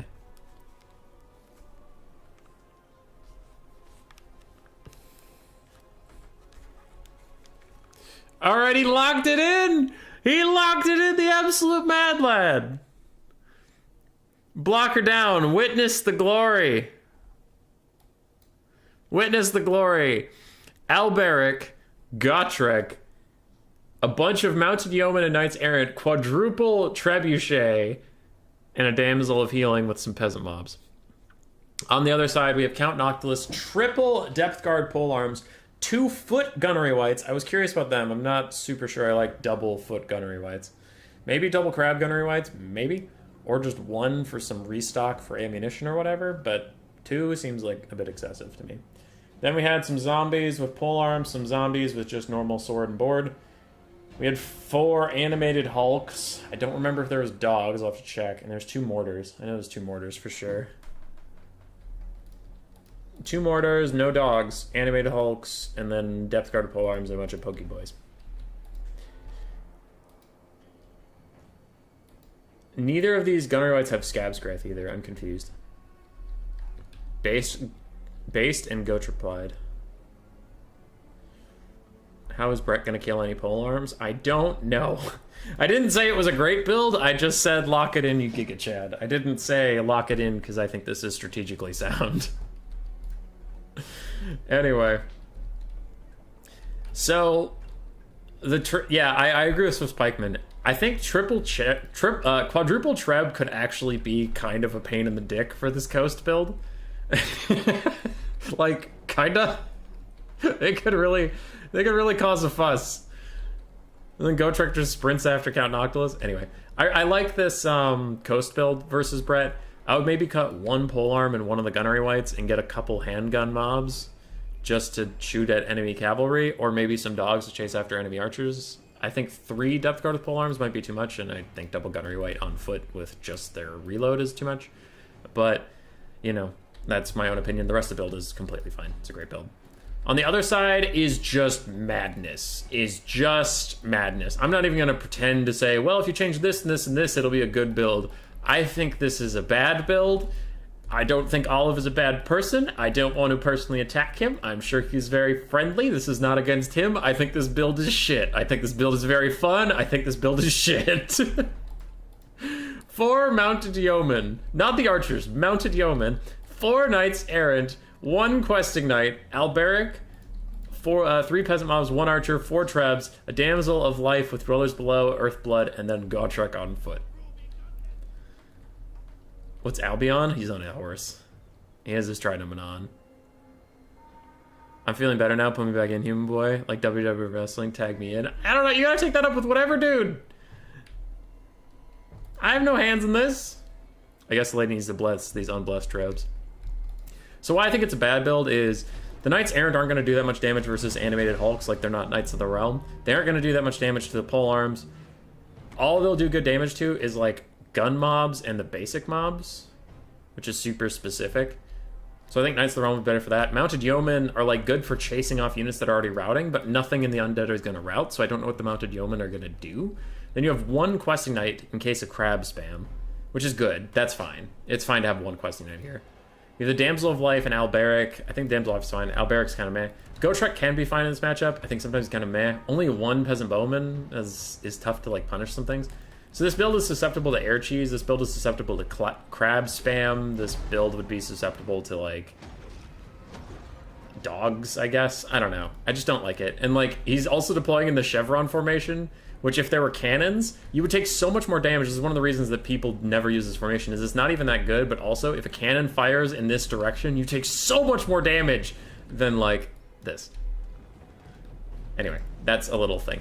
Noctilus is trying to sprint past Gotrek. Whatever dude's just like, you know what? Fuck you, bro. We're going in deep. He throws out a summon immediately. He's probably just going to get it onto the trebuchet as the mortars are actually losing the fight against 4 trebs. Go, 4 trebs, go. Gotrek is trying to chase him down, but Noctilus might be fucked now because Alberic's here. And Alberic ain't taking no shit. Hits him in the butt. Doesn't even get an attack off. And these questing knights are all just going to pile in, do nothing because it's a foot character. And that is that. The zombies get caught by some peasant mobs. Whatever dude drops micro a little bit. He's trying to save Noctilus from the unholy terror that is Gotrek and questing knights.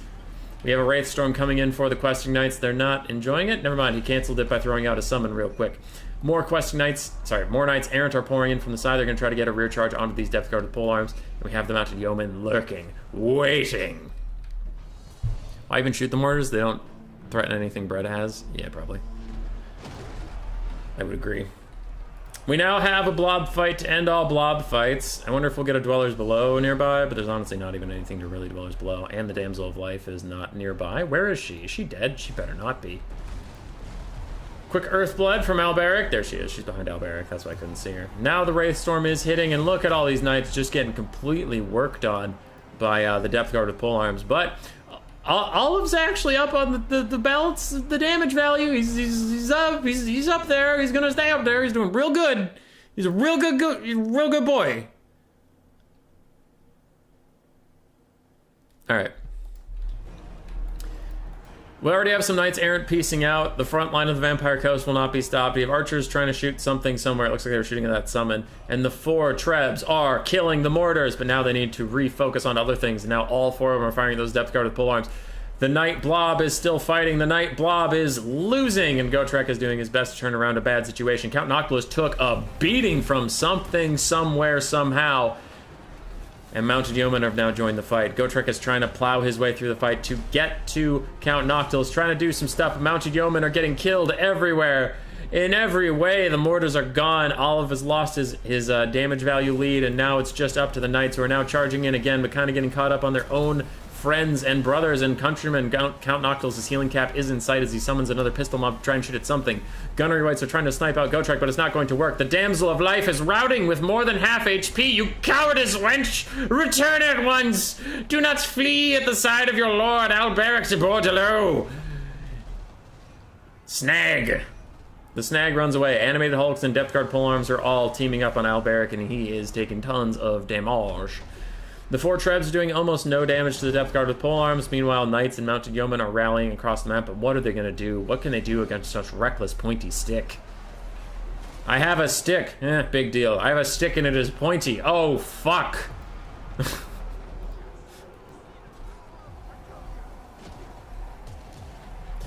That might be the series. Mounted Yeomen charge back in to the aid of their liege lord. Oh god. Depth Guard polearms. There's a Depth Guard with polearms in here, it's very wounded. And there's a Depth Guard with polearms over here. So 2 of the Depth Guard are still very healthy and healing up. Noctilus even has more summons, but the 4 Trebs are still unstoppable. Look at them all! Look at all these Trebs!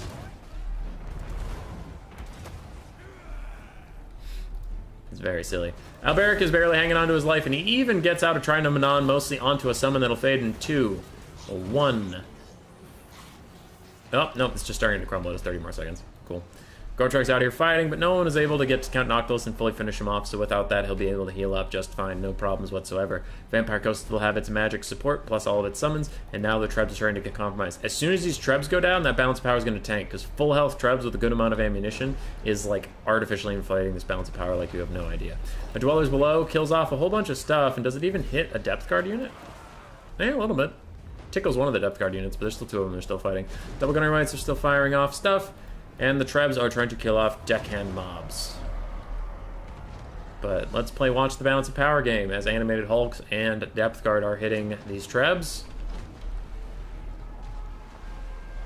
Watch it. Watch the Balance of Power.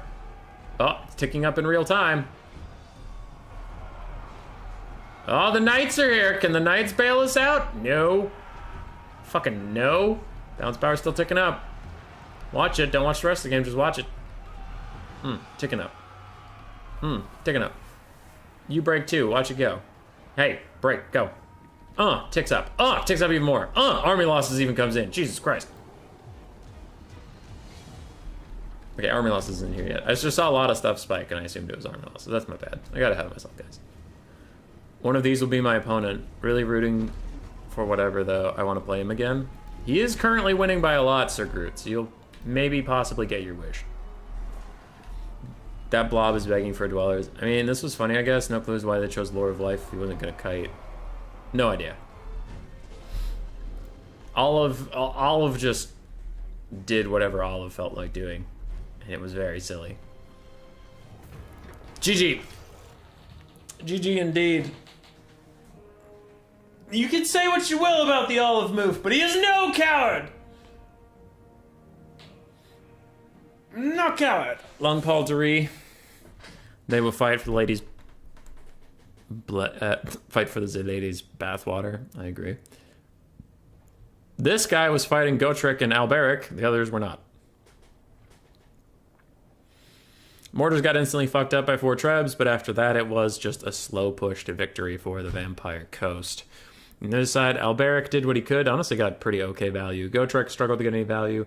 Questing Knights did about as well as the Knights Errant in some cases. Trebs actually paid for themselves across the board, so that's nice. Good for them. They're great. Mounted Yeomen did like literally nothing. Knights Errant struggled too, so it was rip. Olive tried. He did great. But he was defeated.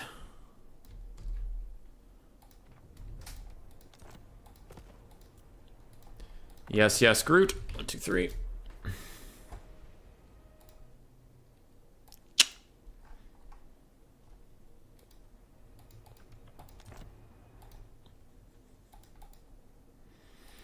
This is the finals of the Clan Rat through Storm Vermin tournament. We'll have Whatever Dude versus Sir Groot, or maybe Cool Umbrella. I don't really know what's going on with that, but I'll let them figure it out.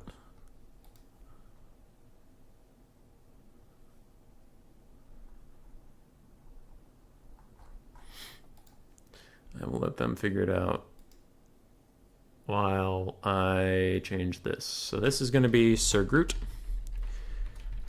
And while I lost the Skaven Slave tournament, I am still in it for this one. I did bet on Sir Groot to win it all, with Dr. Jellyfish being the dark horse, so technically, I could still be right about this one. But Whatever Dude coming in hot. The Skaven player. Can he do it? Maybe.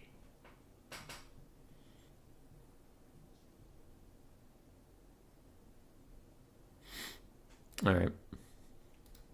We're going to check in on some things. Over on the big boy bracket, Void Laws did prevail over Hanadins. Berserk beat Raced.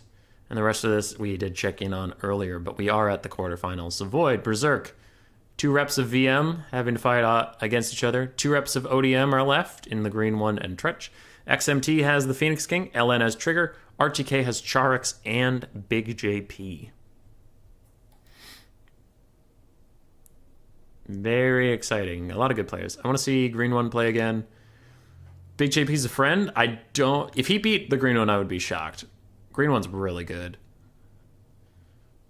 But I'm down for it. Because JP used to be really good at greenskins, and now greenskins kind of suck. So with that, he took a hit on the meta, which blows for him. He also liked Beastmen, but they've been mid-tier. They're fine, but there's no problem. It just sucks for JP. A lot of his good factions are now shit. Charix is still really good. Trigger and I played the other day. He beat me. I think Charix has a pretty good leg up on him, but we'll see. Maybe Trigger can pull it out, clutch it out. Tzeentch and the Phoenix King, I don't know. Both are quite good. I don't know who will win that one. And Void versus Berserk, I got a bet on Void. Yar.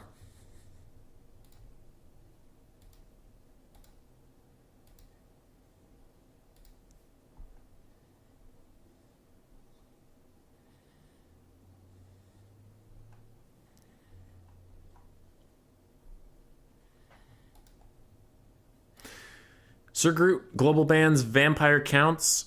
Whatever Dude global banned Warriors of Chaos. So no Vampire Counts, no Warriors of Chaos for this best of 3.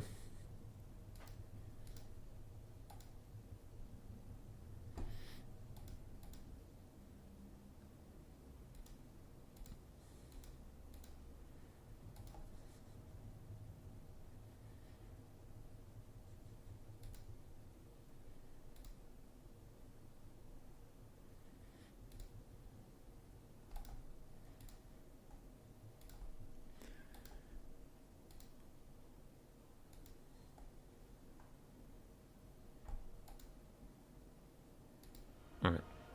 I'll be right back. Go in the bathroom. Bleh. Duct tape my ear.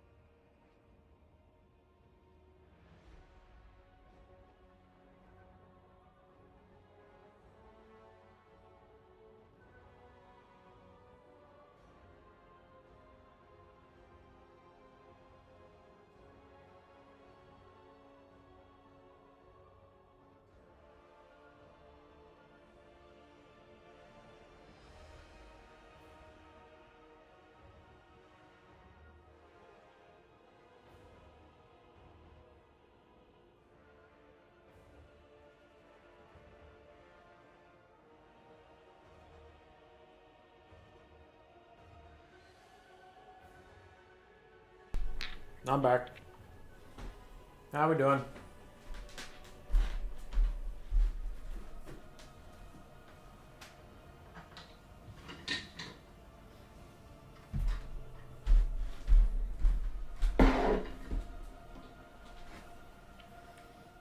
I feel like standing up.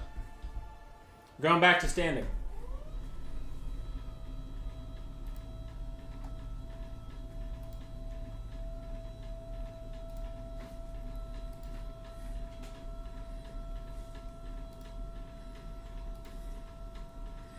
Okay. So the global banned Vampire Counts and Warriors of Chaos. And then Sir Groot is going Dark Elves, Vampire Coast, Tomb Kings, ban Grand Cathay. And whatever dude decided to go with Vampire Coast, ban Vampire Coast, pick Vampire Coast. So that's where we're at. So it's now going to be Tomb Kings or Dark Elves versus Coast. And I think Dark Elves is more favored there, but we'll see what Sir Groot wants to do.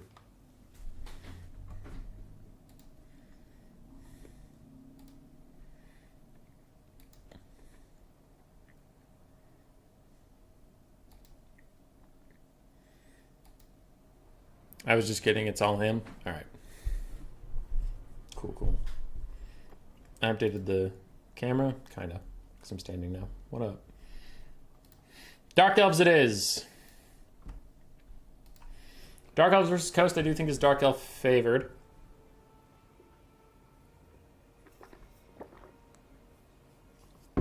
Their armor-piercing archers plus archers with shields can make them win the ranged fight with gunnery mobs plus deal with crab blobs, so that's pretty good. Then they have chariots, then they have cavalry, all of which are uncontested by the Coast. Coast just have dogs, which lose to both those things. And then in the artillery game, honestly, the Coast isn't doing that hot recently artillery-wise, so bolt throwers could trade even if you wanted to. Dark Elves have some good lore choices, and they have some great lores of magic for, like, Soul Stealer can punish Vampire Coast pretty heavily, and things like that. So, yeah. Plus their front line has some pretty good options. Now the one thing the Coast has over them is just mass. You can have a shit ton of zombies and then gunnery mobs and bombers and so many unwashed, filthy, undead peasants that the Dark Elves can get swamped.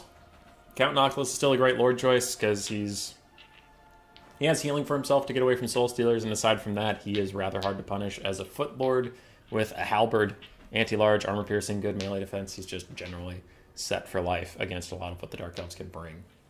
That or going for a wild Luther Harkon in the air could be interesting, because Luther would dominate Malekith in the air.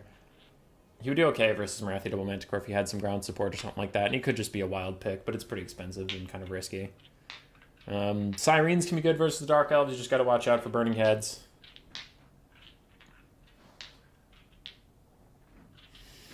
Depth Guard are also another thing where it's like Dark Shards or any of their armor-piercing missiles for Sir Groot will do really good against the Coast. So the Coast can have trouble. Now, all of that was very positive Dark Elves. Again, I did say the unwashed masses of whatever dudes Vampire Coast could prevail. Bombers are exceptionally effective against Dark Elves traditionally. Even shielded front lines just get wrecked by bombers. The deck gunners can do rather well with their outranging of the Scourge Runner chariots or the Dark Shards or anything like that. And also a wild Morngul Haunter Rush can actually do quite well. In Game 2, I don't know about Game 3, but in Game 2, Morngul rushes, while Mornguls themselves aren't very cost effective, just the sheer fuckery of a full rush with Mornguls, dogs, and then some animated hulks and, zombos can actually work, just because it's like, well, if your opponent doesn't have multiple Cold One Knights, which in this matchup isn't always there, there's no anti-large cav that can peel off the Mornguls. You wouldn't have a ton of Dread Spears, and even then Mornguls can just walk through Dread Spears. So there is a way it can work. Deck Gunners are also quite good, in my opinion. Better range than anything, but the Bolt Thrower is good DPS. If you can screen versus Dark Elf range, those can put in work. I agree, Swiss Pikeman.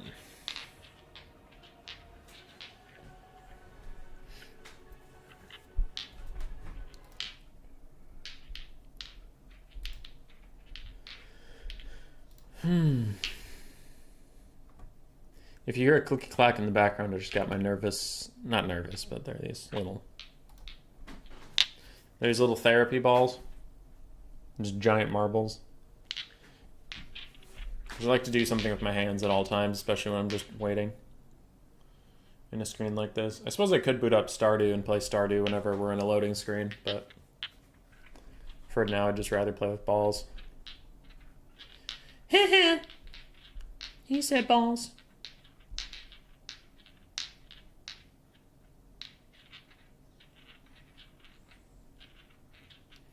They're also supposedly good for my forearms, which is good because wrist injuries are a big thing in the gamer community.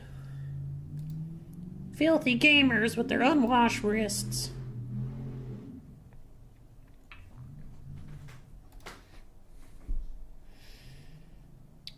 People are popping in and out. Also, I'm filling for time. But for anybody who just got here, we are... Haha, therapy balls. We are in the finals of the second tournament of the day. And then we'll move on to the Chieftain versus Grey Seer tournament. Catch up with them wherever they are. They will probably be in semifinals by the time we get over there. So probably 3 best of 3s left, including this one, and then 2 from the Chieftain and Grey Seer finals.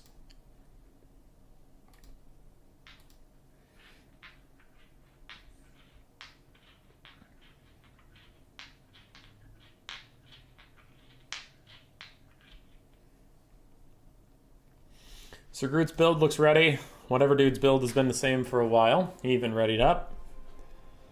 That's looking alright. I have a blocker up, right? Okay. Mini heart attack there for a second as I was just sitting here like a dumbass, showing everybody all the builds. Whoops. Sir Grunt! No, it's Sir Groot. Like Groot from Guardians of the Galaxy. There, move that light a little bit so I'm not as much in shadow. See if that worked.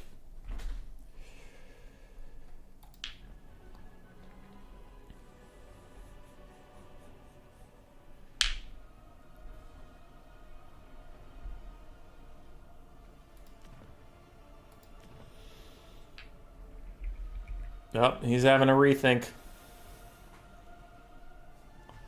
Good old rethink. He unthought the rethink. This is casting now. It's just announcing what's happening behind a blocker without being specific.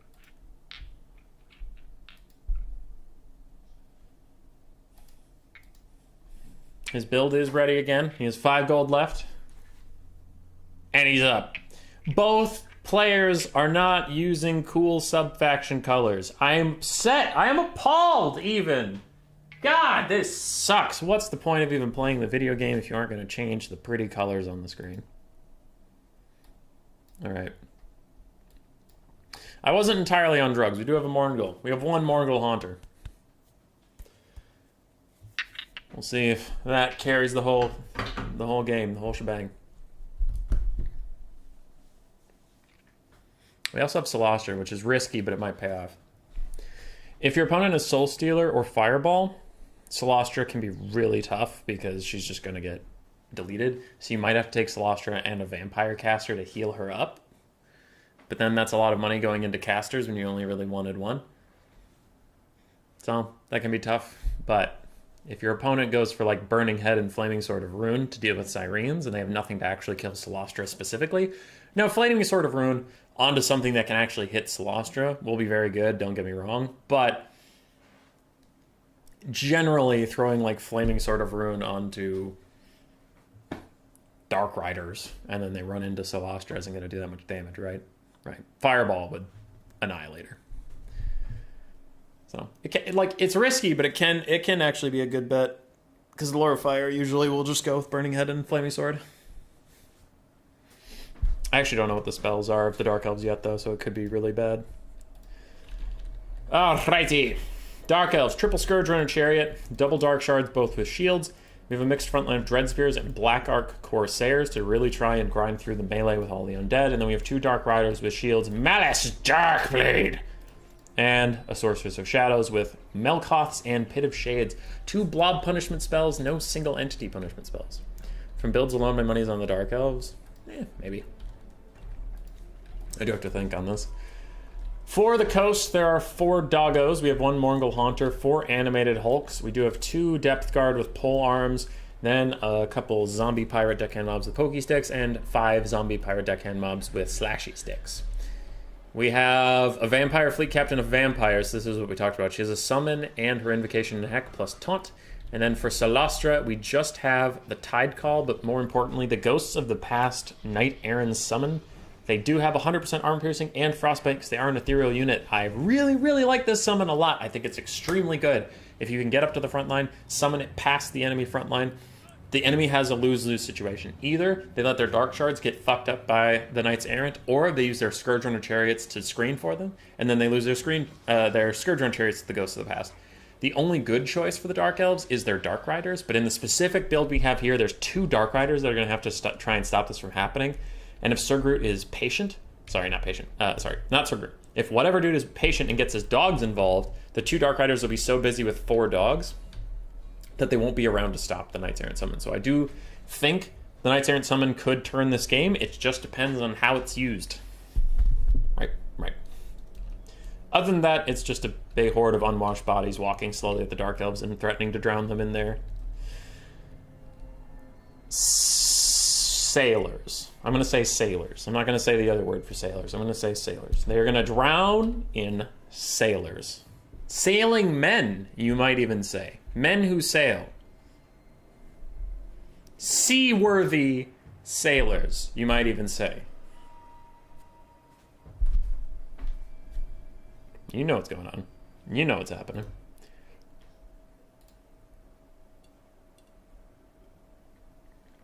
As far as builds go, I actually don't know who I favor.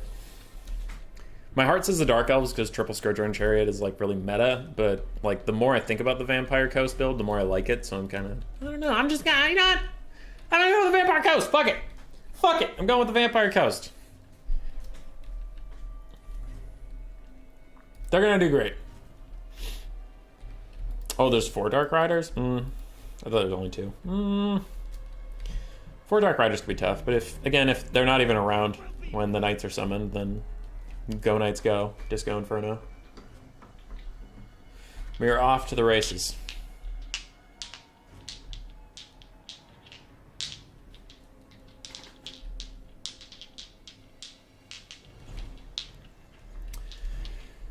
Dark Riders are going to get charged by dogs. It looks like the Dark Riders actually got the charge bonus off, though, considering how much damage the dogs took, and now these dogs are getting fucked up.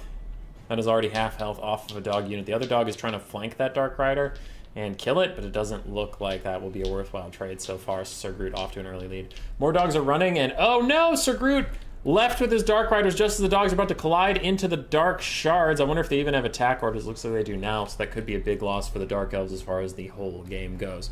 1 Dark Rider is routed while the dogs are getting murdered. And Malice has even joined the fight, but how is this going on the far side? Dogs are not getting a lot of damage onto the Dark Shards, honestly. The Dark Shards with shields do have 24 melee defense, which is so far helping them against the dogs. It's a tough start. It's a tough start for the Vampire Coast, throwing their dogs like that. I've done that too, though. I've overestimated dogs a lot. My money is on buying a pizza McRightface. That's fair. That's fair, man. Early Damned Knights Errant summon, not patient enough with that one, because they're going to spend a lot of their summon time running forward, and sure, they'll do some okay damage to the Bleak Swords, but you're not worried about the Bleak Swords. Like, you have tons of stuff to deal with the Bleak Swords. You needed the Damned Knights Errant to take out the Scourge Runner Chariots or the Dark Shards. So this is looking real bad for the Vampire Coast, in my opinion, right now. They lost all their dogs, and they burned their Damned Knights Errant summon early on in the game, and they're currently down in 2-1. So I think that's brutal. We'll see what happens now. Animated Hulks are running off. And the Dark Elves are feeling okay. Morngulls are running up. It looks like they're going to fight Dread Spears. They definitely want to fight either Bleak Swords or the Dark Shards. They don't really want to fight Dread Spears, so now they're just walking away slowly, patiently, calmly. Damn Knights Errant did fly into the back line. They're now cutting down Bleak Swords and Blackheart Corsairs and doing honestly pretty good damage, just not against targets that they need to do the good damage versus. Animated Hulks are screening out Dark Riders, but they realize they're being taken on a bit of a ride and they are going to come home. Damn Knights Errant are gone. Dark Shards can now fire into the Animated Hulks relatively uncontested. They're firing through trees, so a couple of their arrows will get caught in the trunks, but overall they're going to be able to rain hellfire upon these poor bloaty boys. Depth Guard polearms do need to move up, so do the Morgul Haunters and the Animated Hulk. Celestia is getting targeted by Malice Darkblade, but he doesn't actually have magic damage, so our physical resist will help her a bit here. Another Overcast hurts the Vampire Fleet Captain of Vampires, but she does get her pistol summon out. I wonder what she's going to shoot at in the first place. Vampire Ghost catching up a little bit on the damage value as the melee has been struck. And some of the Scourge Runner Chariots staying in melee for a bit too long with all of these polearms. Deckhand Mob, Depth Guard, or Animated Hulk. Does not matter. Malice has not found a home yet either. He's just kind of wandering around lost. Lost in the sea of wonder and hormones. Meanwhile, we have some AFK polearms that need to push forward and harass the Dark Shards with shields a little bit more. Or something, because those Animated Hulks are taking a ton of damage. But damage value has evened about up. We lost an entire Scourge Runner on the far side to these Halberds. And more Dark Riders going to charge downhill and trying to punish them, but these are Halberds we're talking about, ladies and gentlemen. Malice plows into the Fleet Captain of Vampires, and he is going to do good damage on her if he can even connect. But she does have Taunt on him, lowering his speed, melee defense, and armor. That doesn't stop him from hurting her, but it does slow him down a little bit. Who dares ping me? What the fuck? Is it about this game? Nope. Check it later. Okay. Vampire Fleet Captain gets away as Animated Hulks and Pistols save her a little bit. Meanwhile, the Dark Elves are going to throw out a Pit of Shades onto the Depth Guard polearms. Does okay damage, though it is going to seal the fate of those Blackheart Corsairs. And maybe if the Depth Guard with polearms can survive this Pit of Shades, they can maybe get an invocation to heck onto them. Meanwhile, Morwind's magic is going towards summons.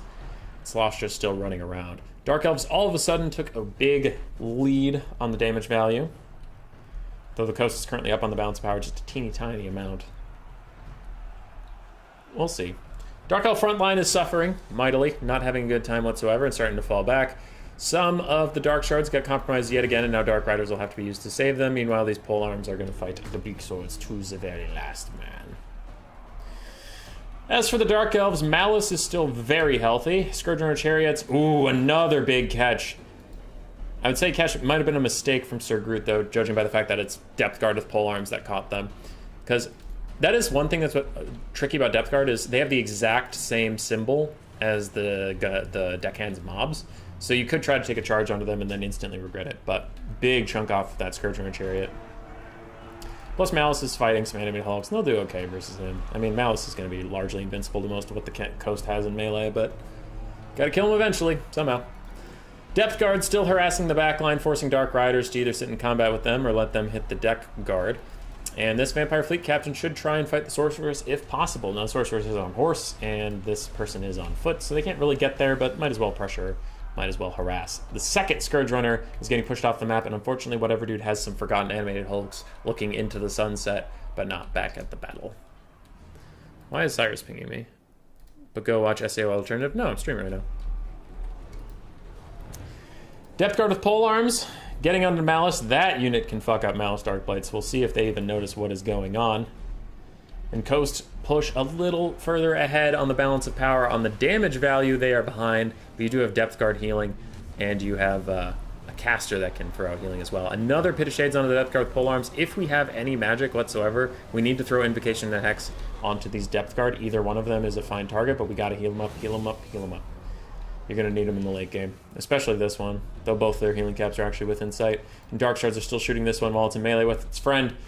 But more zombies! This one's a summon, are trying to stop those Dark Shards from shooting.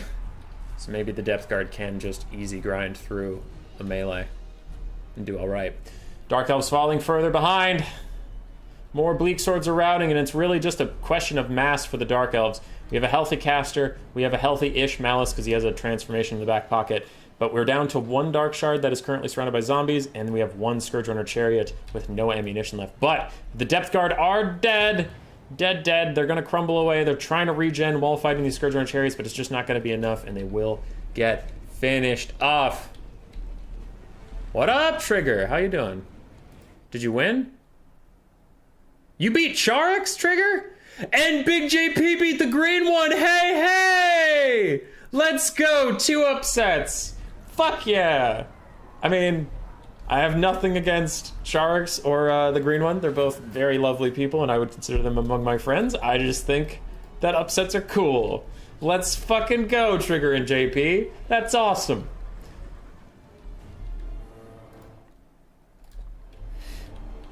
Anyway. Alrighty.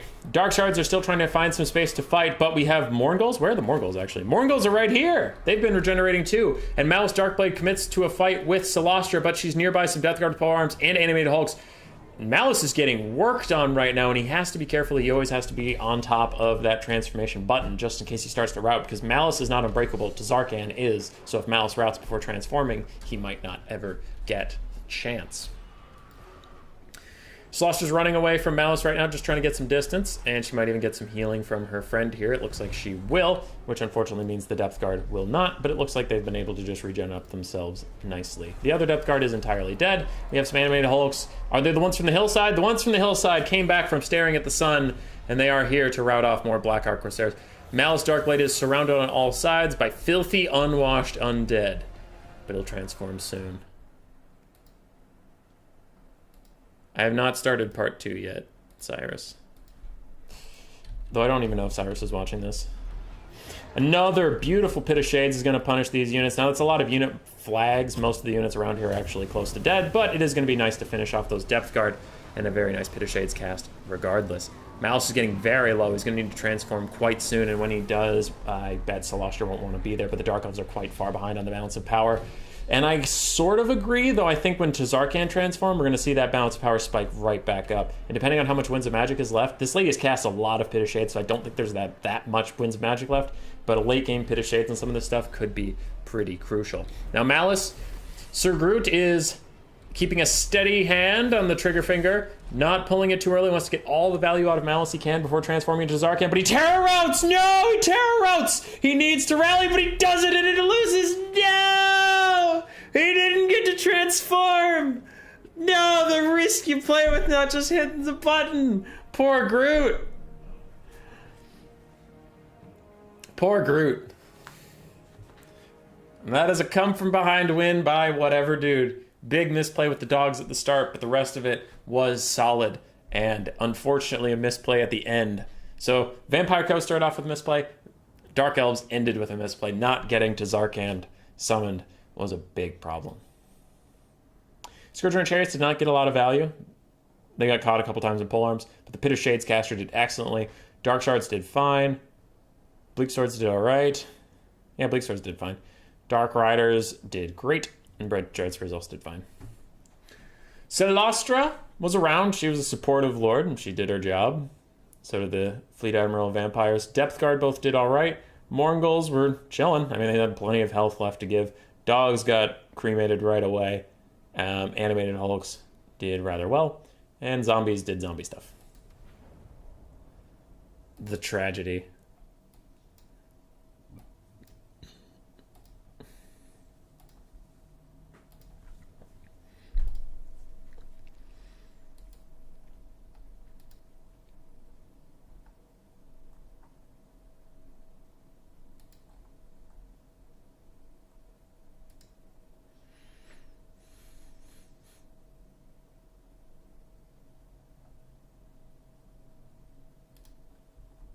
Okay, I'll read that later. I got a message about the Warhammer World Cup, which I'm helping with, but I'll have to... It's a big scheduling thing, so I'll read it later.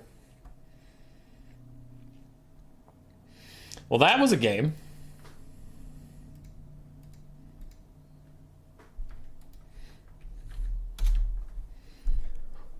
Bim bam boom. And did I not at the start say, fuck it, I think the Vampire Coast are going to win? I did. I did, and you people... not believe me. No. You were wrong!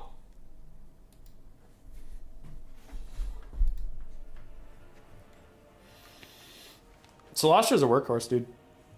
If they don't have anything to actually shut her down, she can prove to be rather tanky. And then she does have 100% armor piercing in her attacks, because she's ethereal. She can catch you off guard. She can catch you napping. I have a bunch of things. What the frick?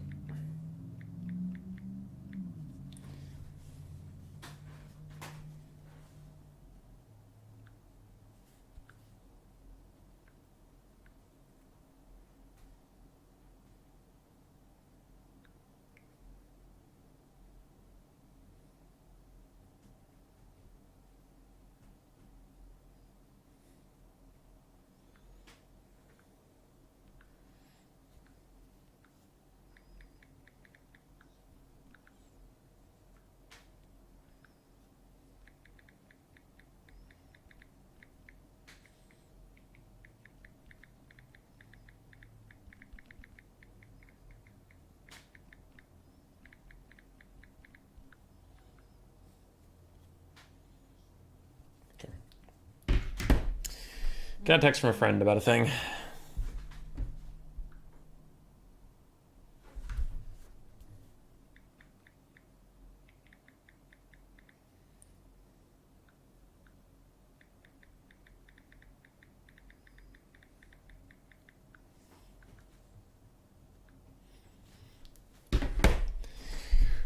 All right.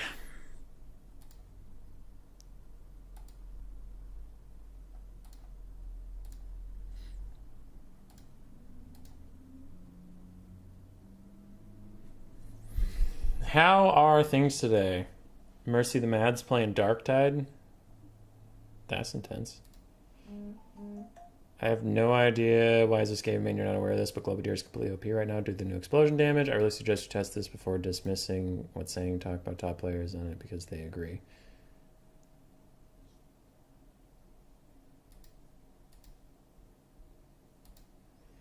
I mean, it depends. I've seen plenty of games where globes get no value and get wrecked. They also hurt your own units. They are strong, but not OP.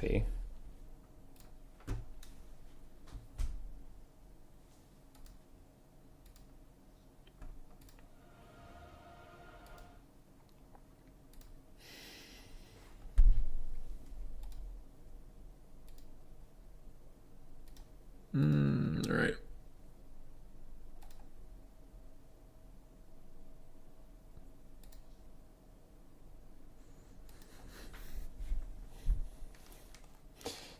Anybody watching Worlds right now for League of Legends? Is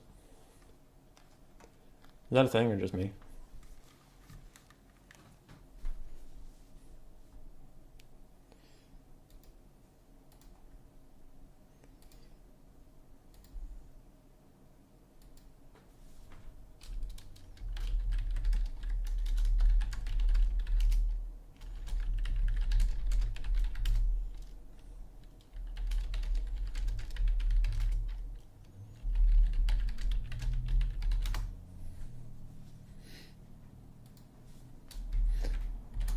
Got him.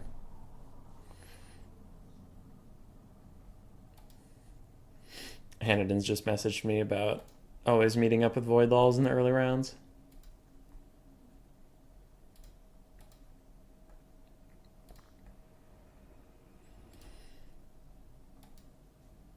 We're having a good long think here on pick and ban, apparently.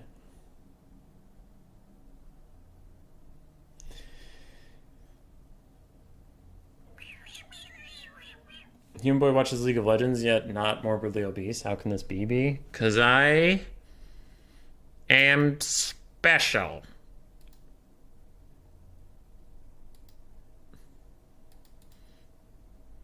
Whatever dude went Tomb King, Skaven, and Norsca ban Grand Cathay.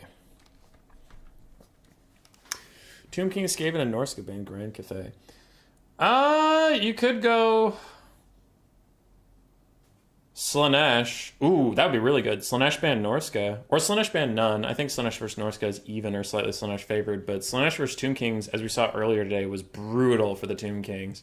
And then Slaanesh versus Skaven is super good for Slaanesh. So, yeah, I think that would be correct if Sir Groot plays Slaanesh. Is pick them.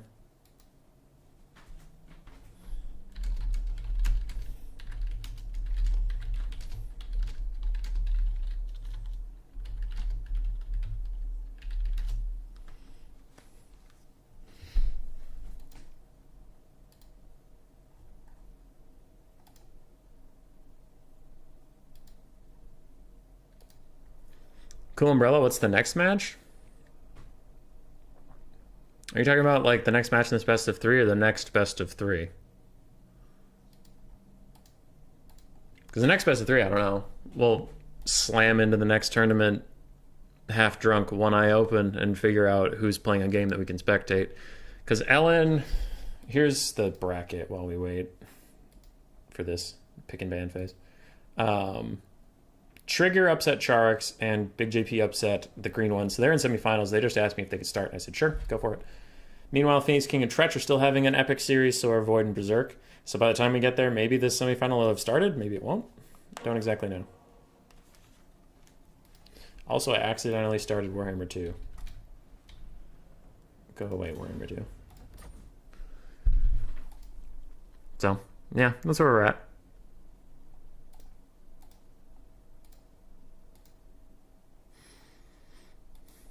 Now Sir Groot is taking Vampire Coast, and he removed the Skaven. So between Norsca and Tomb Kings...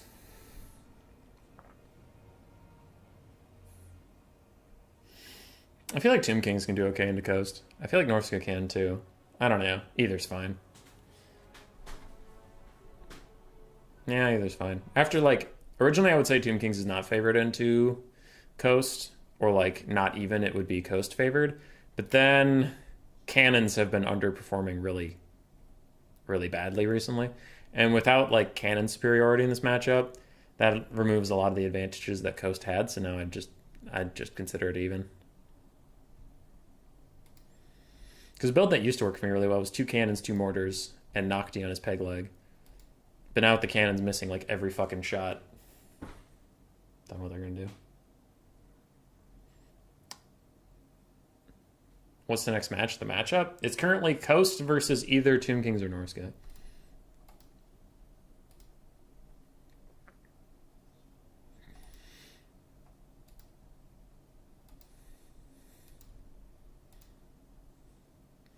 I like Tomb Kings into Coast. Yeah, that's fair. I had one build that I really liked back in the day, but like I said, with cannons underperforming right now, the build's kind of fucked.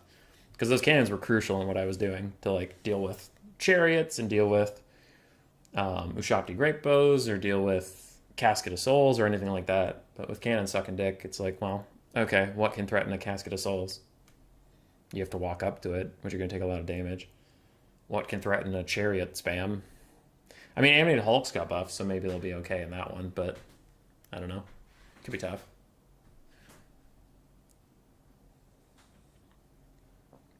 I don't think it's Tomb King's favorite. I just think it's probably even these days. Probably.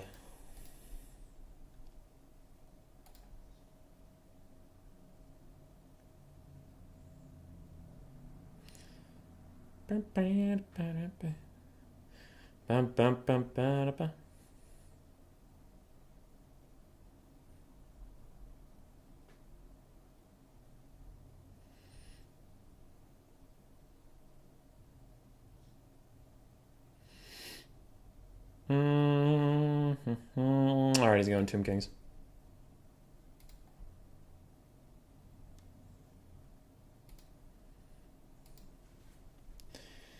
Tomb Kings of Nehekara.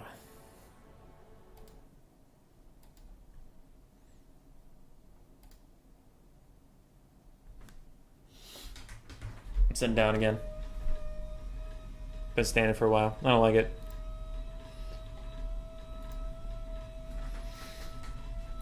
Oi.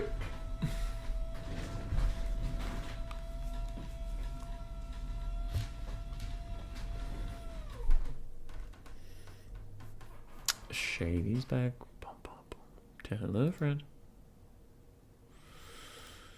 Guess who's back? Guess who's back?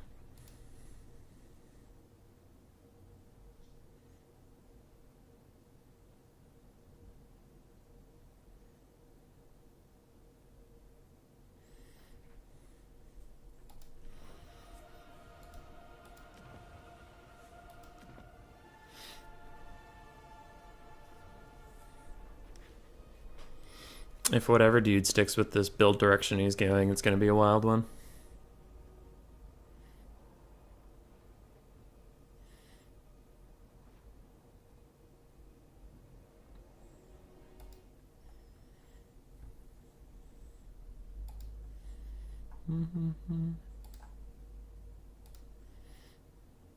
Void versus Berserk and Phoenix King versus Tzeentch is taking a very long time. I hope they're alright.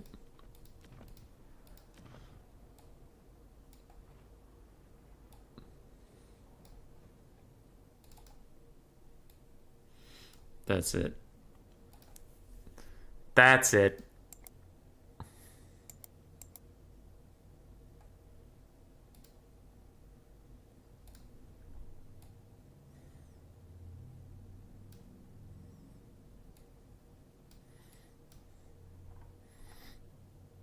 We need something to do during these long ass load phases.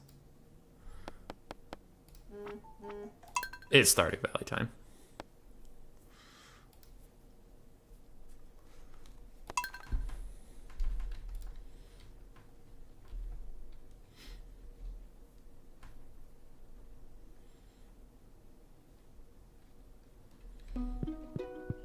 Oh, I get a little boat.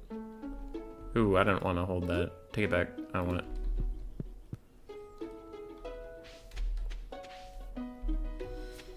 Oh, I don't have to water all my crops. This game sucks.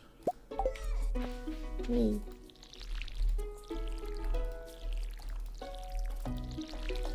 know, the most fucked up thing is when Grace and I first started dating, she told me about how great this game was, and she played it all the time and stuff. And then she convinced me to get it, so I got it. And then she said, oh, I'm a little burnt out on it right now. I played a lot of it, and she did. She played like thousands of hours of this game. I was like, oh, okay, cool. And then she'll still start new campaigns with her sister like every other week, and they still play it at least twice a week. And I'm like, what? I thought you were burnt out. And she's like, oh, well, like, it's a game my sister and I have always played, and we really like playing it, and like, we're gonna keep doing that. And I'm like, oh, okay. So, fuck me then. Yeah. I didn't kill all my crops, but I still got that thing. So that made me sad.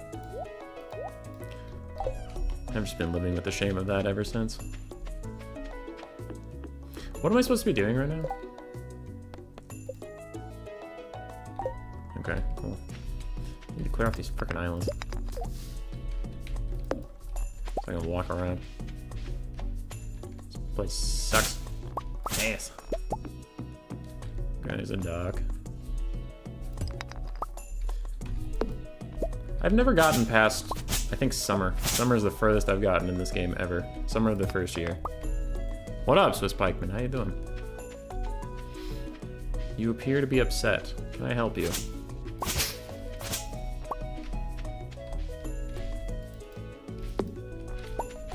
I'm now playing the superior game, Stardew Valley. Mostly because the players are taking a long time with their builds and shit.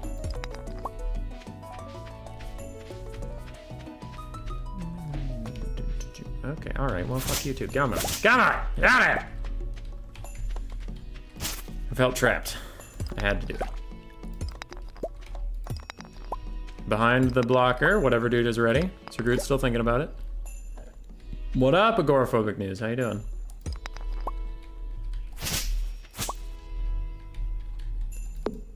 Boop, boop. Just trying to make our farm nice. That's all we want. Spend all my energy doing that, and then I always have to go to bed. And if you're playing co-op, by the way, you can lay in your bed and get energy back slowly by taking a nap. You can't do that in single player, which is bullshit.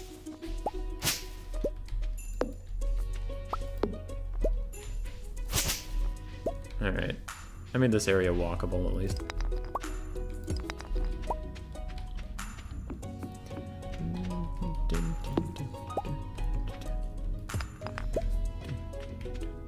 Should we expect something big from the next patch? I don't know if we should expect it, but we should really hope for it. I don't see why they wouldn't. It'd be kind of dumb not to, but CA is not always the most logical of entities. Okay. That pause time is the... Hey, when I click off of you, you are supposed to shush. There you go. We're into the game. Let's go. Boop. Boop.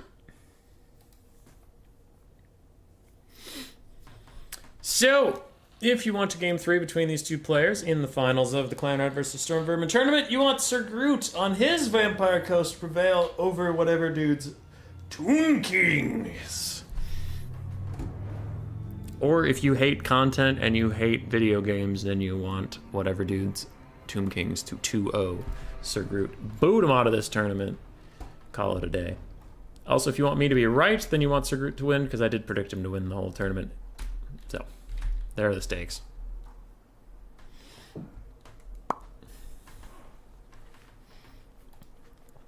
I hope the next patch will be good. It's also nice as I have the next... Well, I work today and tomorrow, and then I have the next 2 weeks off of work just to chill. So I'll be around, stream some stuff, run some fun tourneys. We're doing a faction war next week. That'll be fun. Nerfs to all the major culprits probably. Turin has been harping about them in series long enough. Otherwise, nothing major. We'll see. Whatever, dude. Did he stick with it? Yeah, he has double Casket of Souls. That's really funny. Alright, we'll see if Sir Groot has anything to stop this. It doesn't look like it, though. He has double mortars. So we'll cast the Tomb Kings first. They're closer to being more set up. We have 4 Nehekar Horsemen, 2 Shopdu Great Bows, 2 Casket of Souls, 2 Carrion in the Sky, and a front line of Skeleton Warriors plus Skeleton Spearmen. Ark in the Black on his Chariot with only Spirit Leech as a spell. We have a Necrotect with Restore to heal up either the Ushapti or the Casket of Souls. Is Casket of Souls even a construct? They aren't. So those could only heal the Ushapti Great Bows. Or the birds? Are carrion constructs? Carrion are not constructs. So yeah, the only things that can heal is the Ushapti Great Bows. I would have assumed it could heal the Casket of Souls, but apparently not. On the other side, for Sir Groot, he has 2 mortars, a bunch of pistol mobs, 5 pistol mobs it looks like, 2 bombers, some deckhand mobs with pole arms, and depth guard with pole arms. How many?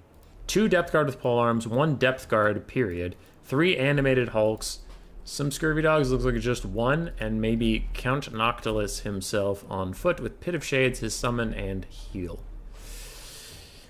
I am worried for the Vampire Coast. This is brutal. The double Casket of Souls plus the Ushapti should make mincemeat out of the mortars and the depth guard without any issue whatsoever, and the mortars have nothing to shoot at besides basic-ass skellies. Not even skelly archers.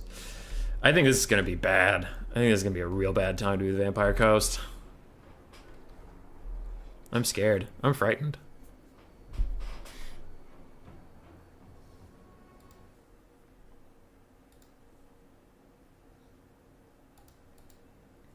Oof.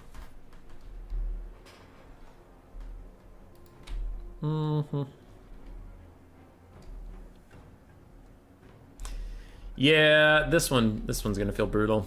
Because with 2 Carrion and 4 Nehekar Horsemen, they also have an advantage in the mobile games. The only thing Coast have going for them is if they realize right away that they're mega fucked in that sense, and they just walk forward, and they blitz these, like, 6 Skeleton Spearmen and Skeletal Warriors with all of their stuff, use the Bombers to clear them out, run through with animated hulks, and then just get onto the Ushapti. I think that's a tall task to ask of them, but it's probably the only way they win this game. If they just abandon the mortars right away.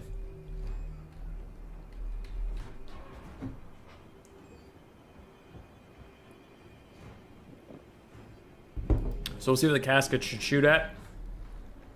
Probably take out the bombers and the depth guard. Just let the mortars shoot. Who gives a shit about them? Kill them with Ushapti, but I wouldn't waste your Casket of Souls time fighting them. Casket of Souls aren't great at counter-firing against enemy artillery.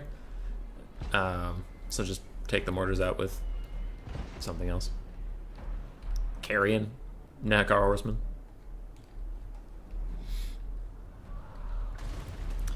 More fire. One of the Casks of Souls firing at the mortars. Makes me the biggest sad. And Arkin's rolling on his chariot. Should probably throw any Spirit Leeches he has at Count Noctilus and just get it started early. Really drain down that guy. Take him out. Start off right, but we got a counterfire Wraithstorm, and now Casket of Souls are still trying to countershoot the mortars. I'm doing alright. Arkin did not enjoy getting Wraithstormed, though.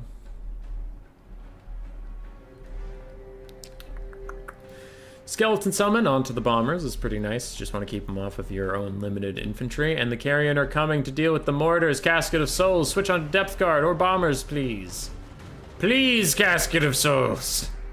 Stop firing at the mortars that are already going to get taken care of by some of your mobility elements. I have a textile check later. Both Carrion are diving on the mortar that's not being shot at. That's smart in its own capacity because you don't want to friendly fire all your Carrion, though I still just don't think that this mortar should be getting shot at all. So, difference of opinion there. Because your Casket of Souls are the only things that can take care of the Depth Guard, wherever they are.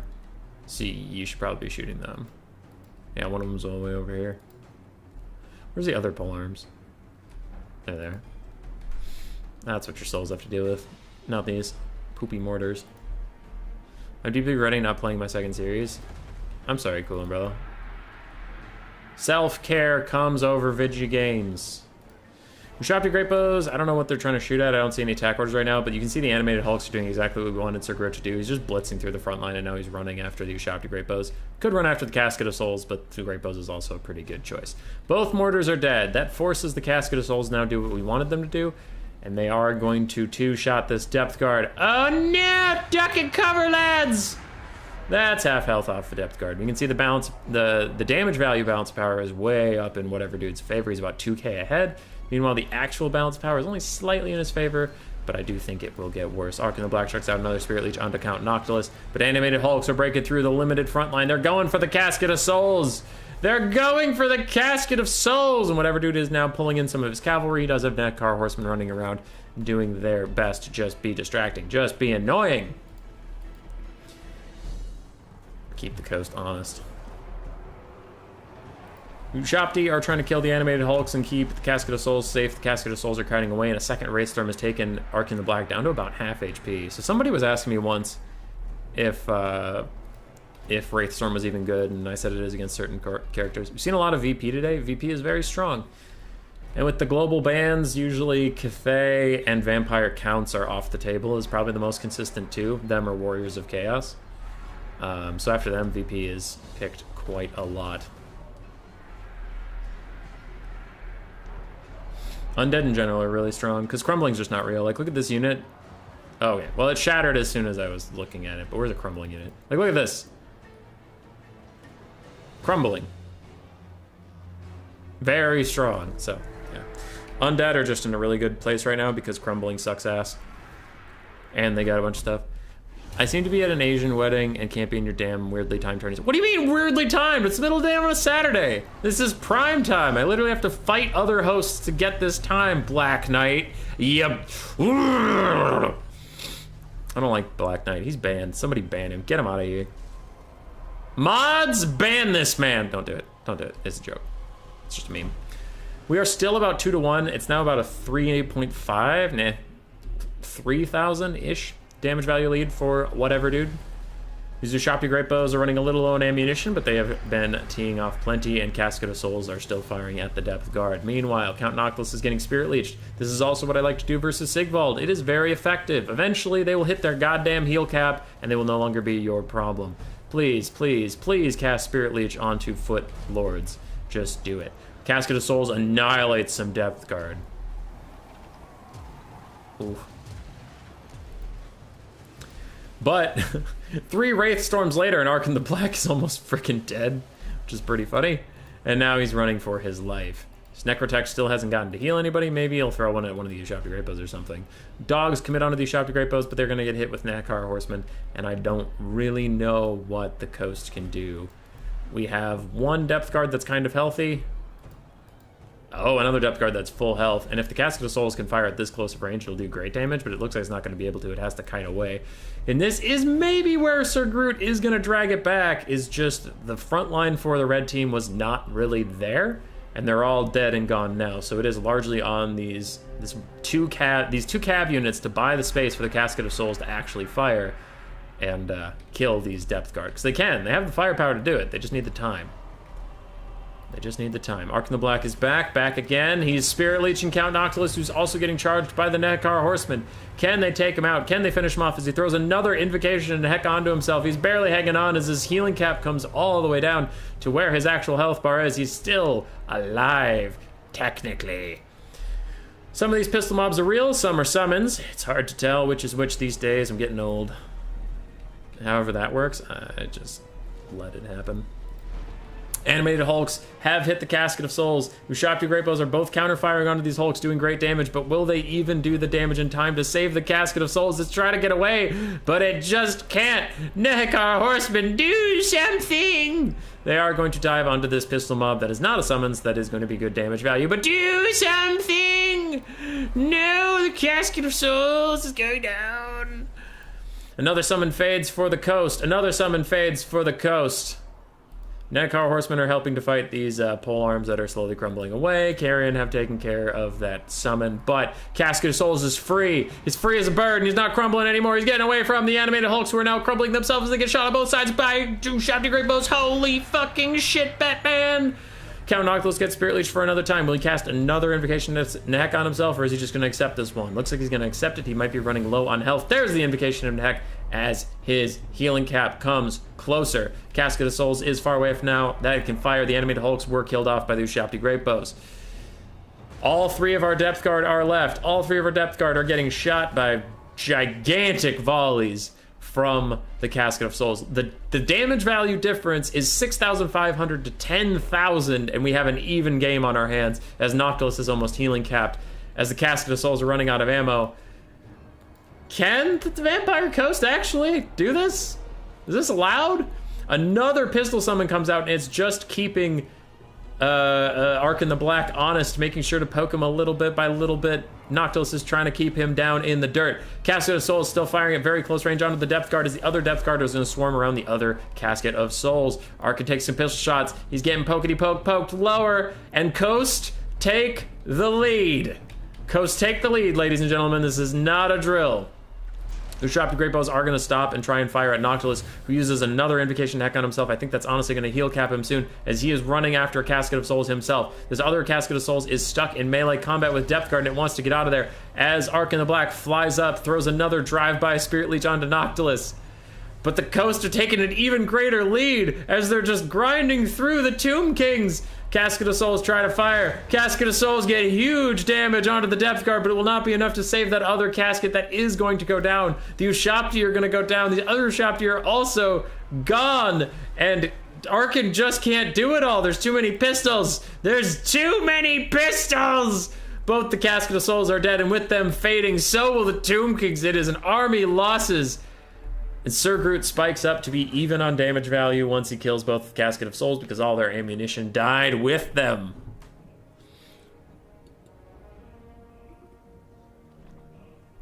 That was very close. That was very close. Depth Guard paying for themselves in spades. Noctilus also eating a ton of Spirit Leeches. His mortars did nothing. Animated Hulks did fine. Dogs got murdered. Bombers got murdered. Pistol mobs did really well overall, considering that they only cost 300. One of them paid for itself twice over. Another one paid for itself. And that was silly. Arkin getting 2,900 value. Casket of Souls not quite paying for themselves, even after firing at Depth Guard, which is a little silly. Great Bows didn't quite get anything. Necrotect, unfortunately, just didn't have anything to do. I think he wanted them to heal the Casket of Souls, but like they aren't constructs technically. Nekar Horseman did surprisingly poorly. Carrion did fine, and the skeleton front line got murdered. But I think if you cut the Necrotect, you could get like 2 more skeletons, and that could make a difference in this game. Because you just need more time. GG. GG.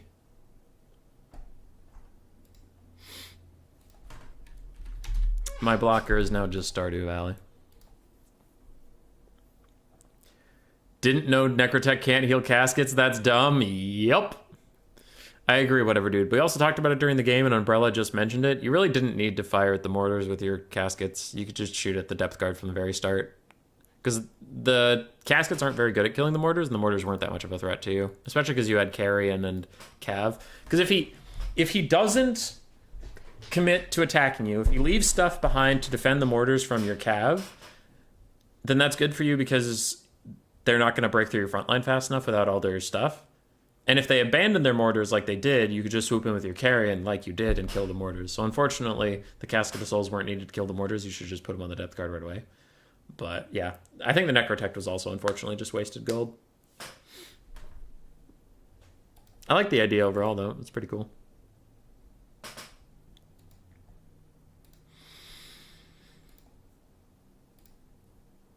In the Chieftain and Grey Seer tournament, Void Lawls has advanced over Berserk, and Tzeentch did advance over the Phoenix King. So we have Void Lawls versus Tzeentch, and Trigger versus Big JP. And as far as this goes, in case you haven't been paying attention, Sir Groot and whatever dude are fighting in the finals. We are on to game 3.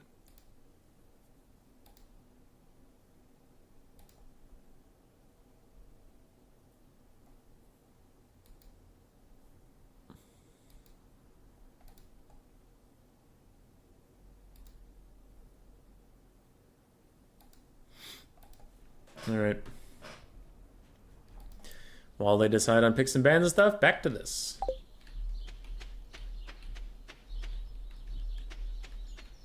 What the hell is all this shit?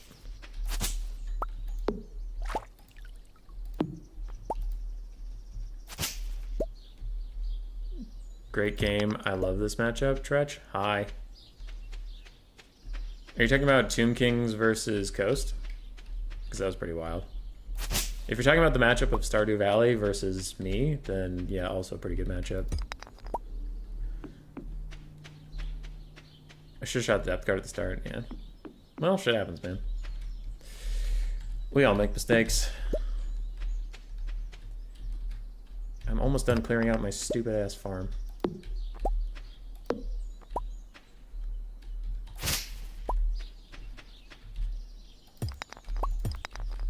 I did the Islands one, and I'm regretting that decision. The Islands map is cool, it's just hard to get to all my shit.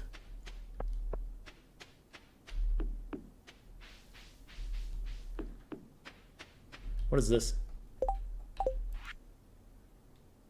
Wait for my return on the dawn of the 3rd year, Grandpa. Oh, that's not ominous at all. Thanks, dead Grandpa. Glad you're coming back. Fucking weird. Alright, did I unlock everything now? Looks like. I don't know how to get to that island. I think that island is unreachable. Yep. Okay, we did all that stuff. How's my energy looking? Not good. I will update you on picks and bans. I have not received any yet, which means the players are thinking.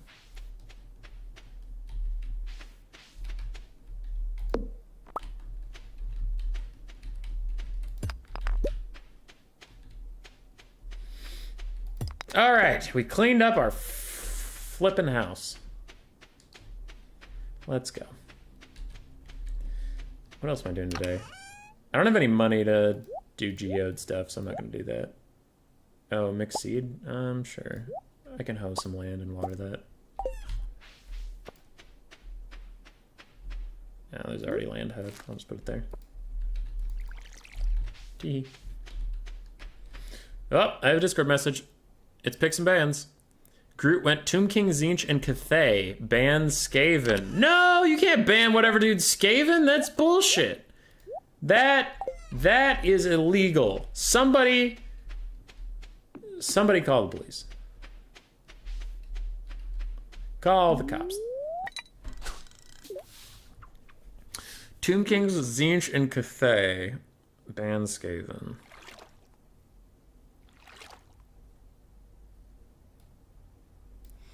I'm gonna say what I always say, and say you should go, well, not you should go, you do whatever you want to do, but a generic player Could go Lizardmen ban Tomb Kings. I've had some success of Lizardmen into Cathay. Could also have Dwarves. Dwarves are alright into Tomb Kings. Dwarves are alright into Tzeentch. Dwarves are alright into Cathay. Yeah, so all three of those matchups are fine, and you could just pick whichever one you like least and get rid of it.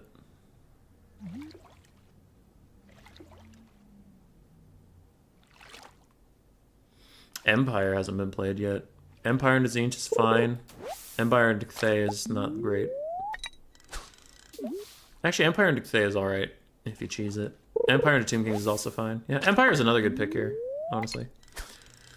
Or Dark Elves. Dark Elves is usually good. Dark Elves into Tomb Kings is fine. Dark Elves into Tzeentch is fine. Dark Elves into Cathay is not great.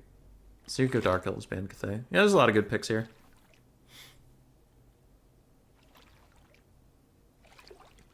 But it depends on what factions whatever dude's good at.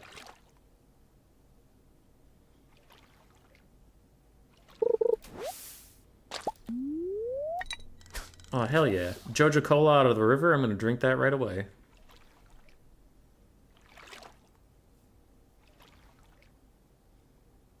Go Dark Elves, ban Grand Cathay. Yeah. I've seen a lot of Dark Elves today, though. Dark Elves are poop.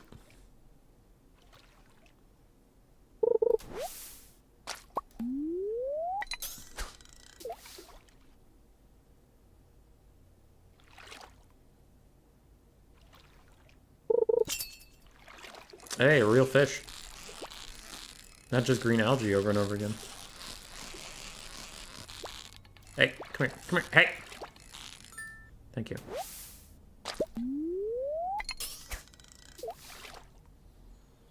I'm a fishing pro.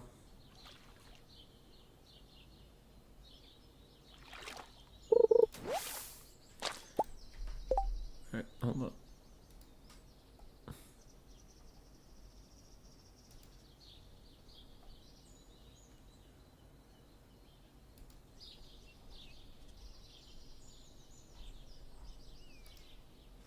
Okay, I have 2 pings now about Warhammer World Cup. I will read them later. Ogres ban Tomb Kings? What does that leave? Cathay and Tzeentch? I think, I don't know, I've had struggles with Tzeentch versus Ogres before Mortal Empires came out, with like Blue fire spam just killing my lord no matter who it was. So if you're gonna go Ogres, I don't know why you're scared of Tomb Kings. Maybe you could enlighten me, but I feel like Ogres would do okay into Tomb Kings. As okay as Ogres do into other stuff, I generally think they're a weak faction right now, but as far as matchups go, I'd rather fight Tomb Kings than Tzeentch, personally. Ogres into Dark Elves I also feel is pretty bad. But wait, what was the actual third thing? It wasn't Dark Elves. It was Tzeentch, Tomb Kings, and Grand Cathay. Ogres into Cathay is alright. The best way to play it is really, like, annoying. It's just not fun to play as or play against, but it's the 2 Scrap Launchers Iron Blaster kite. It's really tedious, so I don't know if they want to play it. We'll see. Doesn't make it not a good decision, it just might not be. It's hard to practice the shit matchups because they're so shit that it's not fun to practice them, and a lot of practice comes in for fun games, and then you try hard in tournaments. So it's hard to, like, get a friend together and practice fucking Cathay Ogres, and then Ogres just kite you forever, and you're like, this is fun, I'm glad I'm friends with whoever's making me do this.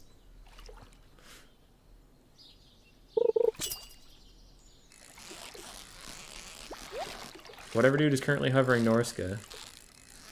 I want that prize, fishy. Go up. Go up, fishy.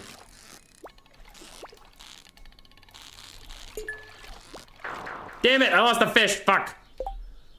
How about some Dowie? Ooh, Dowie could actually be alright. Whatever dude went Norsca, remove Grand Cathay. So it's Tomb Kings or Tzeentch into Norsca. Tzeentch is probably better, and Sir Groot hovers it immediately.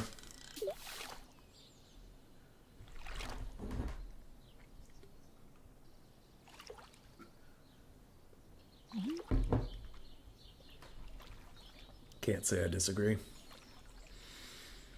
As for this matchup, Blue Fire Spam's pretty good. As much as I hate to say it, 4 Marauder Horsemen of Tzeentch against Skinwolves can do alright, plus their shields do okay. Maybe a Chaos Knight of Tzeentch for some heavy cav to counter charge anything that does stuff. I'm gonna drink my Jojo Cola. Because I'm tired and it's not even 7 p.m., so I'm just gonna do that and then keep fishing. A couple Blue Horrors is alright. Forsaken and Spawn frontline with a couple Marauders mixed in is probably pretty good. Yeah, Marauder Spears. What sucks is I'm not the best Tzeentch player, because they're very expensive and I have a hard time building their armies without running out of money. As for Norsca, I think your usual is probably still pretty safe.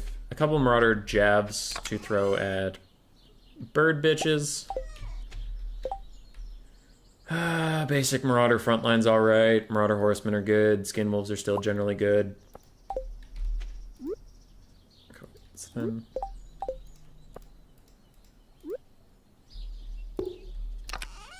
Turn you blue. You're my fishing one now.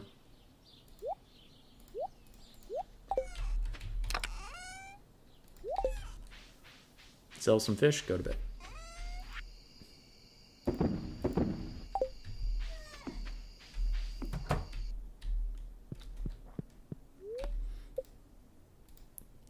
$8 p.m. Ooh, Groot went Tomb Kings. Alright, Tomb Kings into Norsca then. That's fine. Ushabti Greatbows are pretty good. Nadkar Horsemen are pretty good here.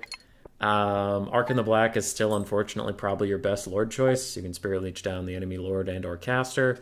It's still quite strong. Skeleton frontline, maybe some Tomb Guard will do alright. But I worry that the Tomb Kings frontline is just going to crumble in front of the Norsca one.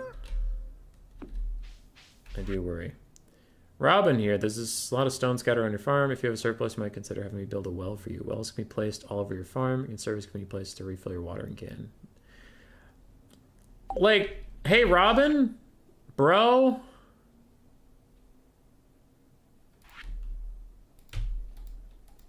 Robin, I live in a goddamn marsh. I don't have any issues with water. If anything, there's too much water. Seek help. I'm very surprised with the Tomb Kings pick. I also am. Hey, I got fucking parsnips. Let's go, dude. Yeah. Oh, parsnips. Look at them all. Look at all these parsnips. Oh, so many parsnips. Let's go. Parsnips. I am very poor. I need to not be poor anymore. Yeah, I got 100 gold. Raising animals, build a coop. Okay. Advancement. Reach farming level 1 and craft a scarecrow. I'll try.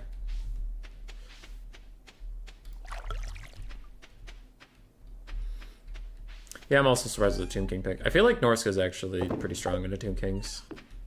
I don't know. I could be wrong. Is this a Dowie match? No. It's just Tomb Kings versus Norsca.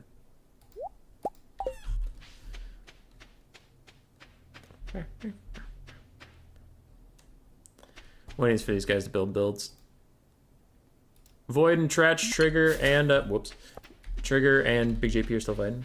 Comes back to stream. Here's you on my screen. Yeah, I got some parsnips. Fuck yeah, I got some parsnips. You're just jealous. Just jealous of my parsnips. What did I come back to? I'm using Stardew Valley as my blocker.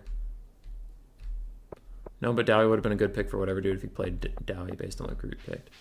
I think Tzeentch into Dwarves is pretty even. I don't know. I've only played it twice and I won it both times with Village, the Curseling. That guy rocks in that matchup specifically. Okay, that's fun. Isn't this like a bounty board? Isn't there supposed to be like quests for me or something? Whatever, this game sucks.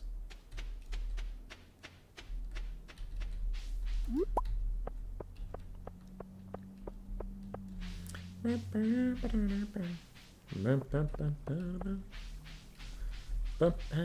gonna fish in the ocean. Ocean's cooler.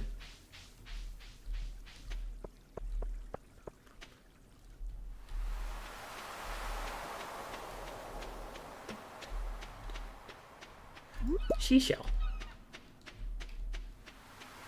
No lizards today? Yeah, strangely. I don't think lizards are bad. I think in land battles they're pretty solidly mid-tier or higher. But nobody believes them.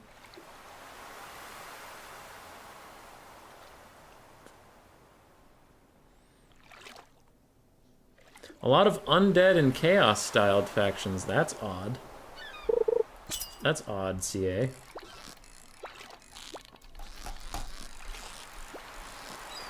Maybe a little less chaos and maybe a little less undead, CA. Maybe nerf those in your upcoming patch. I boycotted your games? Of course I did.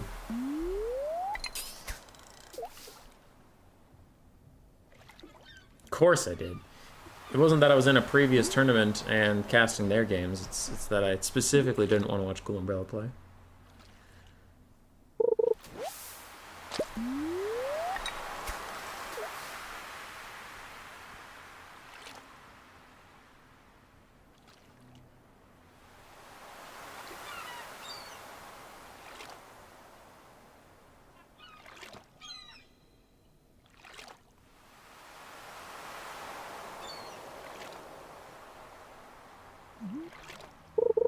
There we go. So your Groot's ready in the background.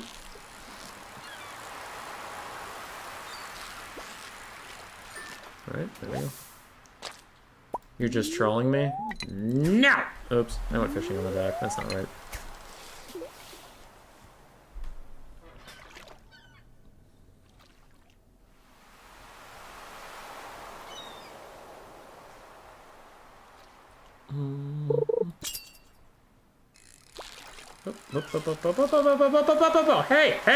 Hey, calm down. Calm down, little buddy. Alright, this is a bitch of a fish. Hey, it's another halibut. Alright, apparently fuck halibuts. I don't even know if halibuts are good. I gotta hope they are.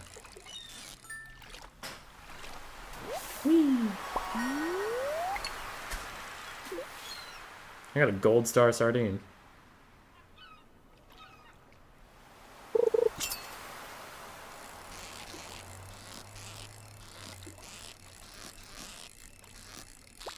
Hey! You stay there! Hey! Stop it! Hey! Stay there, good boy. Let me go check and see if the mine is unlocked yet. Hey, Elliot. Bye, Elliot.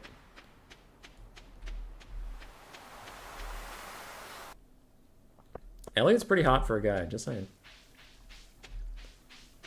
Oh, the players are ready? I actually have to do my real job? Well, this sucks. Alright, let's go. Not that. Let's get those back up there. Stardew Valley, there we go. Go away, Stardew Valley.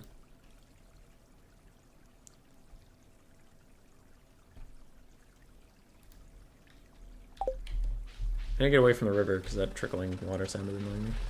Oh, being next to an engine doesn't help either. There we go. This is the last game of the Clan Rat and Storm Vermin tournament. No matter who wins this, they win it all.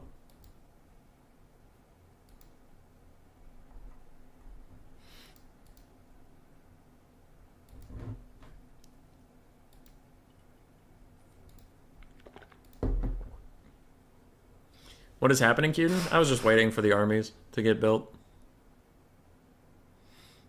Throg? Hopefully we get some Throg.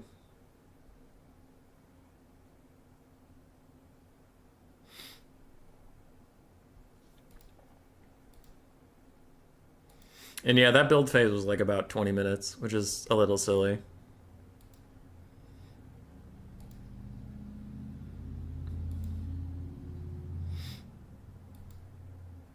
Well, it's the last game of the series. Not worth really yelling about it now, but in the future, probably put a time limit on such things. Alright, for Norsca, 4 Marauder Horsemasters, Throg the Troll King, a front line of Marauders plus Marauder Berserkers. 4 Marauder Berserkers, 2 Marauders, actually. 3 Marauders, 4 Marauders. Some of them were just deployed back in a weird way. We have triple javelin throwers, 1 Shaman Sorcerer of Death with just Spirit Leech. I did mention Throg, the former Horsemaster, so that's the whole build. And the whole build from Norsca is just walk at you and grind you to dust. On the other side, we have Ark in the Black, also with Spirit Leech, and he is in fact on his horsey horse. We have some Nehekara Horsemen, Tomb Guard with Halberds and Tomb Guard. Nehekara Warriors on the front line, and Tomb Guard. Wow, no basic skellies. No, 1 basic skelly in the far back. We have a Screaming Skull Catapult, double Ushapti Greatbow, and an Eyes of the Desert Sparkle Stalker. No Fireball or Burning Head. It is a wild time indeed. That's a small Tomb Kings build. That is a small Tomb Kings build. They're gonna get swamped. There's no blob punishment spells either on Ark, just Spirit Leech. I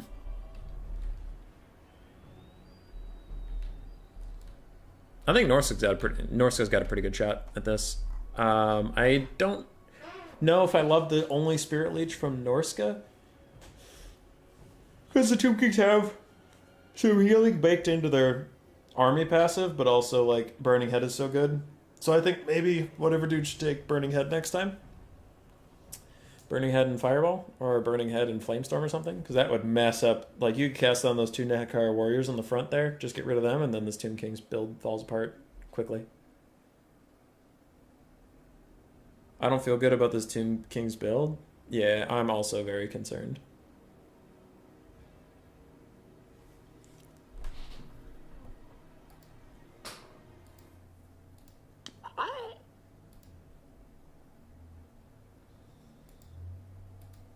If the Berserkers don't get shot, this is going to be a massacre. Yeah, but get shot by what? There's 2 Ushapti Greatbows and a catapult. Like, there's nothing to really DPS them that hard. Does Throg have his breath attack? He does not. I mean, he doesn't know that there's a box sitting there, but if he knew this was a box build, breath attack from Throg actually can do really good if you can get on the side of some Tomb Guard and go... I'm really favoring the Norskins here. I think they're going to do great. With their skirmish cav and with the 3 jav throwers, if they can get in range of this box, they're just going to pew pew pew all in there. It's going to be wild.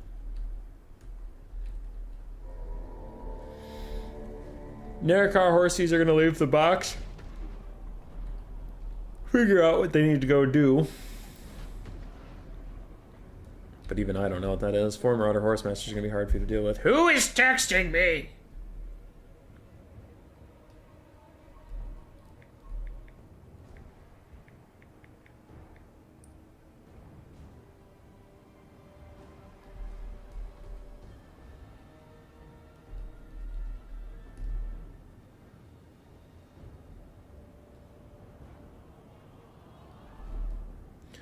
Okay.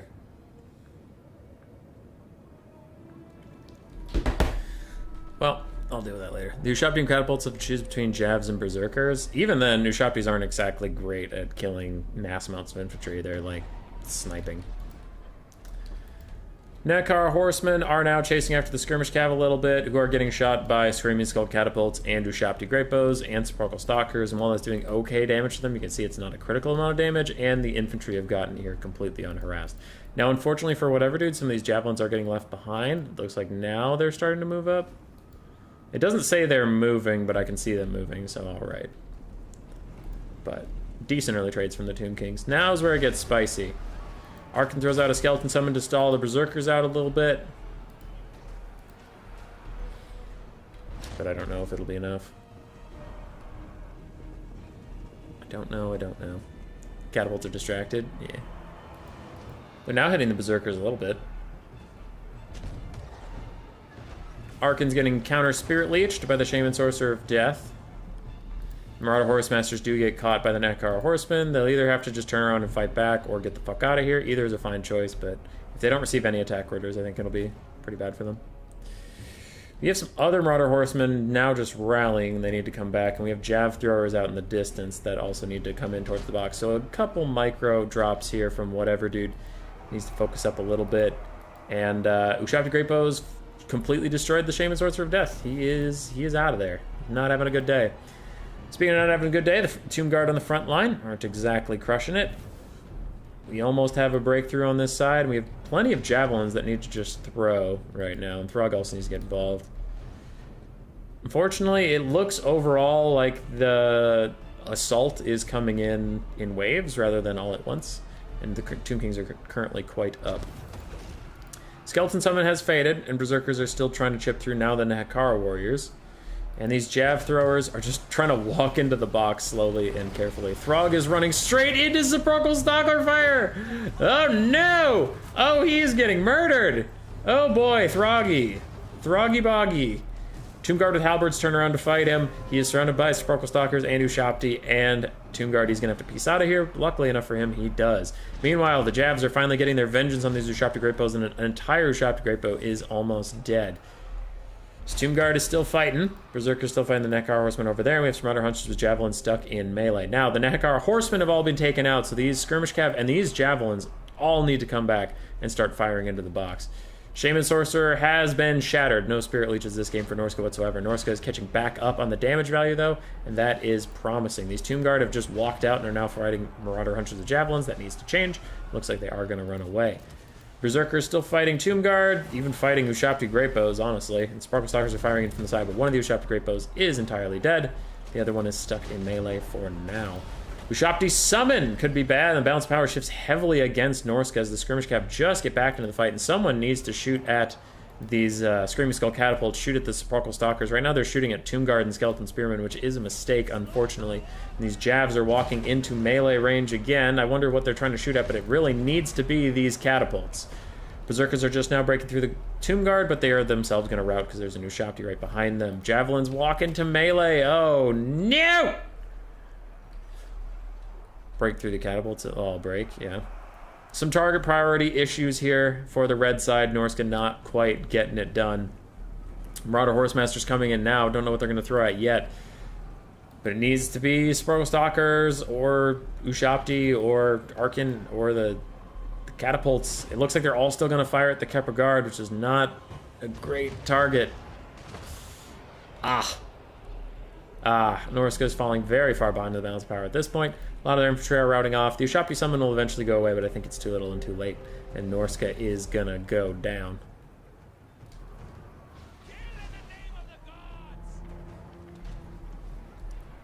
Those Cannibals do jack all. I mean, they're still lowering everybody's leadership. Like, whenever they fire at them, they've been lowering their leadership the whole time. Just dive the catapults, yeah. Also, they were a balance of power sink, causing army losses to come a little bit closer, but unfortunately, like, the Marauder Horsemen, no matter what you think, whether they should shoot the catapults or not, they shouldn't be shooting the Skeleton Spearmen and the Kepler Guard. That just wasn't working. Javelins, too many of the Javelins ended up in melee too often. That was brutal too. So then the melee didn't quite get to do what it wanted to do, and the Shaman Sorcerer just getting sniped out right away was also a problem. Just too many problems happened. Yeah. Rest in peace, Shaman Sorcerer, and then Throg. Tomb Guard did fine. Ushabti Greatbows did well. Nahakara Horsemen both got punked. Scream Skull Catapult did quite well. Seppi Stocks and Arkin were around.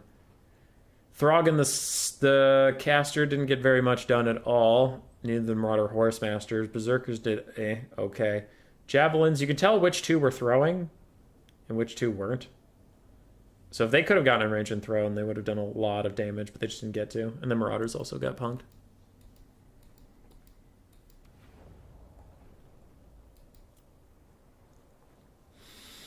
GG. So Sir Groot will win the Clan Rat through Storm Vermin tournament.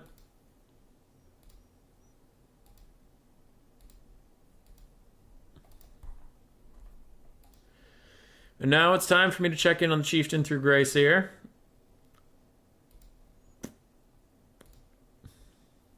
Void and Tzeentch still going.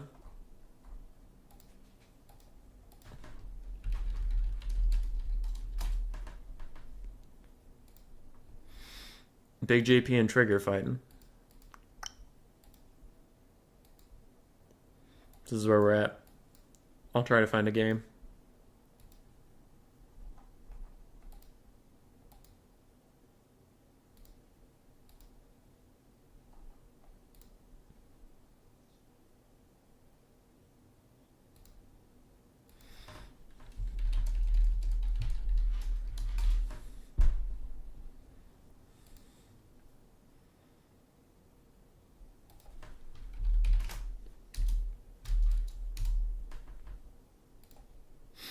Alright. So they're just entering their second game. Let's see where Void and Tzeentch are. I found their game.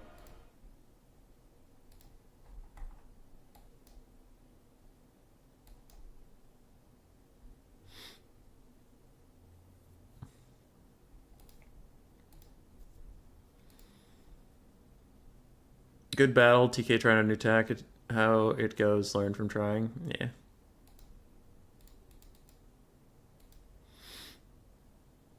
I don't know what the score is here. What are we at?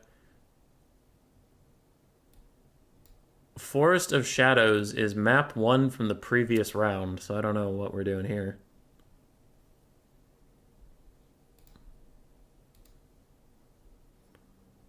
Let's do crime and crash the moon. That's a good meme. That's a good meme.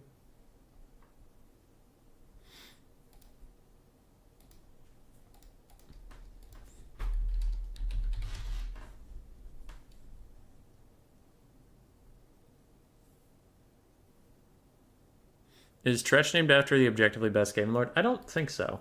I don't think Tzeentch plays a lot of Skaven. Oh, wow. Oh, wow. The score is 0-0. They're just entering their first game after 20 minutes. All right. Okay. Jesus Christ.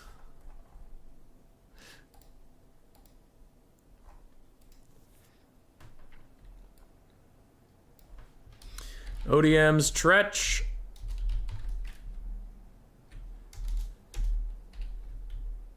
Versus Void Lulls of VM.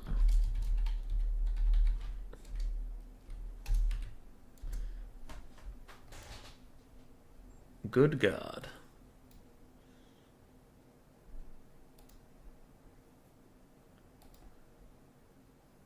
Vermin Lord, Yodawi, advanced army building. Wrong color, but I respect the spirit. Limit 10 army building to 10 minutes. After that's too much. I 100% agree.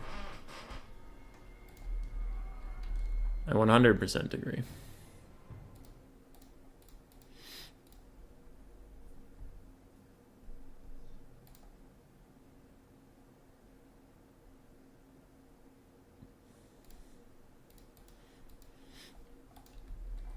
All right. Dwarves versus Vampire Coast. This used to be a Vampire Coast bad matchup. Dwarves would win it pretty handedly, but then they got buffs. They got undead buffs, leadership buffs, healing buffs, Sirene's rework buffs, depth guard buffs. So, yeah, it got changed a little bit. For Void, we have deck drummers with bombers, fell bats, bomber bats, the Salt Lord Scuddler bomber bats with armor sundering. Then we have more fell bats. We do have one queen best, some scurvy dogs, a gunnery white on foot with just more ammo for queen best. We have a vampire fleet admiral with pistol, drowned dead, and invocation of the heck.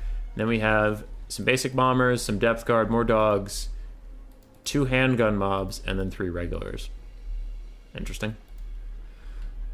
I really didn't deserve to win there. Through the Dark Elf game and the VP game was a mess too. Well, Groots, you pulled it out. What up, Nighthead? On the Dwarven side, we have Belagar Ironhammer. Cheap Footlord, shielded, whatever. I still think Thoric might be better, but maybe he doesn't want to get sniped. Whole bunch of Dwarf Warriors, plus backed up with Miners with Blasting Charges, including the Eckrid's Miners. Then we have Quarrelers, and then we have a deep line of Slayers, Giant Slayers, Slayers, Giant Slayers, and Slayers, and a Dwarf Warrior at the very far back. Pretty simple dwarf build. Walk up, shoot things, kill things. The Queen indeed. The Queen Bess is awfully close to the white line. Queen Bess is awfully close to the white line. We'll see what to do about that as the game progresses, or if it even matters, but that is... that is not 200 meters. So we'll see, because then, like, Void can't really defend it, because if he defends it, then he's white line camping, so he just kind of has to leave it out in the open. I don't know. But it looks like he's moving up now, so I think he's trying to get away from the white line? I don't know. It was risky deployment if you want to avoid a rule break, but we'll see what ends up happening. Dwarves are spreading out by quite a lot, and Quarrelers are now trying to deal with some Bombers. Bombers just wreck the Slayers! Oh my god. Even with the spread out formation, they're just getting fucked up. Jesus. Dwarves need to run into the woods to mitigate the Queen. Yeah, a little bit.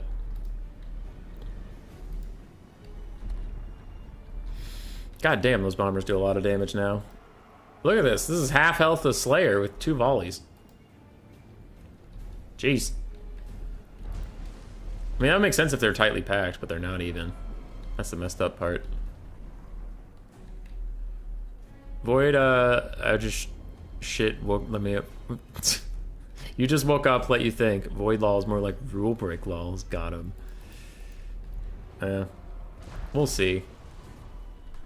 Because he's not defending near the white line. That's where it gets, like, tricky, is he just deployed way over there. And now he's not defending it at all, so you could technically just walk up and kill him, but...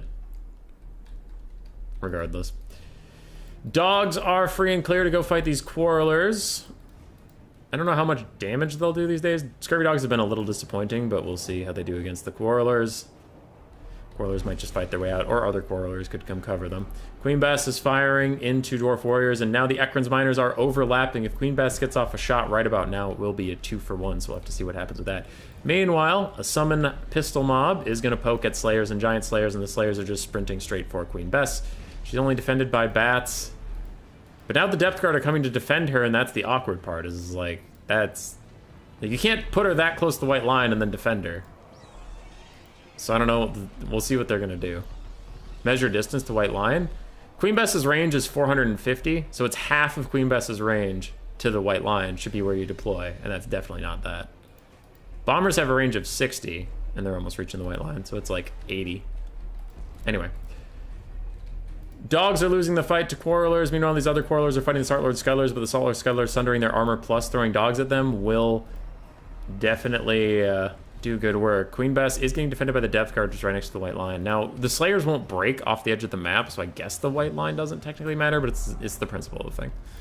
Bats fighting Giant Slayers are losing, and these Slayers got caught up in the Depth Guard. They do need to keep moving. They need to walk over to Queen Bess and finish her off. True to tabletop, whips out Ruler. Yeah. More Slayers and Giant Slayers are trying to get around the back line. Meanwhile, these Dwarf Warriors did manage to catch the Bomber mobs, and a whole bunch of blasting charges are going to hit the Depth Guard. Restart, only fair. Well, technically, if you break the white line... well, is it the... Cuden, is it only the attacking rules we said as an automatic loss, or is it the white line stuff, too? If you aren't allowed to be within 2 meters of white line, that's weird. As long as you don't use it to defend, it's just game limitations. But he is using it to defend. Like, the Depth Guard are here. Since all the maps are tiny. I don't think this map's tiny. Like, there's plenty of places to deploy that wasn't literally on the white line. Come on now. But we'll see. We'll figure it out. Dwarves are still pushing up. Vampire Coast has a hell of a lead, but that could go away rather swiftly as Queen Bess is getting compromised. If she dies, and then all these bombers die, the bomber bats are running out of ammo. And while you do have 3 reloads from this guy, I mean, that's not going to be that many because bomber bats do go through there. They shoot their load rather quickly, I guess you would say. And Depth Guard are getting ground down, so I don't think the dwarves are out of this just yet. So let's figure it out as it goes. Queen Bess is getting chopped apart by the Giant Slayers, but the Giant Slayers themselves are having a bad time with the Depth Guard. I think they'll be able to finish off Queen Bess before they all die, but we'll have to see. Attacking rule only. We talked about white line as well, but there was no decision. Yes, then it would be like a remake. I don't know. We'll see. We'll deal with it when the time comes. Giant Slayers are now dead. They sacrifice themselves to kill Queen Bess, and the dwarves shoot up in the damage value because of killing Queen Bess. What else do the coast even have? We have a wounded-ass Depth Guard, a healthy Depth Guard, a healthy Gunnery White, Bomber Bats that are all out of ammunition, 1 healthy dog unit, and for the dwarves, we have Belagar, very healthy, Dwarf Warriors, and a big healthy pocket over here of more Dwarf Warriors. And guys, it still could be a Vampire Coast defeat. Like, looking around at this, it's all about how much the bomber crews can kill before they're entirely out of ammo. How much reload do we have left? 3 uses still. Sartlord Scuttlers are coming over to get their reload, which they just got, but it doesn't even give them full ammo, it just gives them some. I don't know. We'll see. The depth guard can surely grind through a lot, but I wonder how much Belegar can do. This could be a problem, though. Invocation of the Heck, healing up these two healthy depth guard. Voider's trying to get him healthy for the late game grind.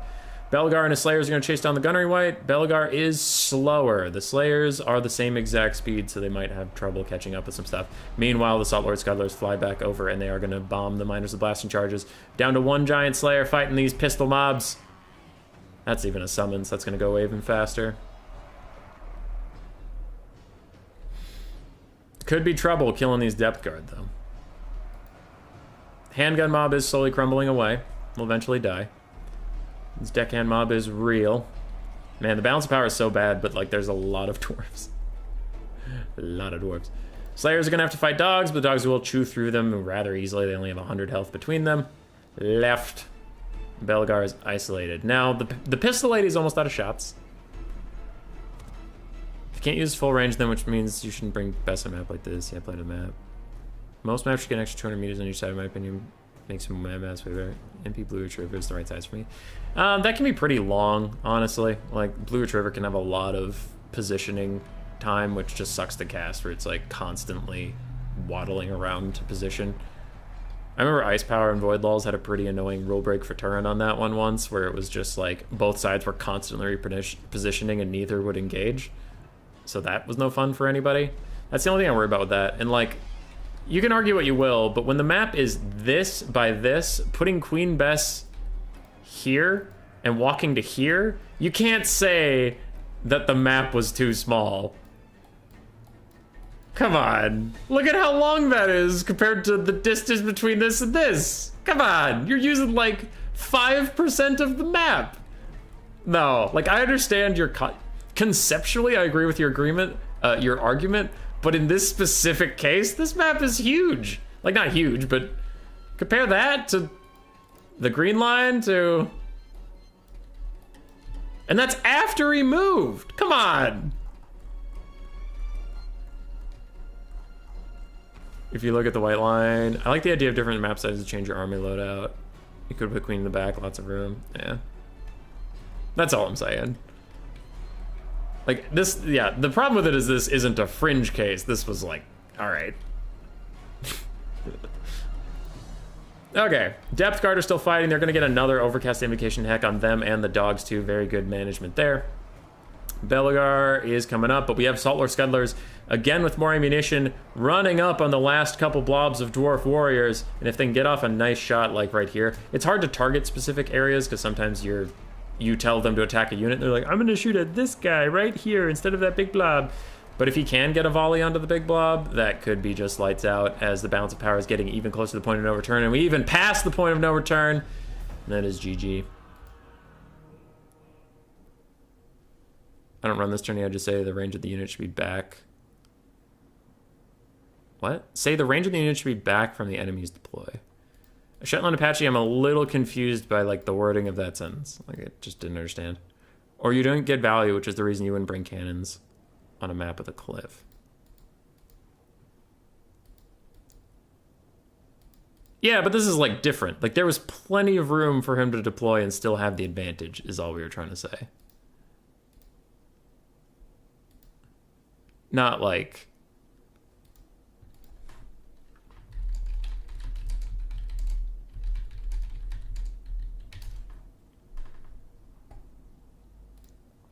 My best range should have to move to get into range. Yeah, and she did. She did have to move. What we're not talking about like whether or not she should have to move, but it's just like her deployment was so close to the white line that if like it was Slayers running up to her, so they're unbreakable. But if you think about it, like think about dog units could try to run up, and then if they broke, they would instantly run off the map, which is me. Okay, Tzeentch doesn't care, so he's fine. Like, it's fine. Tzeentch just said he doesn't really care. The game was lost anyway. So we can move forward.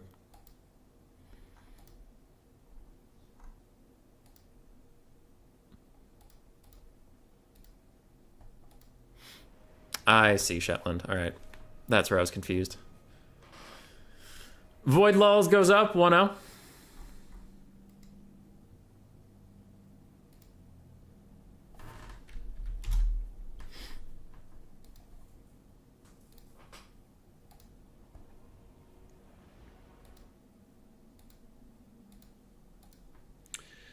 And we'll see how pick and ban goes. Yeah. I'll message the players and just tell them let's have about 10 minutes on pick ban.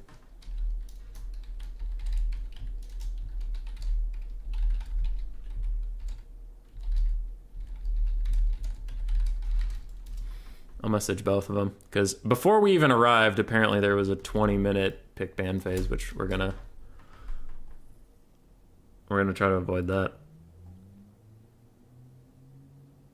because of the white line. Yeah. I mean, if Tzeentch doesn't care, then I don't care.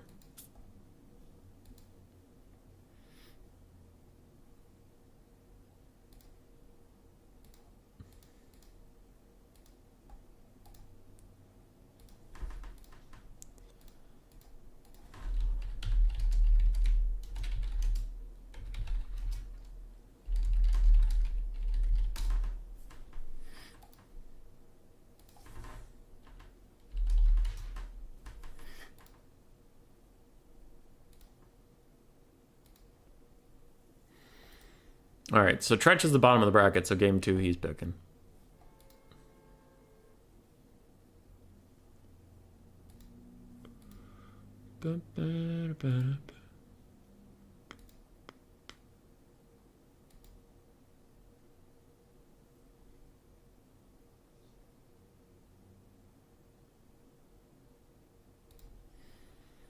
Is there really a time limit for pick bans making armies? It's kind of hard to decide as a newer player.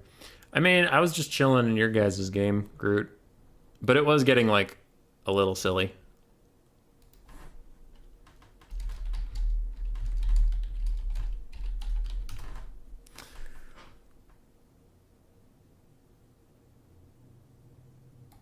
But 20 minutes is a long time.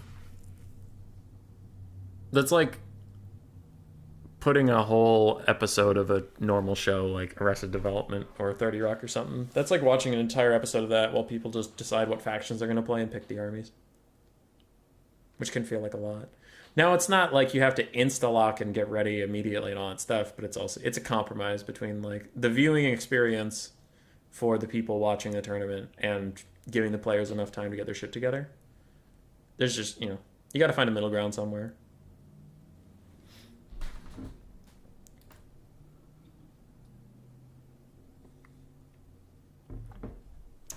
Yeah. I mean, I agree. You don't want to feel rushed, and it sucks to feel rushed and all that stuff. I'm just saying there's a little bit of give and take of like, well, how do we do this without pick and ban? Because if you do, because if every pick and ban takes 20 minutes, like the first pick and ban did between Tzeentch and Voidlaws when we weren't here, think about that. In a best of 3, if it goes to game 3, that is an hour of pick and ban without any in-game time. And that is just too long. Like, that's just not a tenable way we can run a tournament or a stream. So there has to be a cutoff somewhere. Did it really take us 20 minutes, Groots? I think your game 3 took 19 minutes, but the other 2 games were all right. But Tzeentch and Void had a 20-minute pick ban before I showed up.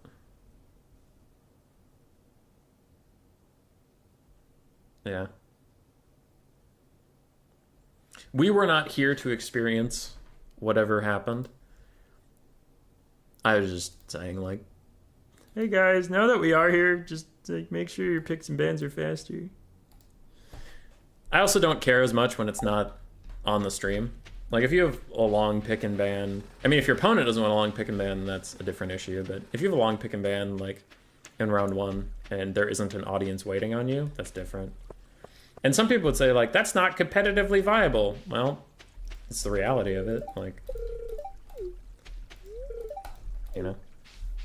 things are different when there's an audience. Because people talk about, like, stage fright and shit all the time. It's not, as soon as you include an audience in something, the competitive environment fundamentally shifts. So shifting it a little bit more, in my opinion, doesn't really matter as long as it improves the viewer experience.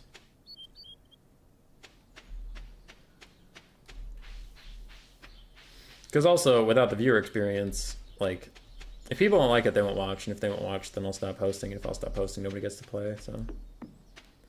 Stuff. Oh, the mine's open! Fuck yeah. Why have I been fishing when I could be hunting the mines? Purging the heretics. Purging the unclean. Proven adventurers only? Screw you, man. Alright, we have a Warriors of Chaos mirror match. Voidlaws is already ready. Tzeentch is slamming through a build, and they're ready to go! Let's go! We're just flying into it! Also, I'm skipping this guy. I don't give a shit. Give me my sword and get out. Alright. We're loading in. I gotta get somewhere with no sound so that we don't just hear birds chirping forever. Run! Run!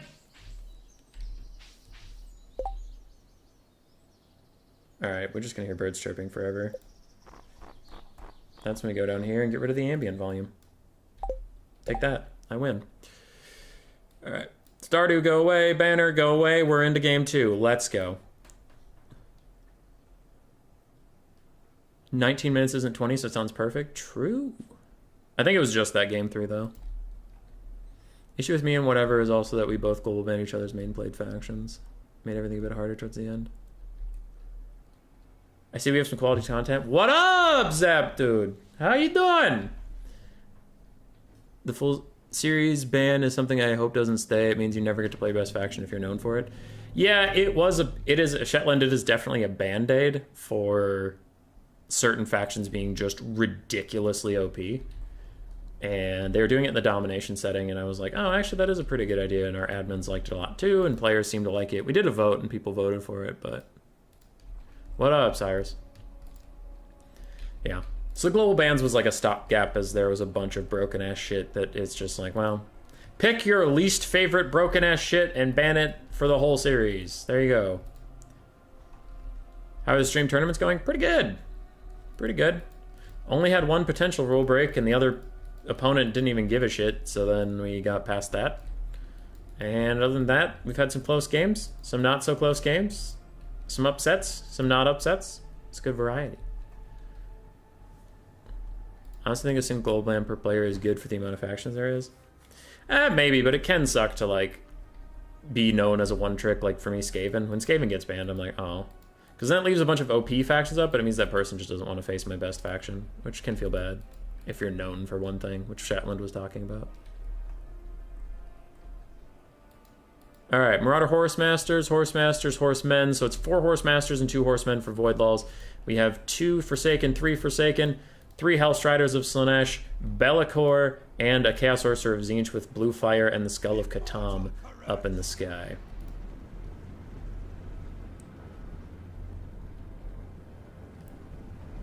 I just realized because you said that. What?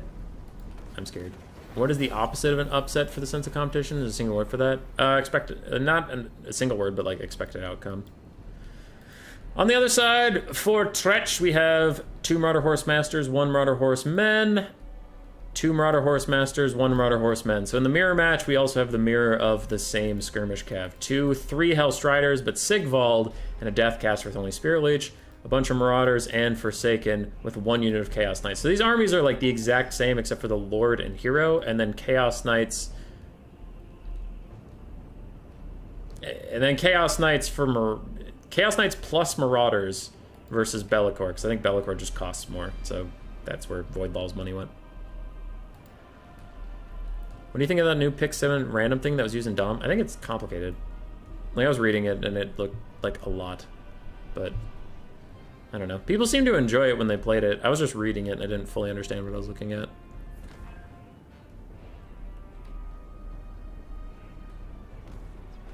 Also, let's go Chaos. Chaos doesn't have a chance against Chaos. Hey, mirror match jokes. Let's go. What does my brother want?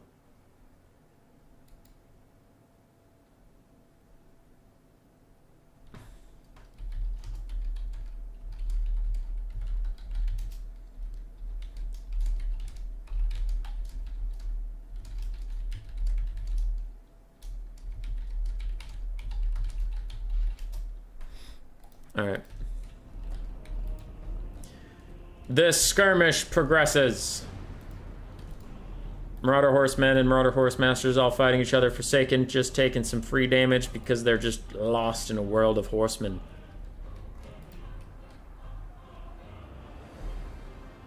I mean, Sigvald's gonna be tough to kill, but also Be'lakor could just walk away from him all the time, so I don't know if it's gonna matter that much. quite easy, go fast, and hit results usually in balanced matchups.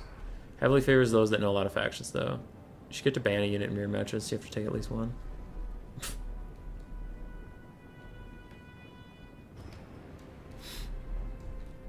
Anyway. It's quite easy, goes fast, and results usually. So, like, I'm confused by the blind pick part of it. So you both just declare 7 factions in a row? Or is there, like, is there a program that does it? Or how does the declaration of 7 blind pick factions go? Do you do it before the tournament starts? I don't know. So Void Laws is heavily invested in his skirmish, and you can see his skirmishers on one side are already running out of ammunition. In fact, he's running low overall, and Tzeentch still has a ton of ammunition, and he has a better foot core.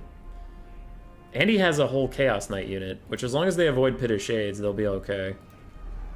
Whoever picks first, who gets first unit ban disidentifies mirror counterpicking. Could be. Elves Slaanesh are going to charge some Marauders, and they'll get a free little bit of damage and then immediately micro out, but yeah. I worry Void will eventually lose the grind game, because he's running out of ammo faster than Tzeentch, and he's currently up on damage value, but he's also spent more of his ammo, so it's like, yeah, that makes sense that would happen.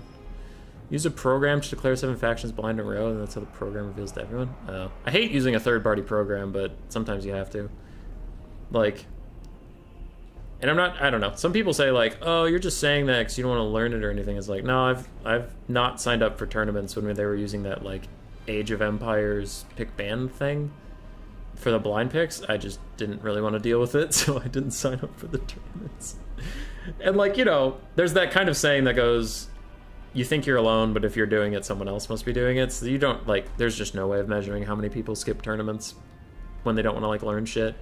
Because I know that was a problem for a little bit when Total Tavern was popping off and people were, you know, getting invested in that, and then I was doing tournaments on Challenge still. There were a good number of people that didn't join my tournaments. And there's still some new faces I see that only show up when I host on Total Tavern. Even when I host a page on Total Tavern and then it links you to a challenge page, there's a certain amount of people that just don't want to do that extra step. And I get that, because like I said, I was one of those people for this pick and ban thing where I was like, I don't want to learn it. Which isn't, I'm not trying to say that's the correct attitude. It's just like, I mean, some people gotta feel that way.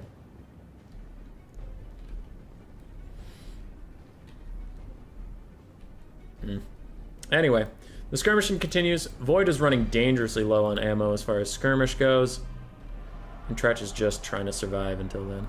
I skip tournaments because I don't want to learn faction besides Cathay and Dwarves. Ayano, you do like your box gameplay. Your quote is, it makes me feel safe. Void Laws is diving Be'lakor into some Chaos Knights. He's just trying to get a fight, because if the Chaos Knights turn around and fight him, he's going to Pit of Shades them. So he's trying to get some free value, but this is leaving him caught on the ground. He's now getting Spirit Leeched and Marauder Horseman jabbed. So he didn't like that trade in the end. Forsaken fighting Forsaken. Tzeentches are losing out because they had less health to begin with. And Hellstriders of Slaanesh are caught by 2-to-1 odds, so they're not really going to have a good time over here. We do have some Skirmish Cav coming to offer a bit of violence, but I worry they're going to get collapsed in, as this side's just going to come in here, and you guys are going to come in here, and while you have ammo, you're just going to get swamped. And it does look like they are, in fact, getting swamped.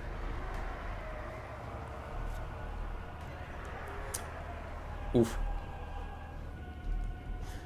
Damage value is still pretty even. Sigvald's getting left behind in the woods, so I do worry for the Tzeentch's Warriors of Chaos if they leave their Lord behind, because he has a hard time keeping up as it is. So if he's just like way the fuck out there, it's going to be really tough. But he's coming back now. He's back. Blue Fire cast onto Hellstriders at an angle does a lot of damage to them, and even a little bit to the Chaos Knights behind him. Another Spirit Leech onto Be'lakor. Damage value is roughly similar, but the balance of power is going pretty heavily in favor to the red side. Which I think we should all calm down a little bit about. Void Law's army is healthier, I'll give him that. And Tzeentch is now getting a fight. Some of his marauders are left in the dirt. These other marauder horsemen are running up. Sigvald's still trying to get here. And Be'lakor is now being surrounded by a whole bunch of Hellstriders and other things. A Pit of Shades is cast, but it looks like it's going to get dodged by most things as more javelins are getting thrown in. Be'lakor is taking a lot of damage, and he has some healing on him when other stuff is routing nearby, but it's not that much healing. So I do not know if this trade was worth it for the Be'lakor. In fact, it got Tzeentch way closer in damage value. So in the end, I would say no, it was not worth it. Meanwhile, we have Chaos Knights fighting and a Spirit Leech onto Be'lakor. Now, the Chaos Knights are getting shreked here in this 3v1 with Forsaken and Hellstriders and such, but more Forsaken are coming to join his side. And Be'lakor is still in here trying to fight, and he's not getting any healing at the moment. Sigvald is helping fight on the far side. Don't know how well that's going to go. We have Forsaken here that should be able to beat these Marauders that are jumping in, and Marauder Horsemasters are in melee also. Chaos Knights are terror-outed off. Forsaken push away the last of these Hellstriders and Marauder Horsemasters, but the loss of the Chaos Knights is pretty huge, as that was kind of one of the advantages Tzeentch even had in this game. Big break, bunch of blue units all running away at the same time. Be'lakor's even getting in here to make things worse, and we have some Marauders trying to join to fight. This Marauder has still been forgotten, unfortunately, and Sigvald is still trying to catch up to the Forsaken. Another Spirit Leech is going down onto Be'lakor, who currently has the Shadow Shroud, giving him 40% damage resistance, and Hellstriders are still streaming in.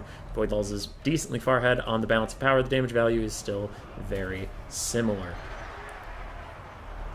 Be'lakor gets his eyes onto the Chaos Sorcerer of Death, and that guy's going to have to run the fuck away, as we have some rallying Chaos Knights coming back to the fray, and Hellstriders maybe even getting attack orders onto Be'lakor. Nope, they're all just going to tear out. Goodbye.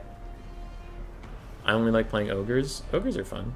Ogres aren't particularly good, but they're fun. Sigvald finds Be'lakor, and then Be'lakor is going to run away, get back into the sky. I think we talked about earlier. He can't fight Siggy, but he can just walk away, which is annoying for a different reason. Gold damage value is still pretty even, still slight favor for Voidlaws as it has been most of the game. Another Spirit Leech onto him, and this time no Shadow Shroud to keep him safe, but he thinks about diving the Chaos Sorcerer of Death, thinks better of it, and runs away.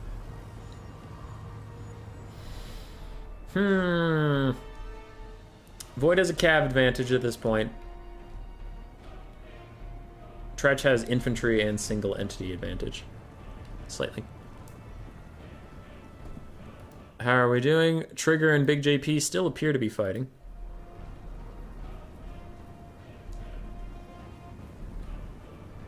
I do wonder what can actually kill Sigvald, but we'll have to see. As Forsaken and the Chaos Knights are driving off these Hellstriders of Slaanesh. Don't know if they'll be able to keep up with them in the long term. And Be'lakor's glowing for no reason, but I don't really know why. What's up? No, I'm still streaming.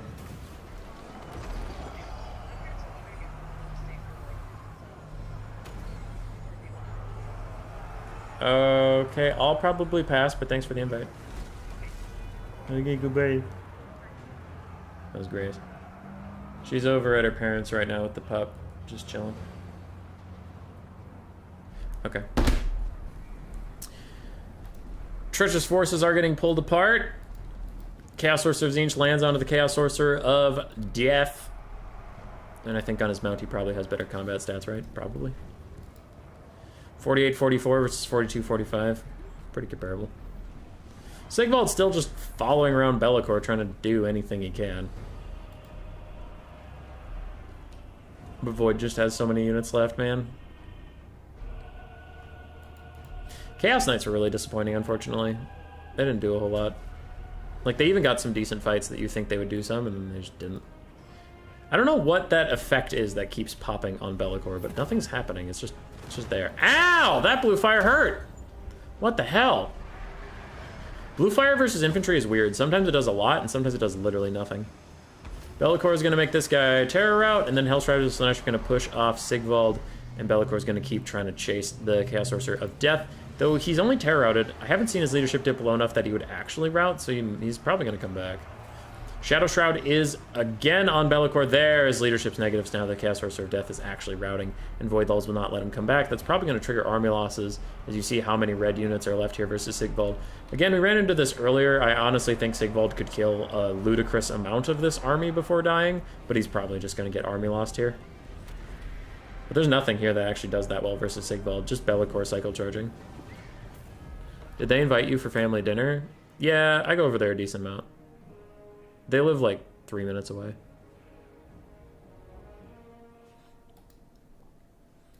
I don't know. They were just wondering what I had plans, but I have to go to work after the stream. So after the stream, I got to scarf something down real quick and go to work. Siggy got 138 value, just limping after Be'lakor the entire game. He got kited. His own skirmish tools did okay, but didn't quite pay for themselves. The Spirit Leech caster did fine. Be'lakor only got 800 value for himself. He also didn't do that much. Blue Fire Tzeentch caster did more, but it was mostly skirmish cav doing a lot. Slightly better Hellstrider micro. Yeah. GG, well played. Void doing Void things. And he's in the finals. Trigger and Big JP entered game 3. Well, not entered, but they were doing picks and bans for game 3 as we were entering the pick and ban for game 2, I think. Yeah. So hopefully they'll be done soon, because they're in game for game 3 right now.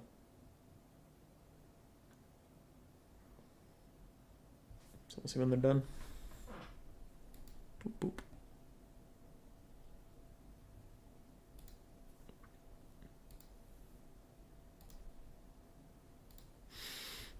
It's going to be Trigger or Big JP versus Void. I do not think that this is insulting to say. Whoever wins this is in big fucking trouble. Like, I don't think either of these players are Void's caliber. I don't know. Because Tzeentch, like, again, I'm not trying to be a dick. I'm just talking about, like, historical levels from what I've seen watching these players. Tzeentch is probably better than either of these two, and Tzeentch went 2-0. And the Dwarf game was actually pretty close. The Chaos game ended up not being that close. Big JP already had to upset the green one. Trigger already had to upset Charix. And these guys are more Tzeentch's level. So, I don't know, man. I'm scared. I'm thinking it's going to be a 2-0 Void Finals. If they, like, I think if Big JP or Trigger win, like, whichever one wins and they go to fight Void, if they take a game, they should be pretty fucking happy. If they take the whole series, that'll be nuts. Like, just wild. But I don't think you should expect it. You know what I mean? Like, what I'm trying to say is if either of these players get up here and get 0-2'd, I hope they don't, like, leave feeling bad. It's like, that was just... It's just a bad person to run into in finals, man.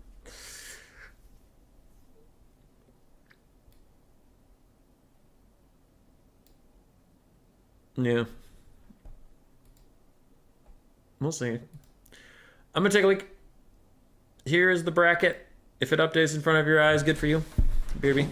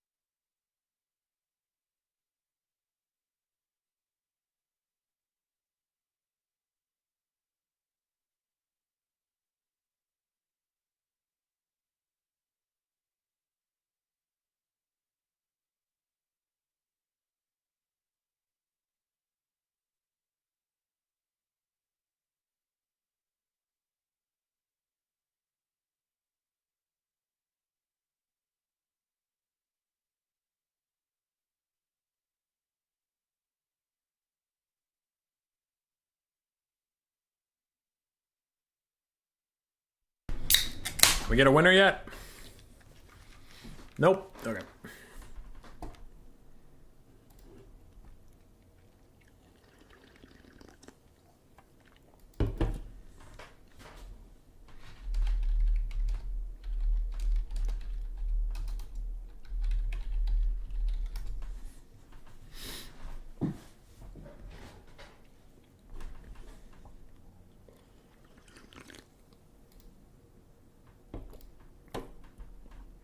I have a replay.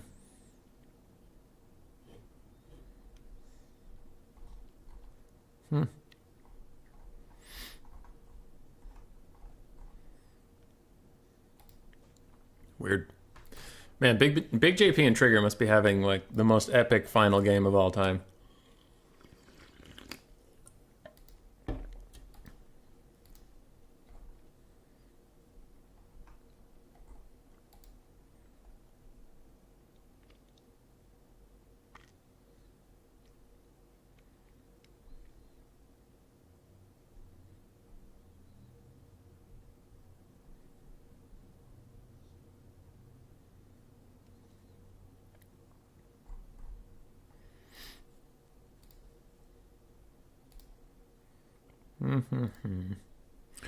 How's chat doing? Trigger does well. I'll be happy since he's kicked my ass a few times recently. Yeah, I fought Trigger recently on the Vermin League. We went 1-2. Adelmo, you should be really happy. JP is having a hell of a run. You had Stingers earlier doing quite well as well. Weirder things have happened. I'm rooting for Big JP personally. Can't we see Phoenix King versus... We won't see the Phoenix King versus Tzeentch game? Probably not. Because that already happened. I mean, it's hard to see something that already happened.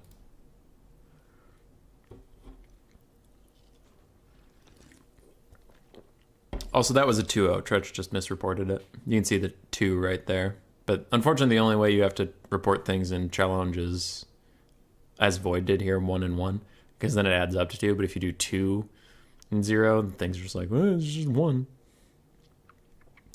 I don't want to message, like, I want to message Big JP and see how they're doing, but I also don't want to because I don't want to distract him. You know what I mean? Like, if he's in a game and he's getting a bunch of Discord notifications, like, I just don't want to do anything.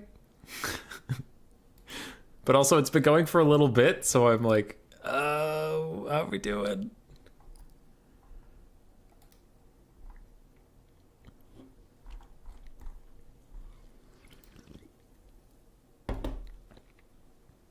I'll leave it alone for like another minute.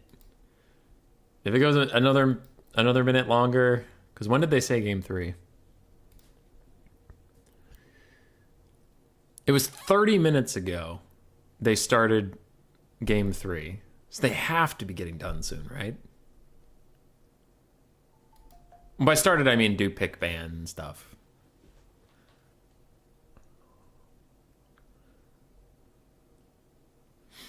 All right, and Big JP is he's a fighter. He's a fighter, so he's running down whoever that is. There's no way it's a kite versus kite game. It's finished, Adelmo? Adelmo, who won? I can't say the Mongol Horde mirror was a very good match. Yeah, that shit sucks, but it happens. I see the resolution screen on RTK's Discord, but who won? Who won, Adelmo? I gotta know! I gotta know! Oh, look at it! Look at it right there!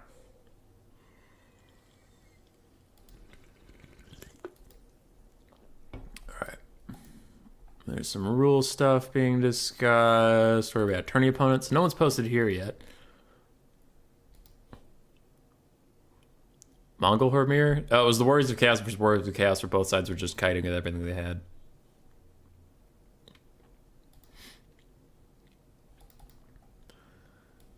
Who did the big wins?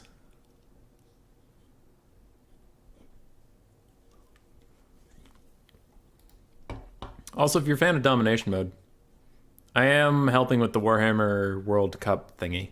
Warhammer World Championship. I'm hosting one of the NA tournaments. I'll be posting more information about that now. I have other tournaments also next week and a bunch of streams because I have off of work next week, so I'll be streaming a bunch. I just haven't made any of those announcements yet because we had Vermin League this weekend, and then we have the Grail, Champions of the Grail ODM tournament tomorrow. So be sure to sign up for that.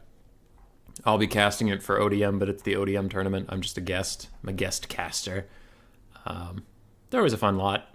They have some fun tournaments, good time. So plenty of domination and land battles content coming for you all. I think it's been long enough. I think I can message.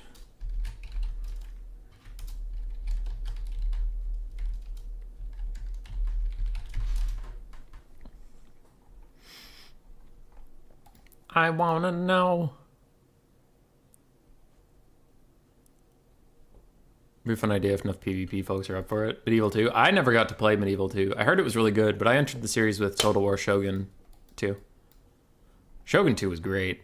I've tried going back to play Shogun 2, and I think I just played too much of it because I burn out really easily. And also I think the quality of life improvements for Warhammer are hard to ignore.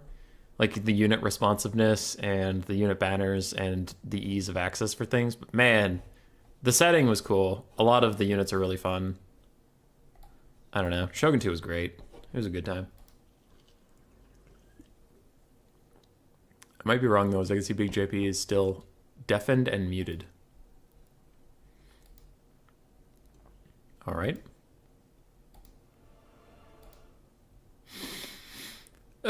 Just want to know. I just want to know.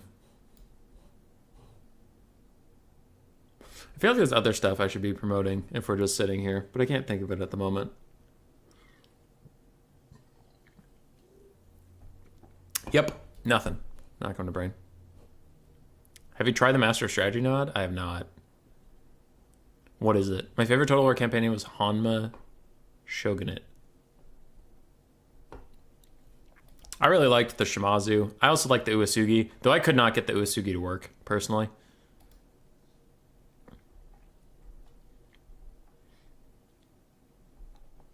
I had such a hard time with the Uesugi. I liked their monks, and I liked their style, but, like, I just always got murdered. The Date, the Otomo, not the Otomo, the Ikoichi? Is that them? The orange banner, and they're bringing that, like, third religion that's not Christianity or Buddhism that no one really wants to fuck with. Those guys, and then Takeda will always just group up on you, and then you die as the Usugi. It's brutal.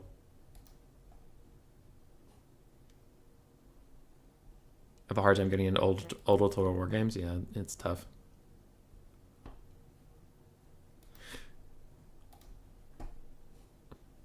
All right, while we wait for that, I actually have something kind of funny to show you, and I'm curious what you people, like, some of you are better campaign players than me. I play the campaign kind of for fun, so I build armies I like, and I take characters I like. I don't really do, like, meta stuff.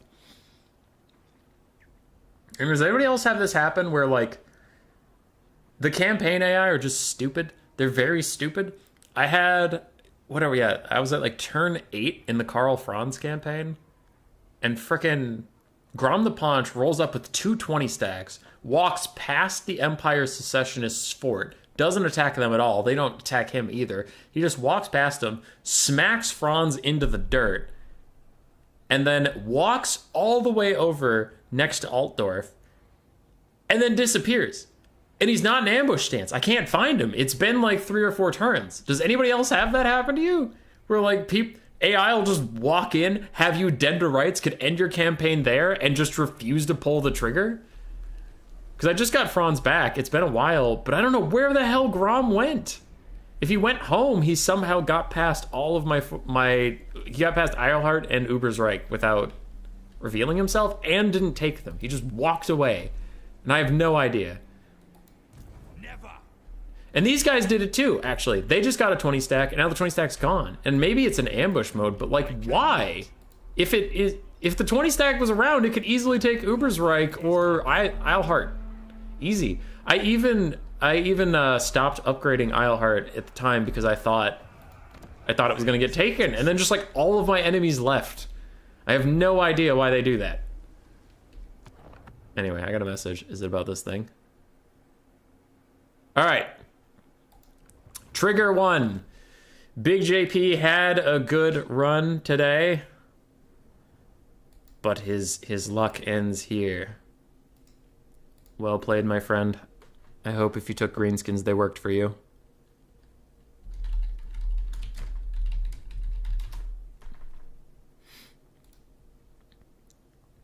Master of Strategy. And it has a Samurai Champloo artwork on it. Huh. That's pretty fun. I love that show.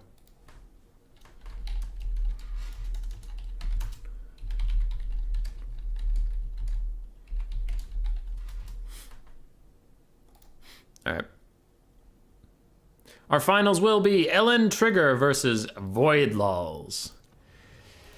And God, Trigger's got an uphill battle. Again, I think if Trigger takes a game, that's epic.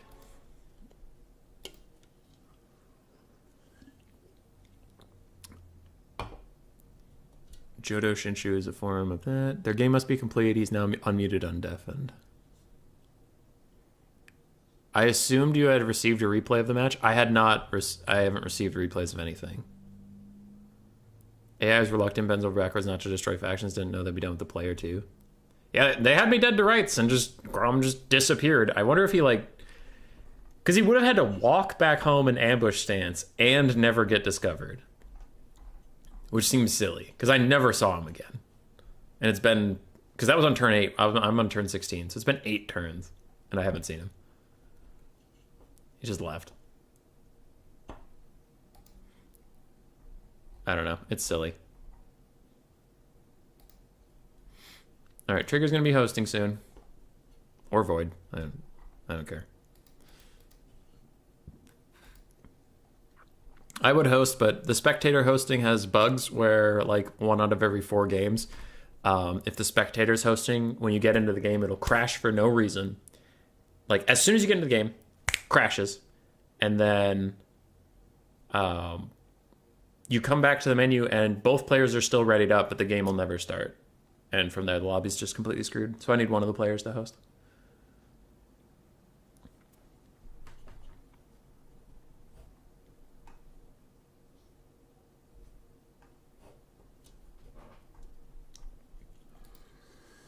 All right. Lobby's up.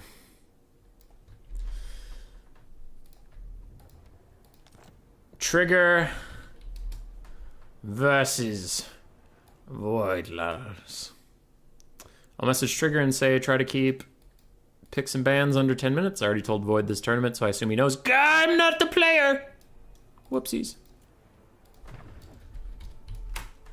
Whoopsies.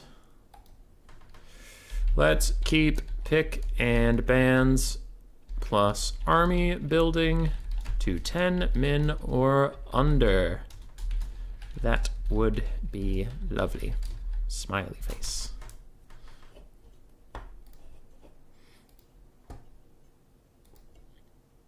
Poor Trigger, don't underestimate him, Mr. Furry Fanboy. I don't underestimate him. I just also know who he's fighting. And Voidlaws doesn't fuck around, man. He doesn't.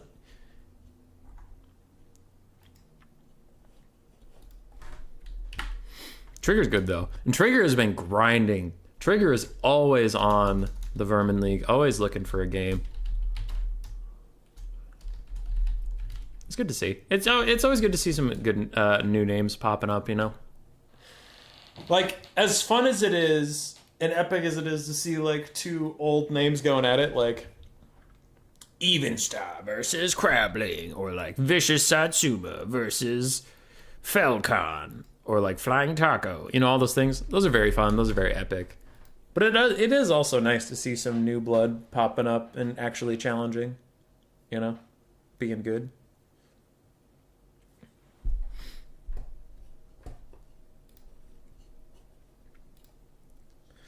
So they're doing their picks and bans in the chat.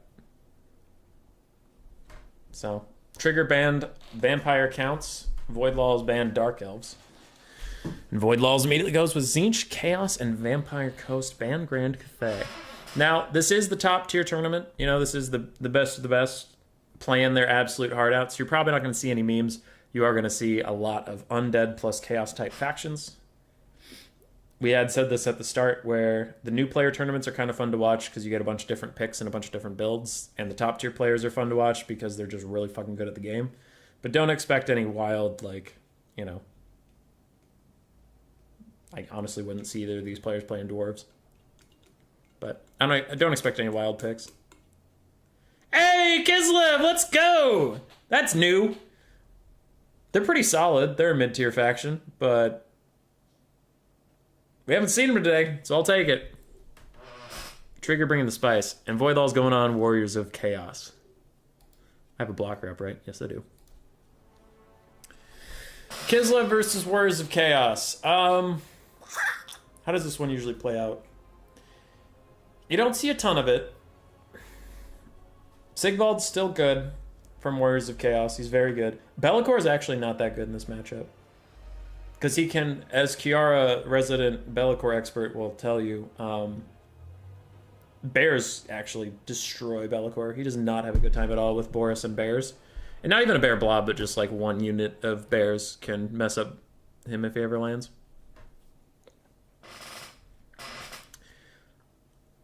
Always a fan of the underdog. Go Trigger, go Trigger. Everybody loves an underdog story. Trigger pure gamer. Let's go. Anyway, yeah, so Be'lakor is probably not going to be the Warriors of Chaos pick here. Sigvald is strong. Kislev kind of struggles to kill foot characters at times.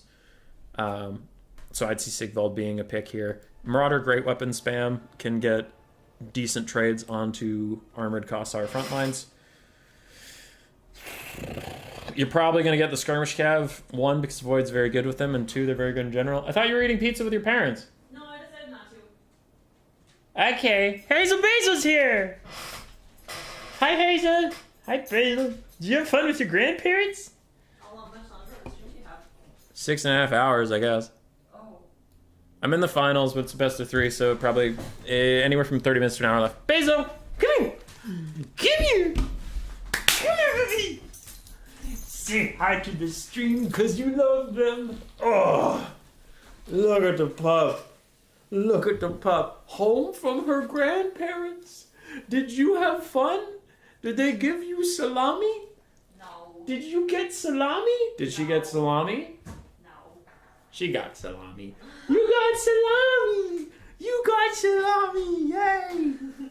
She did have lots of fun though. You want to say hi to the people or not really? Okay. Hi.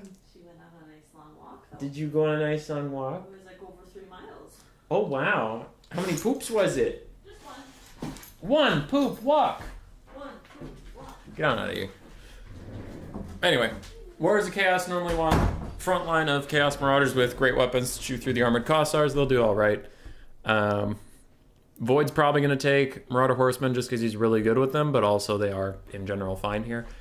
Maybe going to get some of the Throwing Axe variant. Not sure. Probably Marauder Horsemasters. Basic Marauder Horsemen might struggle to get their value because bears, while they don't look it, bears are actually decently armored. Kislev has a good access to healing, and their backline is hybrid units, so Marauder Horsemen might struggle to find a real place. But Marauder Horsemasters and Throwing Axes will be really good.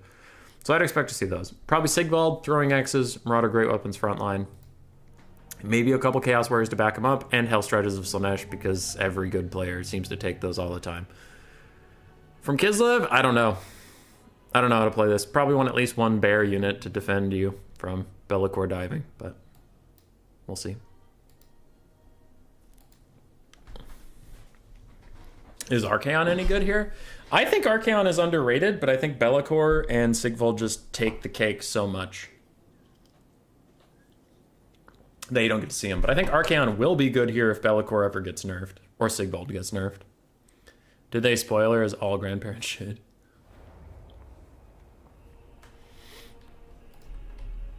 He will get mega kited, but Chad picked. Yeah, you never know. What up, Traction Hanadins? Hanadins, I know you and I talked about this in DMs, but you scared the shit out of me. Asking if I'm ready to cast your tournament today. I'm like, what? I have 3 tournaments today. You and I talked about this. I thought we specifically scheduled so we wouldn't get in each other's way.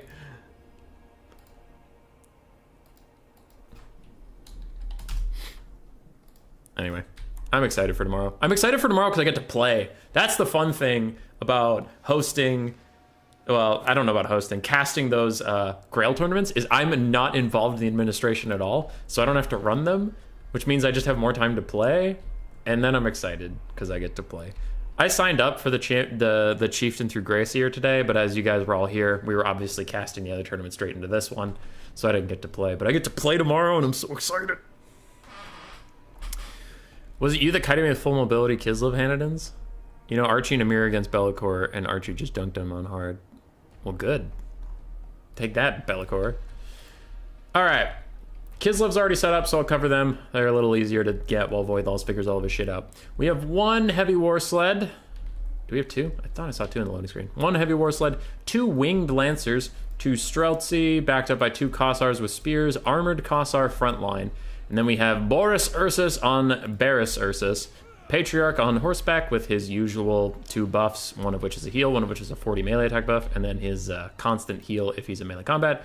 And then we have a Tempest caster with Gust of True Flight and Blizzard, apparently.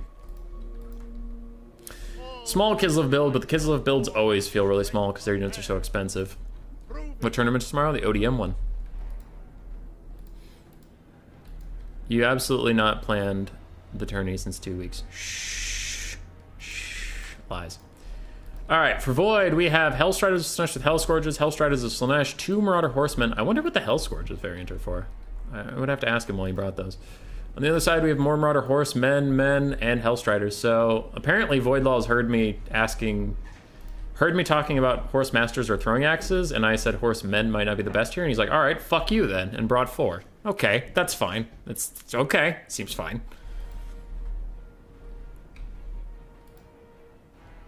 Internal OTM or open to the peoples? It's open to the people. Yeah, it's on their server, though. Anyway. For Void, we also have Chaos Warrior Frontline. Marauders. Chaos Chariots. Looks like 2 of them. 2 Chaos Spawn. We have a Chaos Sorcerer of Shadows with only Pit of Shades, and we do have Sigvald.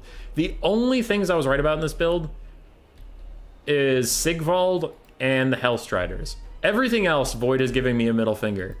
He's like, great weapons to get through the armored targets? Fuck you. Marauder Horsemen instead of Marauder Horsemasters or Horse Axes? Fuck you again. Yeah. Treacher Hanadins. Hanadins, you're the one running it. I'm gonna make you a mod for a second. Hanadins, if you want to plug your tournament link in the chat, that's totally fine by me, man. Since I would do it, but I'm doing this right now. But or don't, but I'm just giving you the option. Sigvald's getting way ahead of his army right here. Streltsy, we're shooting him, but Boris is in here. And Boris has anti-large armor piercing, sure, but Boris is just a terrifying combatant overall. I have many times gotten my shit rocked by Boris when I thought a foot character might survive him for a little bit. They do not. So Sigvald is getting work done, and Void is going to have to bail him out. This might be a little over-eager from the King of Darkness himself. Meanwhile, a very nice Overcasted Pit of Shades entirely deletes a Streltsy unit that was not able to get out of the way in time. And on the backline, Winged Lancers are trying to fend off way too many cavalry. They're doing their absolute best. Sigvald runs away with half his health missing, and he is going to need to regen up elsewhere, while Chaos Spawn surround the Bear Boys. It's looking rough. There's just so much more chaos than there is Kislev. Like, looking around, it just feels like Kislev left 3,000 gold on the docket. Alright, Blizzard is thrown down to help out these armored Kossars fight off the Chaos Warriors, and is doing okay damage to them, but not nearly as much as that Pit of Shades did to the Streltsy, and I think that is a pretty crucial problem. Trigger is holding a minor advantage on damage value, but Void is right behind him all the way. Sigvald did get away from the Bear Boys and is now regenning up, while also helping to fight Winged Lancers and armored Kossars. They're just doing their very best. Chaos Spawn are losing versus Boris and the Healy Patriarch. But yeah. Streltsy are all completely compromised. Ice Witch is doing her best, but it just looks like Kislev's running out of lads very quickly. Kislev's already down to about half strength, while Void is still at 80%. That math's easy because it's out of 1,000. So something's going to have to change rather quickly, otherwise Warriors of Chaos are going to take this home. But Trigger is staying very, very close on the damage value. But another thing you have to remember is a lot of his damage value that Void could be accruing is on the ammunition that's on his units, so it might be a little deceiving for a bit until those units are completely wiped out.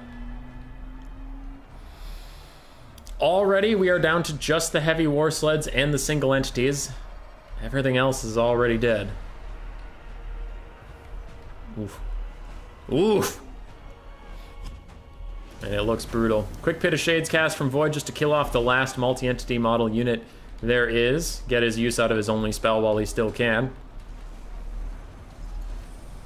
I think that's going to be GG. Balance of Power, still think Kislev has a solid shot in it, and I just do not. Again, as I said before, it felt like Trigger was playing with like 3,000 less gold. Yeah, Cool Umbrella, it's the same time as my first tournament that happened today. But tomorrow, obviously. Who dares message me? Alright, Cyrus. Cyrus, I'll read later.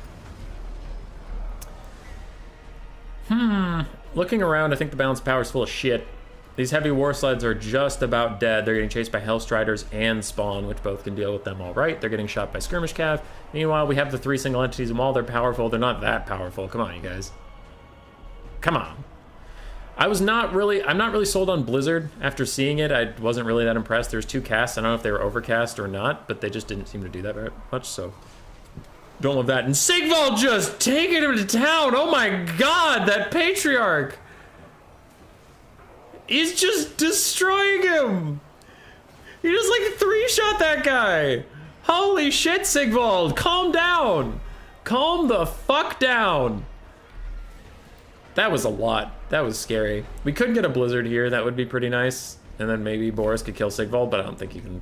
I think even if Sigvald dies, Kislev loses this. There's just too much left. Like, these Marauder Horsemen can throw in for a while. There's a lot of Spawn and stuff.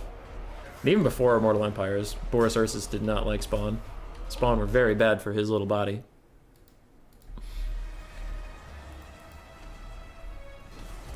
Kislev passive has been popped. Army losses hasn't hit yet because you can tell that Boris's passive hasn't been popped. And does she have enough Winds of Magic for another Blizzard? Not really. The reason I generally shit on Blizzard is, oh my god, is that another Blizzard? Is that Pit of Shades?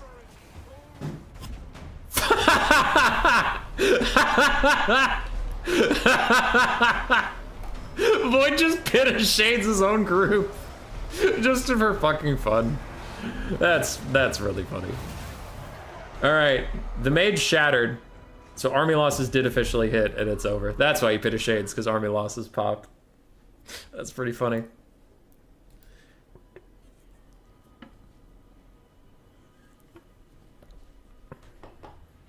So I don't always trust the numbers. I want to see Blizzard in action, but in case you're wondering why Blizzard isn't usually taken, we can look at that after. Sigvald got great value. Pit of Shades caster almost got 1,000 in 2 casts. So I won't count the last one because it was a meme.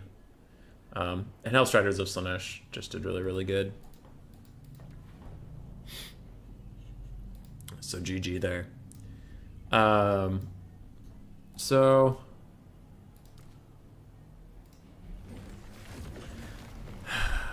blocker come down while we look at this, now that I'm not revealing any builds. So if you go to... What's a good one? I don't want to do something that's OP, because everyone's going to be like, well, of course it's OP. Kraken's Pull kind of sucks, though. Tomorrow's different. Whatever. So look at Blizzard. It's 4 armor piercing damage for 18 Winds of Magic for a Vortex. It has a big like area, but that also makes it hard not to hit your own units, right? So you're like, okay, I don't really know what to compare that to. That's fine.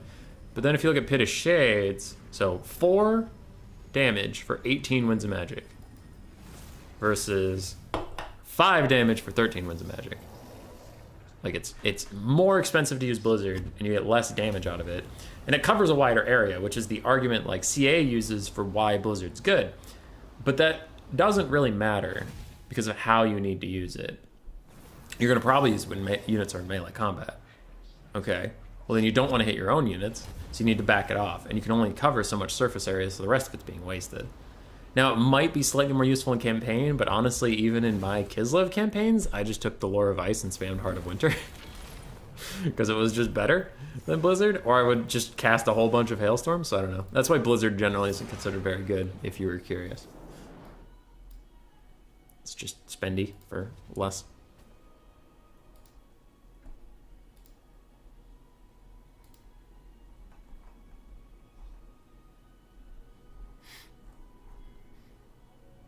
Okay.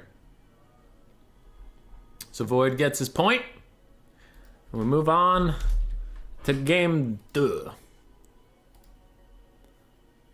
If Void wants to show off, I'd be more impressed by wins with less meta armies. He did the Pit of Shades after army losses triggered. The game hadn't ended yet because Boris was just in his unbreakable state, but army losses had already triggered when he did that. Wide area is not good in campaign either. Vortex is kind of sucking Warhammer 3 now altogether. Yeah, those are just 2 seconds longer though. Definitely a huge difference. Yeah.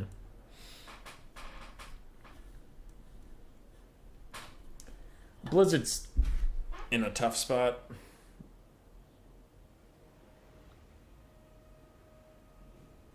My phone case is really cracked. I should probably replace it. But then I'll just crack the new phone case, so I don't know, just have this one here.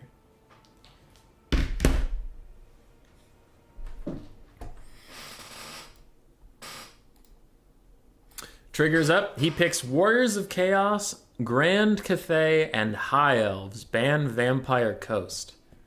So Void Lulls cannot pick Dark Elves, Counts, Warriors of Chaos, because he just played them, or Vampire Coast.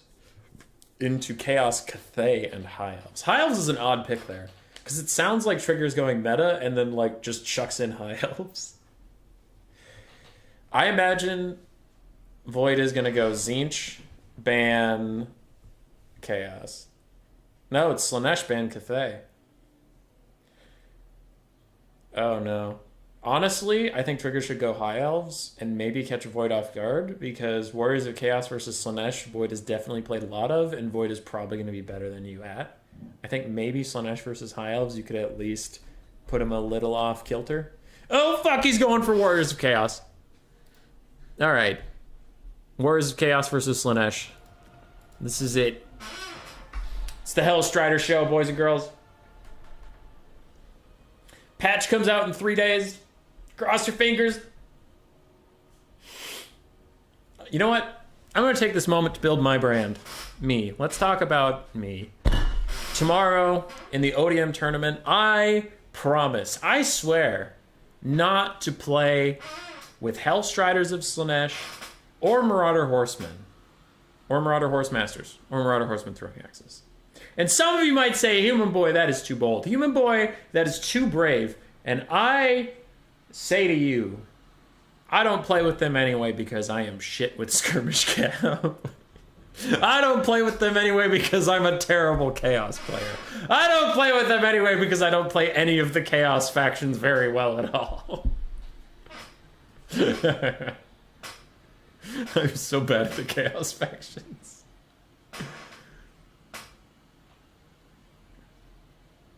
Slaanesh can definitely do this. Yeah. Just pick a non-Chaos faction then? Yeah. No, That was the joke, so Spikeman is... I'm really bad with Chaos. Like, even in Game 2, there were 2 factions I just couldn't play. Not that I chose not to play, that I couldn't play. Wood Elves and Chaos.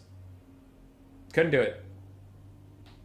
Like, I tried. Obviously, I tried. But I would load in, and this is, you know... When I say this, some people take it out of context, and they're like, what a fucking whiner. What a baby. No. The word feels is very important. Feels is separate from reality. Feels is a different concept. It felt like all my units were just worse than my opponents.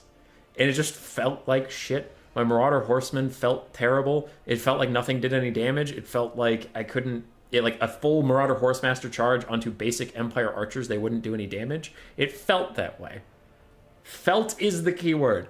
And then I would play someone who's playing as Chaos, and it would feel like, even their basic Marauders were Chaos Warriors, and it would feel like Archaon was invincible and could delete my entire army. But when I played with Archaon, he would miss position for like 0.1 second, and a basic Stegodon would 1v1 his ass and he would die. So like something about Chaos just did not mesh with me, and I played like shit with them all the time. And it's still true, but now there's 5 Chaos factions and I can't play any of them well. None of them. I'm trash at every single one. It makes me sad.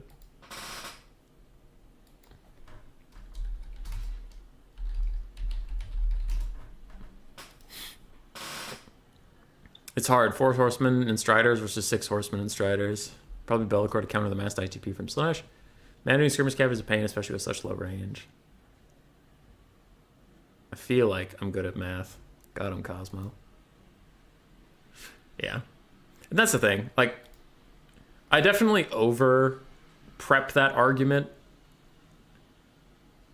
You know, like, over-qualify things. And people are like, of course you know what a feeling is. A feeling's different than a fact. But you'd have no idea how many people like flame me and stuff. It's like, wow, can't believe you would say Chaos is a shit faction. Wow, they're so good. You're just bad, kid. And it's like, no, I tried to preface that by saying I'm bad at Chaos.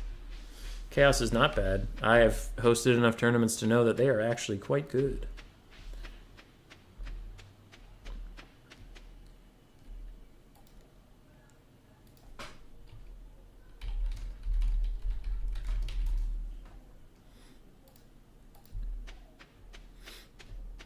Back to our interactive army blocker while we wait for them to ready up. Voids is ready. I feel the same with Archaon. He's a beast only when I don't play him. Exactly. I have 4-digit ladder games with the High Elves and 0 games over all their factions combined, so yeah, not good at worst Chaos either.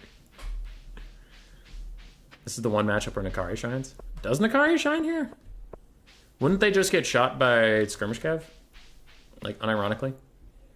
Because Skirmish Cav have the thing where they fire in melee, so Platypus, RTK Platypus, who streams over on Twitch, was telling me about if you just charge Marauder Horsemen into Nakari, they'll pay for themselves like 3 times over. Because they all throw at him in melee, and it's nice.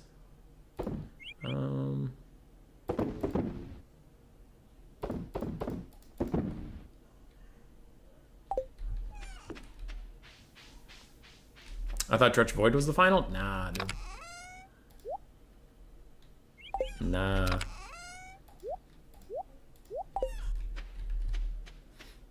Stardew Valley is the file. I will rise to the top as ogres. You'll have to beat Will Francesco first. That guy got busy all of a sudden, so he hasn't been able to play, but he used to be a really good ogre player.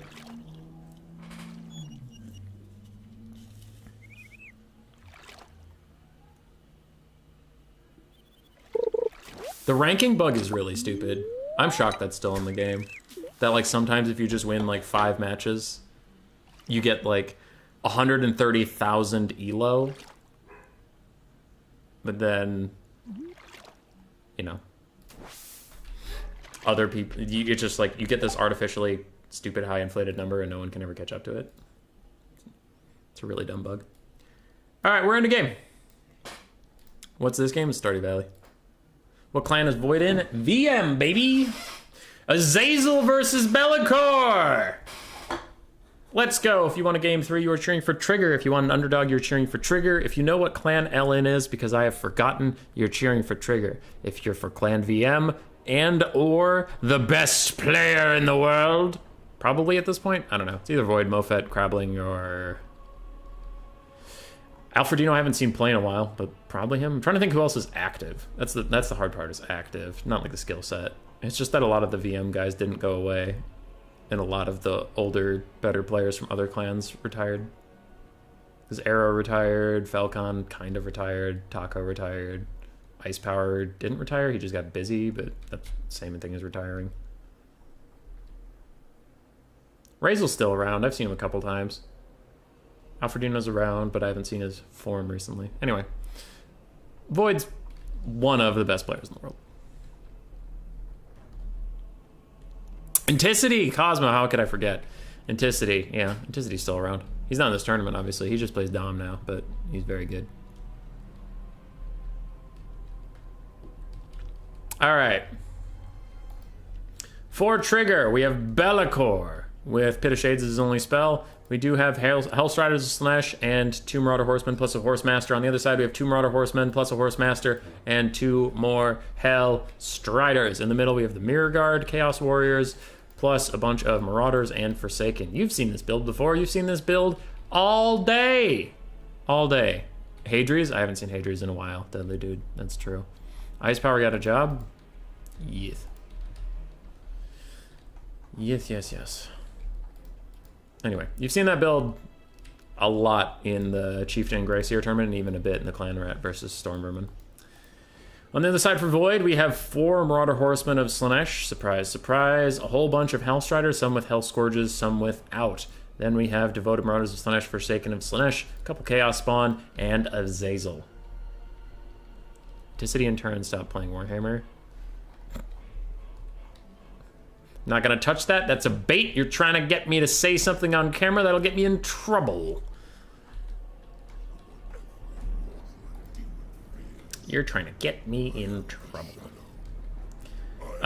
Builds wise, I would favor the Warriors of Chaos just because they have more skirmish cav and then they have roughly the same amount of Hellstriders, but knowing the players that are playing, I am very concerned for Trigger because like, this is exactly what we predicted and we're worried about, is now they're playing the exact same game. You just have to play better than Void Laws at the same thing he's playing, and that's tough.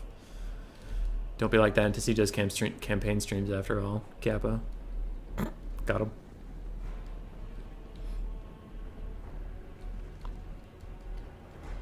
Welcome to the skirmish phase. And I'm gonna pay attention to the skirmish phase, and I am going to what sorry, oh, what sorry. Paying attention. All right, definitely paying attention.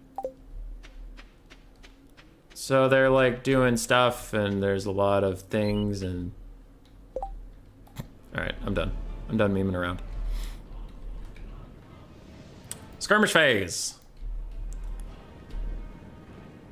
Skirmish phase. The only part about Warhammer 2 I never know what to say during. I mean, they're throwing javelins. It's happening. Wee, dance. I played Warhammer on pool tables in the 90s. There was no campaign. That's pretty funny, Night. I like that. Alrighty. So Chaos' skirmish cav are trying to trade against the Slaaneshi ones. It looks like neither side is really able to land too many hits. Be'lakor is just going to fight Azazel in the middle. Both sides are popping all their buffs. The Dark Master has been thrown onto Azazel, giving him only 30 melee attack, but he has 25 melee damage reflection and some damage resistance. He ends up losing out on that trade a little bit, and Be'lakor is going to walk away as the Marauder Horsemen of Slaanesh come in to poke him out. It looks like we have a Phantasmaphoria cast going down. It is going to catch these Marauder Horse Masters and the Hellstriders of Slaanesh. These other guys are able to avoid it. Azazel taking a lot of damage as he hovers over these Marauder Horsemen, not really enjoying that whatsoever. And on the far side, more Marauder Horsemen are trying to catch up with the Marauder Horsemen and Horse Masters, but it looks like Trigger is not about to take that fight under any circumstance. Though, the Hellstriders are going to make him take one over here with a really nice net play. Takes out some stuff. Voidlaw is currently up on the damage value. Hellstriders of Slaanesh get caught up in some devoted Marauders and now side charged by other Hellstriders. Not enjoying that whatsoever as the skirmish cav tries to get away. It looks like they're not really throwing at these Hell Scourges somehow, for some reason. Maybe they don't have Fire at Will on. I don't know, but they weren't really dealing any damage back. And that is a tough one to recover from. We have lost 2 Hellstriders of Slaanesh on the Warriors of Chaos side, and we have Marauder Horsemasters running off. It doesn't look like Void Laws is about to let them rally in any capacity whatsoever, as Forsaken jumps straight through the front line to catch more Marauder Horsemen, and the Hellstriders of Slaanesh are on top of them. Again, going to rout them off. It's a rough start for Trigger. It's a rough start, losing a lot of good units. They're all getting run straight to the edge of the map. Azazel is here as well. Be'lakor is doing what he can to try and help, but it's not too much. Chaos has a good chance, in my opinion, even if it's against Void. They used Slate to improve measurements. Campaign was building your IRL economy so you could avoid it. That's pretty good one, Loopy. A lot of units are pushed off. Balance power shifts slightly into the favor of the red team, and I would agree.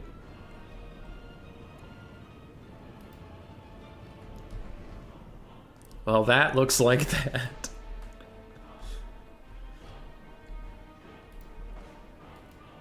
That's a Horsemaster gone as well. Trigger's now limping after the last of Voidlaw's forces as his horsemen close in behind. But it's tough. Don't think Trigger will recover from that. Just can't get the fight. Too much skirmish. Might get a free charge onto these Marauders as the Marauder Horsemen of Slaanesh almost pile straight into them, but it looks like that was actually just a momentary mistake, and Voidlaws is going to back off after that. How many Skirmish Cav does Trigger have left? He has 5, but he has no Hellstriders left. Oof, all of his Hellstriders are dead. Yeah, that's brutal.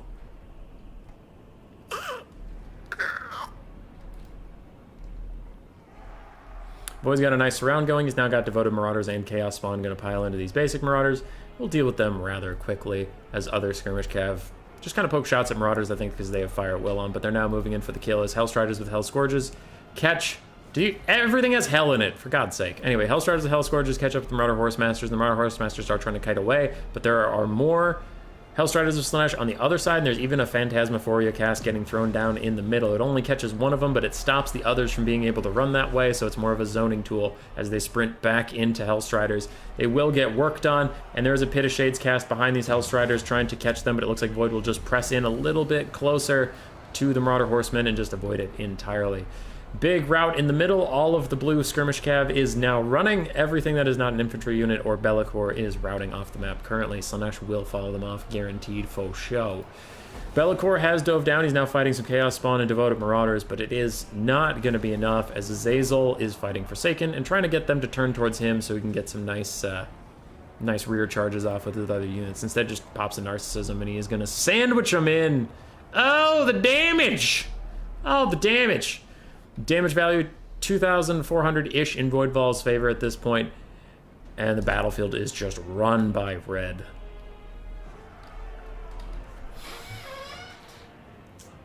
Honestly, I think all the hell thing is pretty lore-breaking Warhammer. There's no actual hell after all, just Chaos Realms. Yeah. This is like, Trigger's playing the best they can.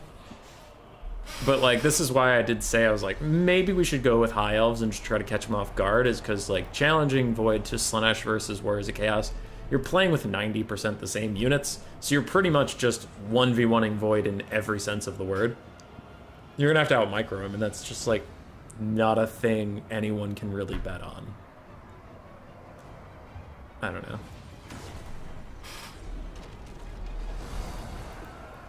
Bellicor is now stuck fighting. I'm honestly surprised the balance of power is even this good for Chaos, to be real. Everything's routing except for the Mirror Guard and Bellicor himself, though now Bellicor is surrounded and not having a good time. He's getting a little bit of healing off of something nearby wavering, but it's not going to be enough.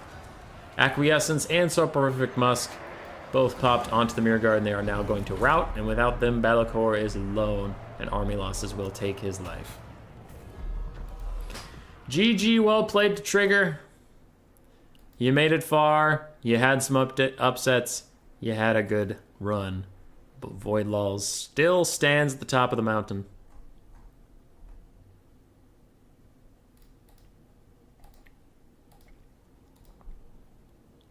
I don't think we're going to see too much value on anything that really surprises us, but let's see. Hellstrider's all pretty low. Skirmish Cav did okay, but pretty low. For Voidlaws, Azazel didn't get too much. Chaos Spawn didn't get too much. Forsaken and these guys didn't get too much. Hellstriders did quite well. Marauder Horsemen did quite well. And Hellstriders did excellently. GG! GG, well played. And that is it for 3 tournaments today. Voidlaws won 1.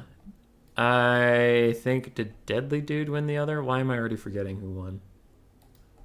I know in the first one, VM Thunderwolf won. Oh, and then it was Sir Groot. So VM's Thunderwolf, Sir Groot, and VM Voidlaws are 3 winners of today. Congratulations to everybody else who played. Trigger, whatever dude, and Deadly Dude. Double dude. Trigger, Deadly Dude, and whatever dude for the runner-ups.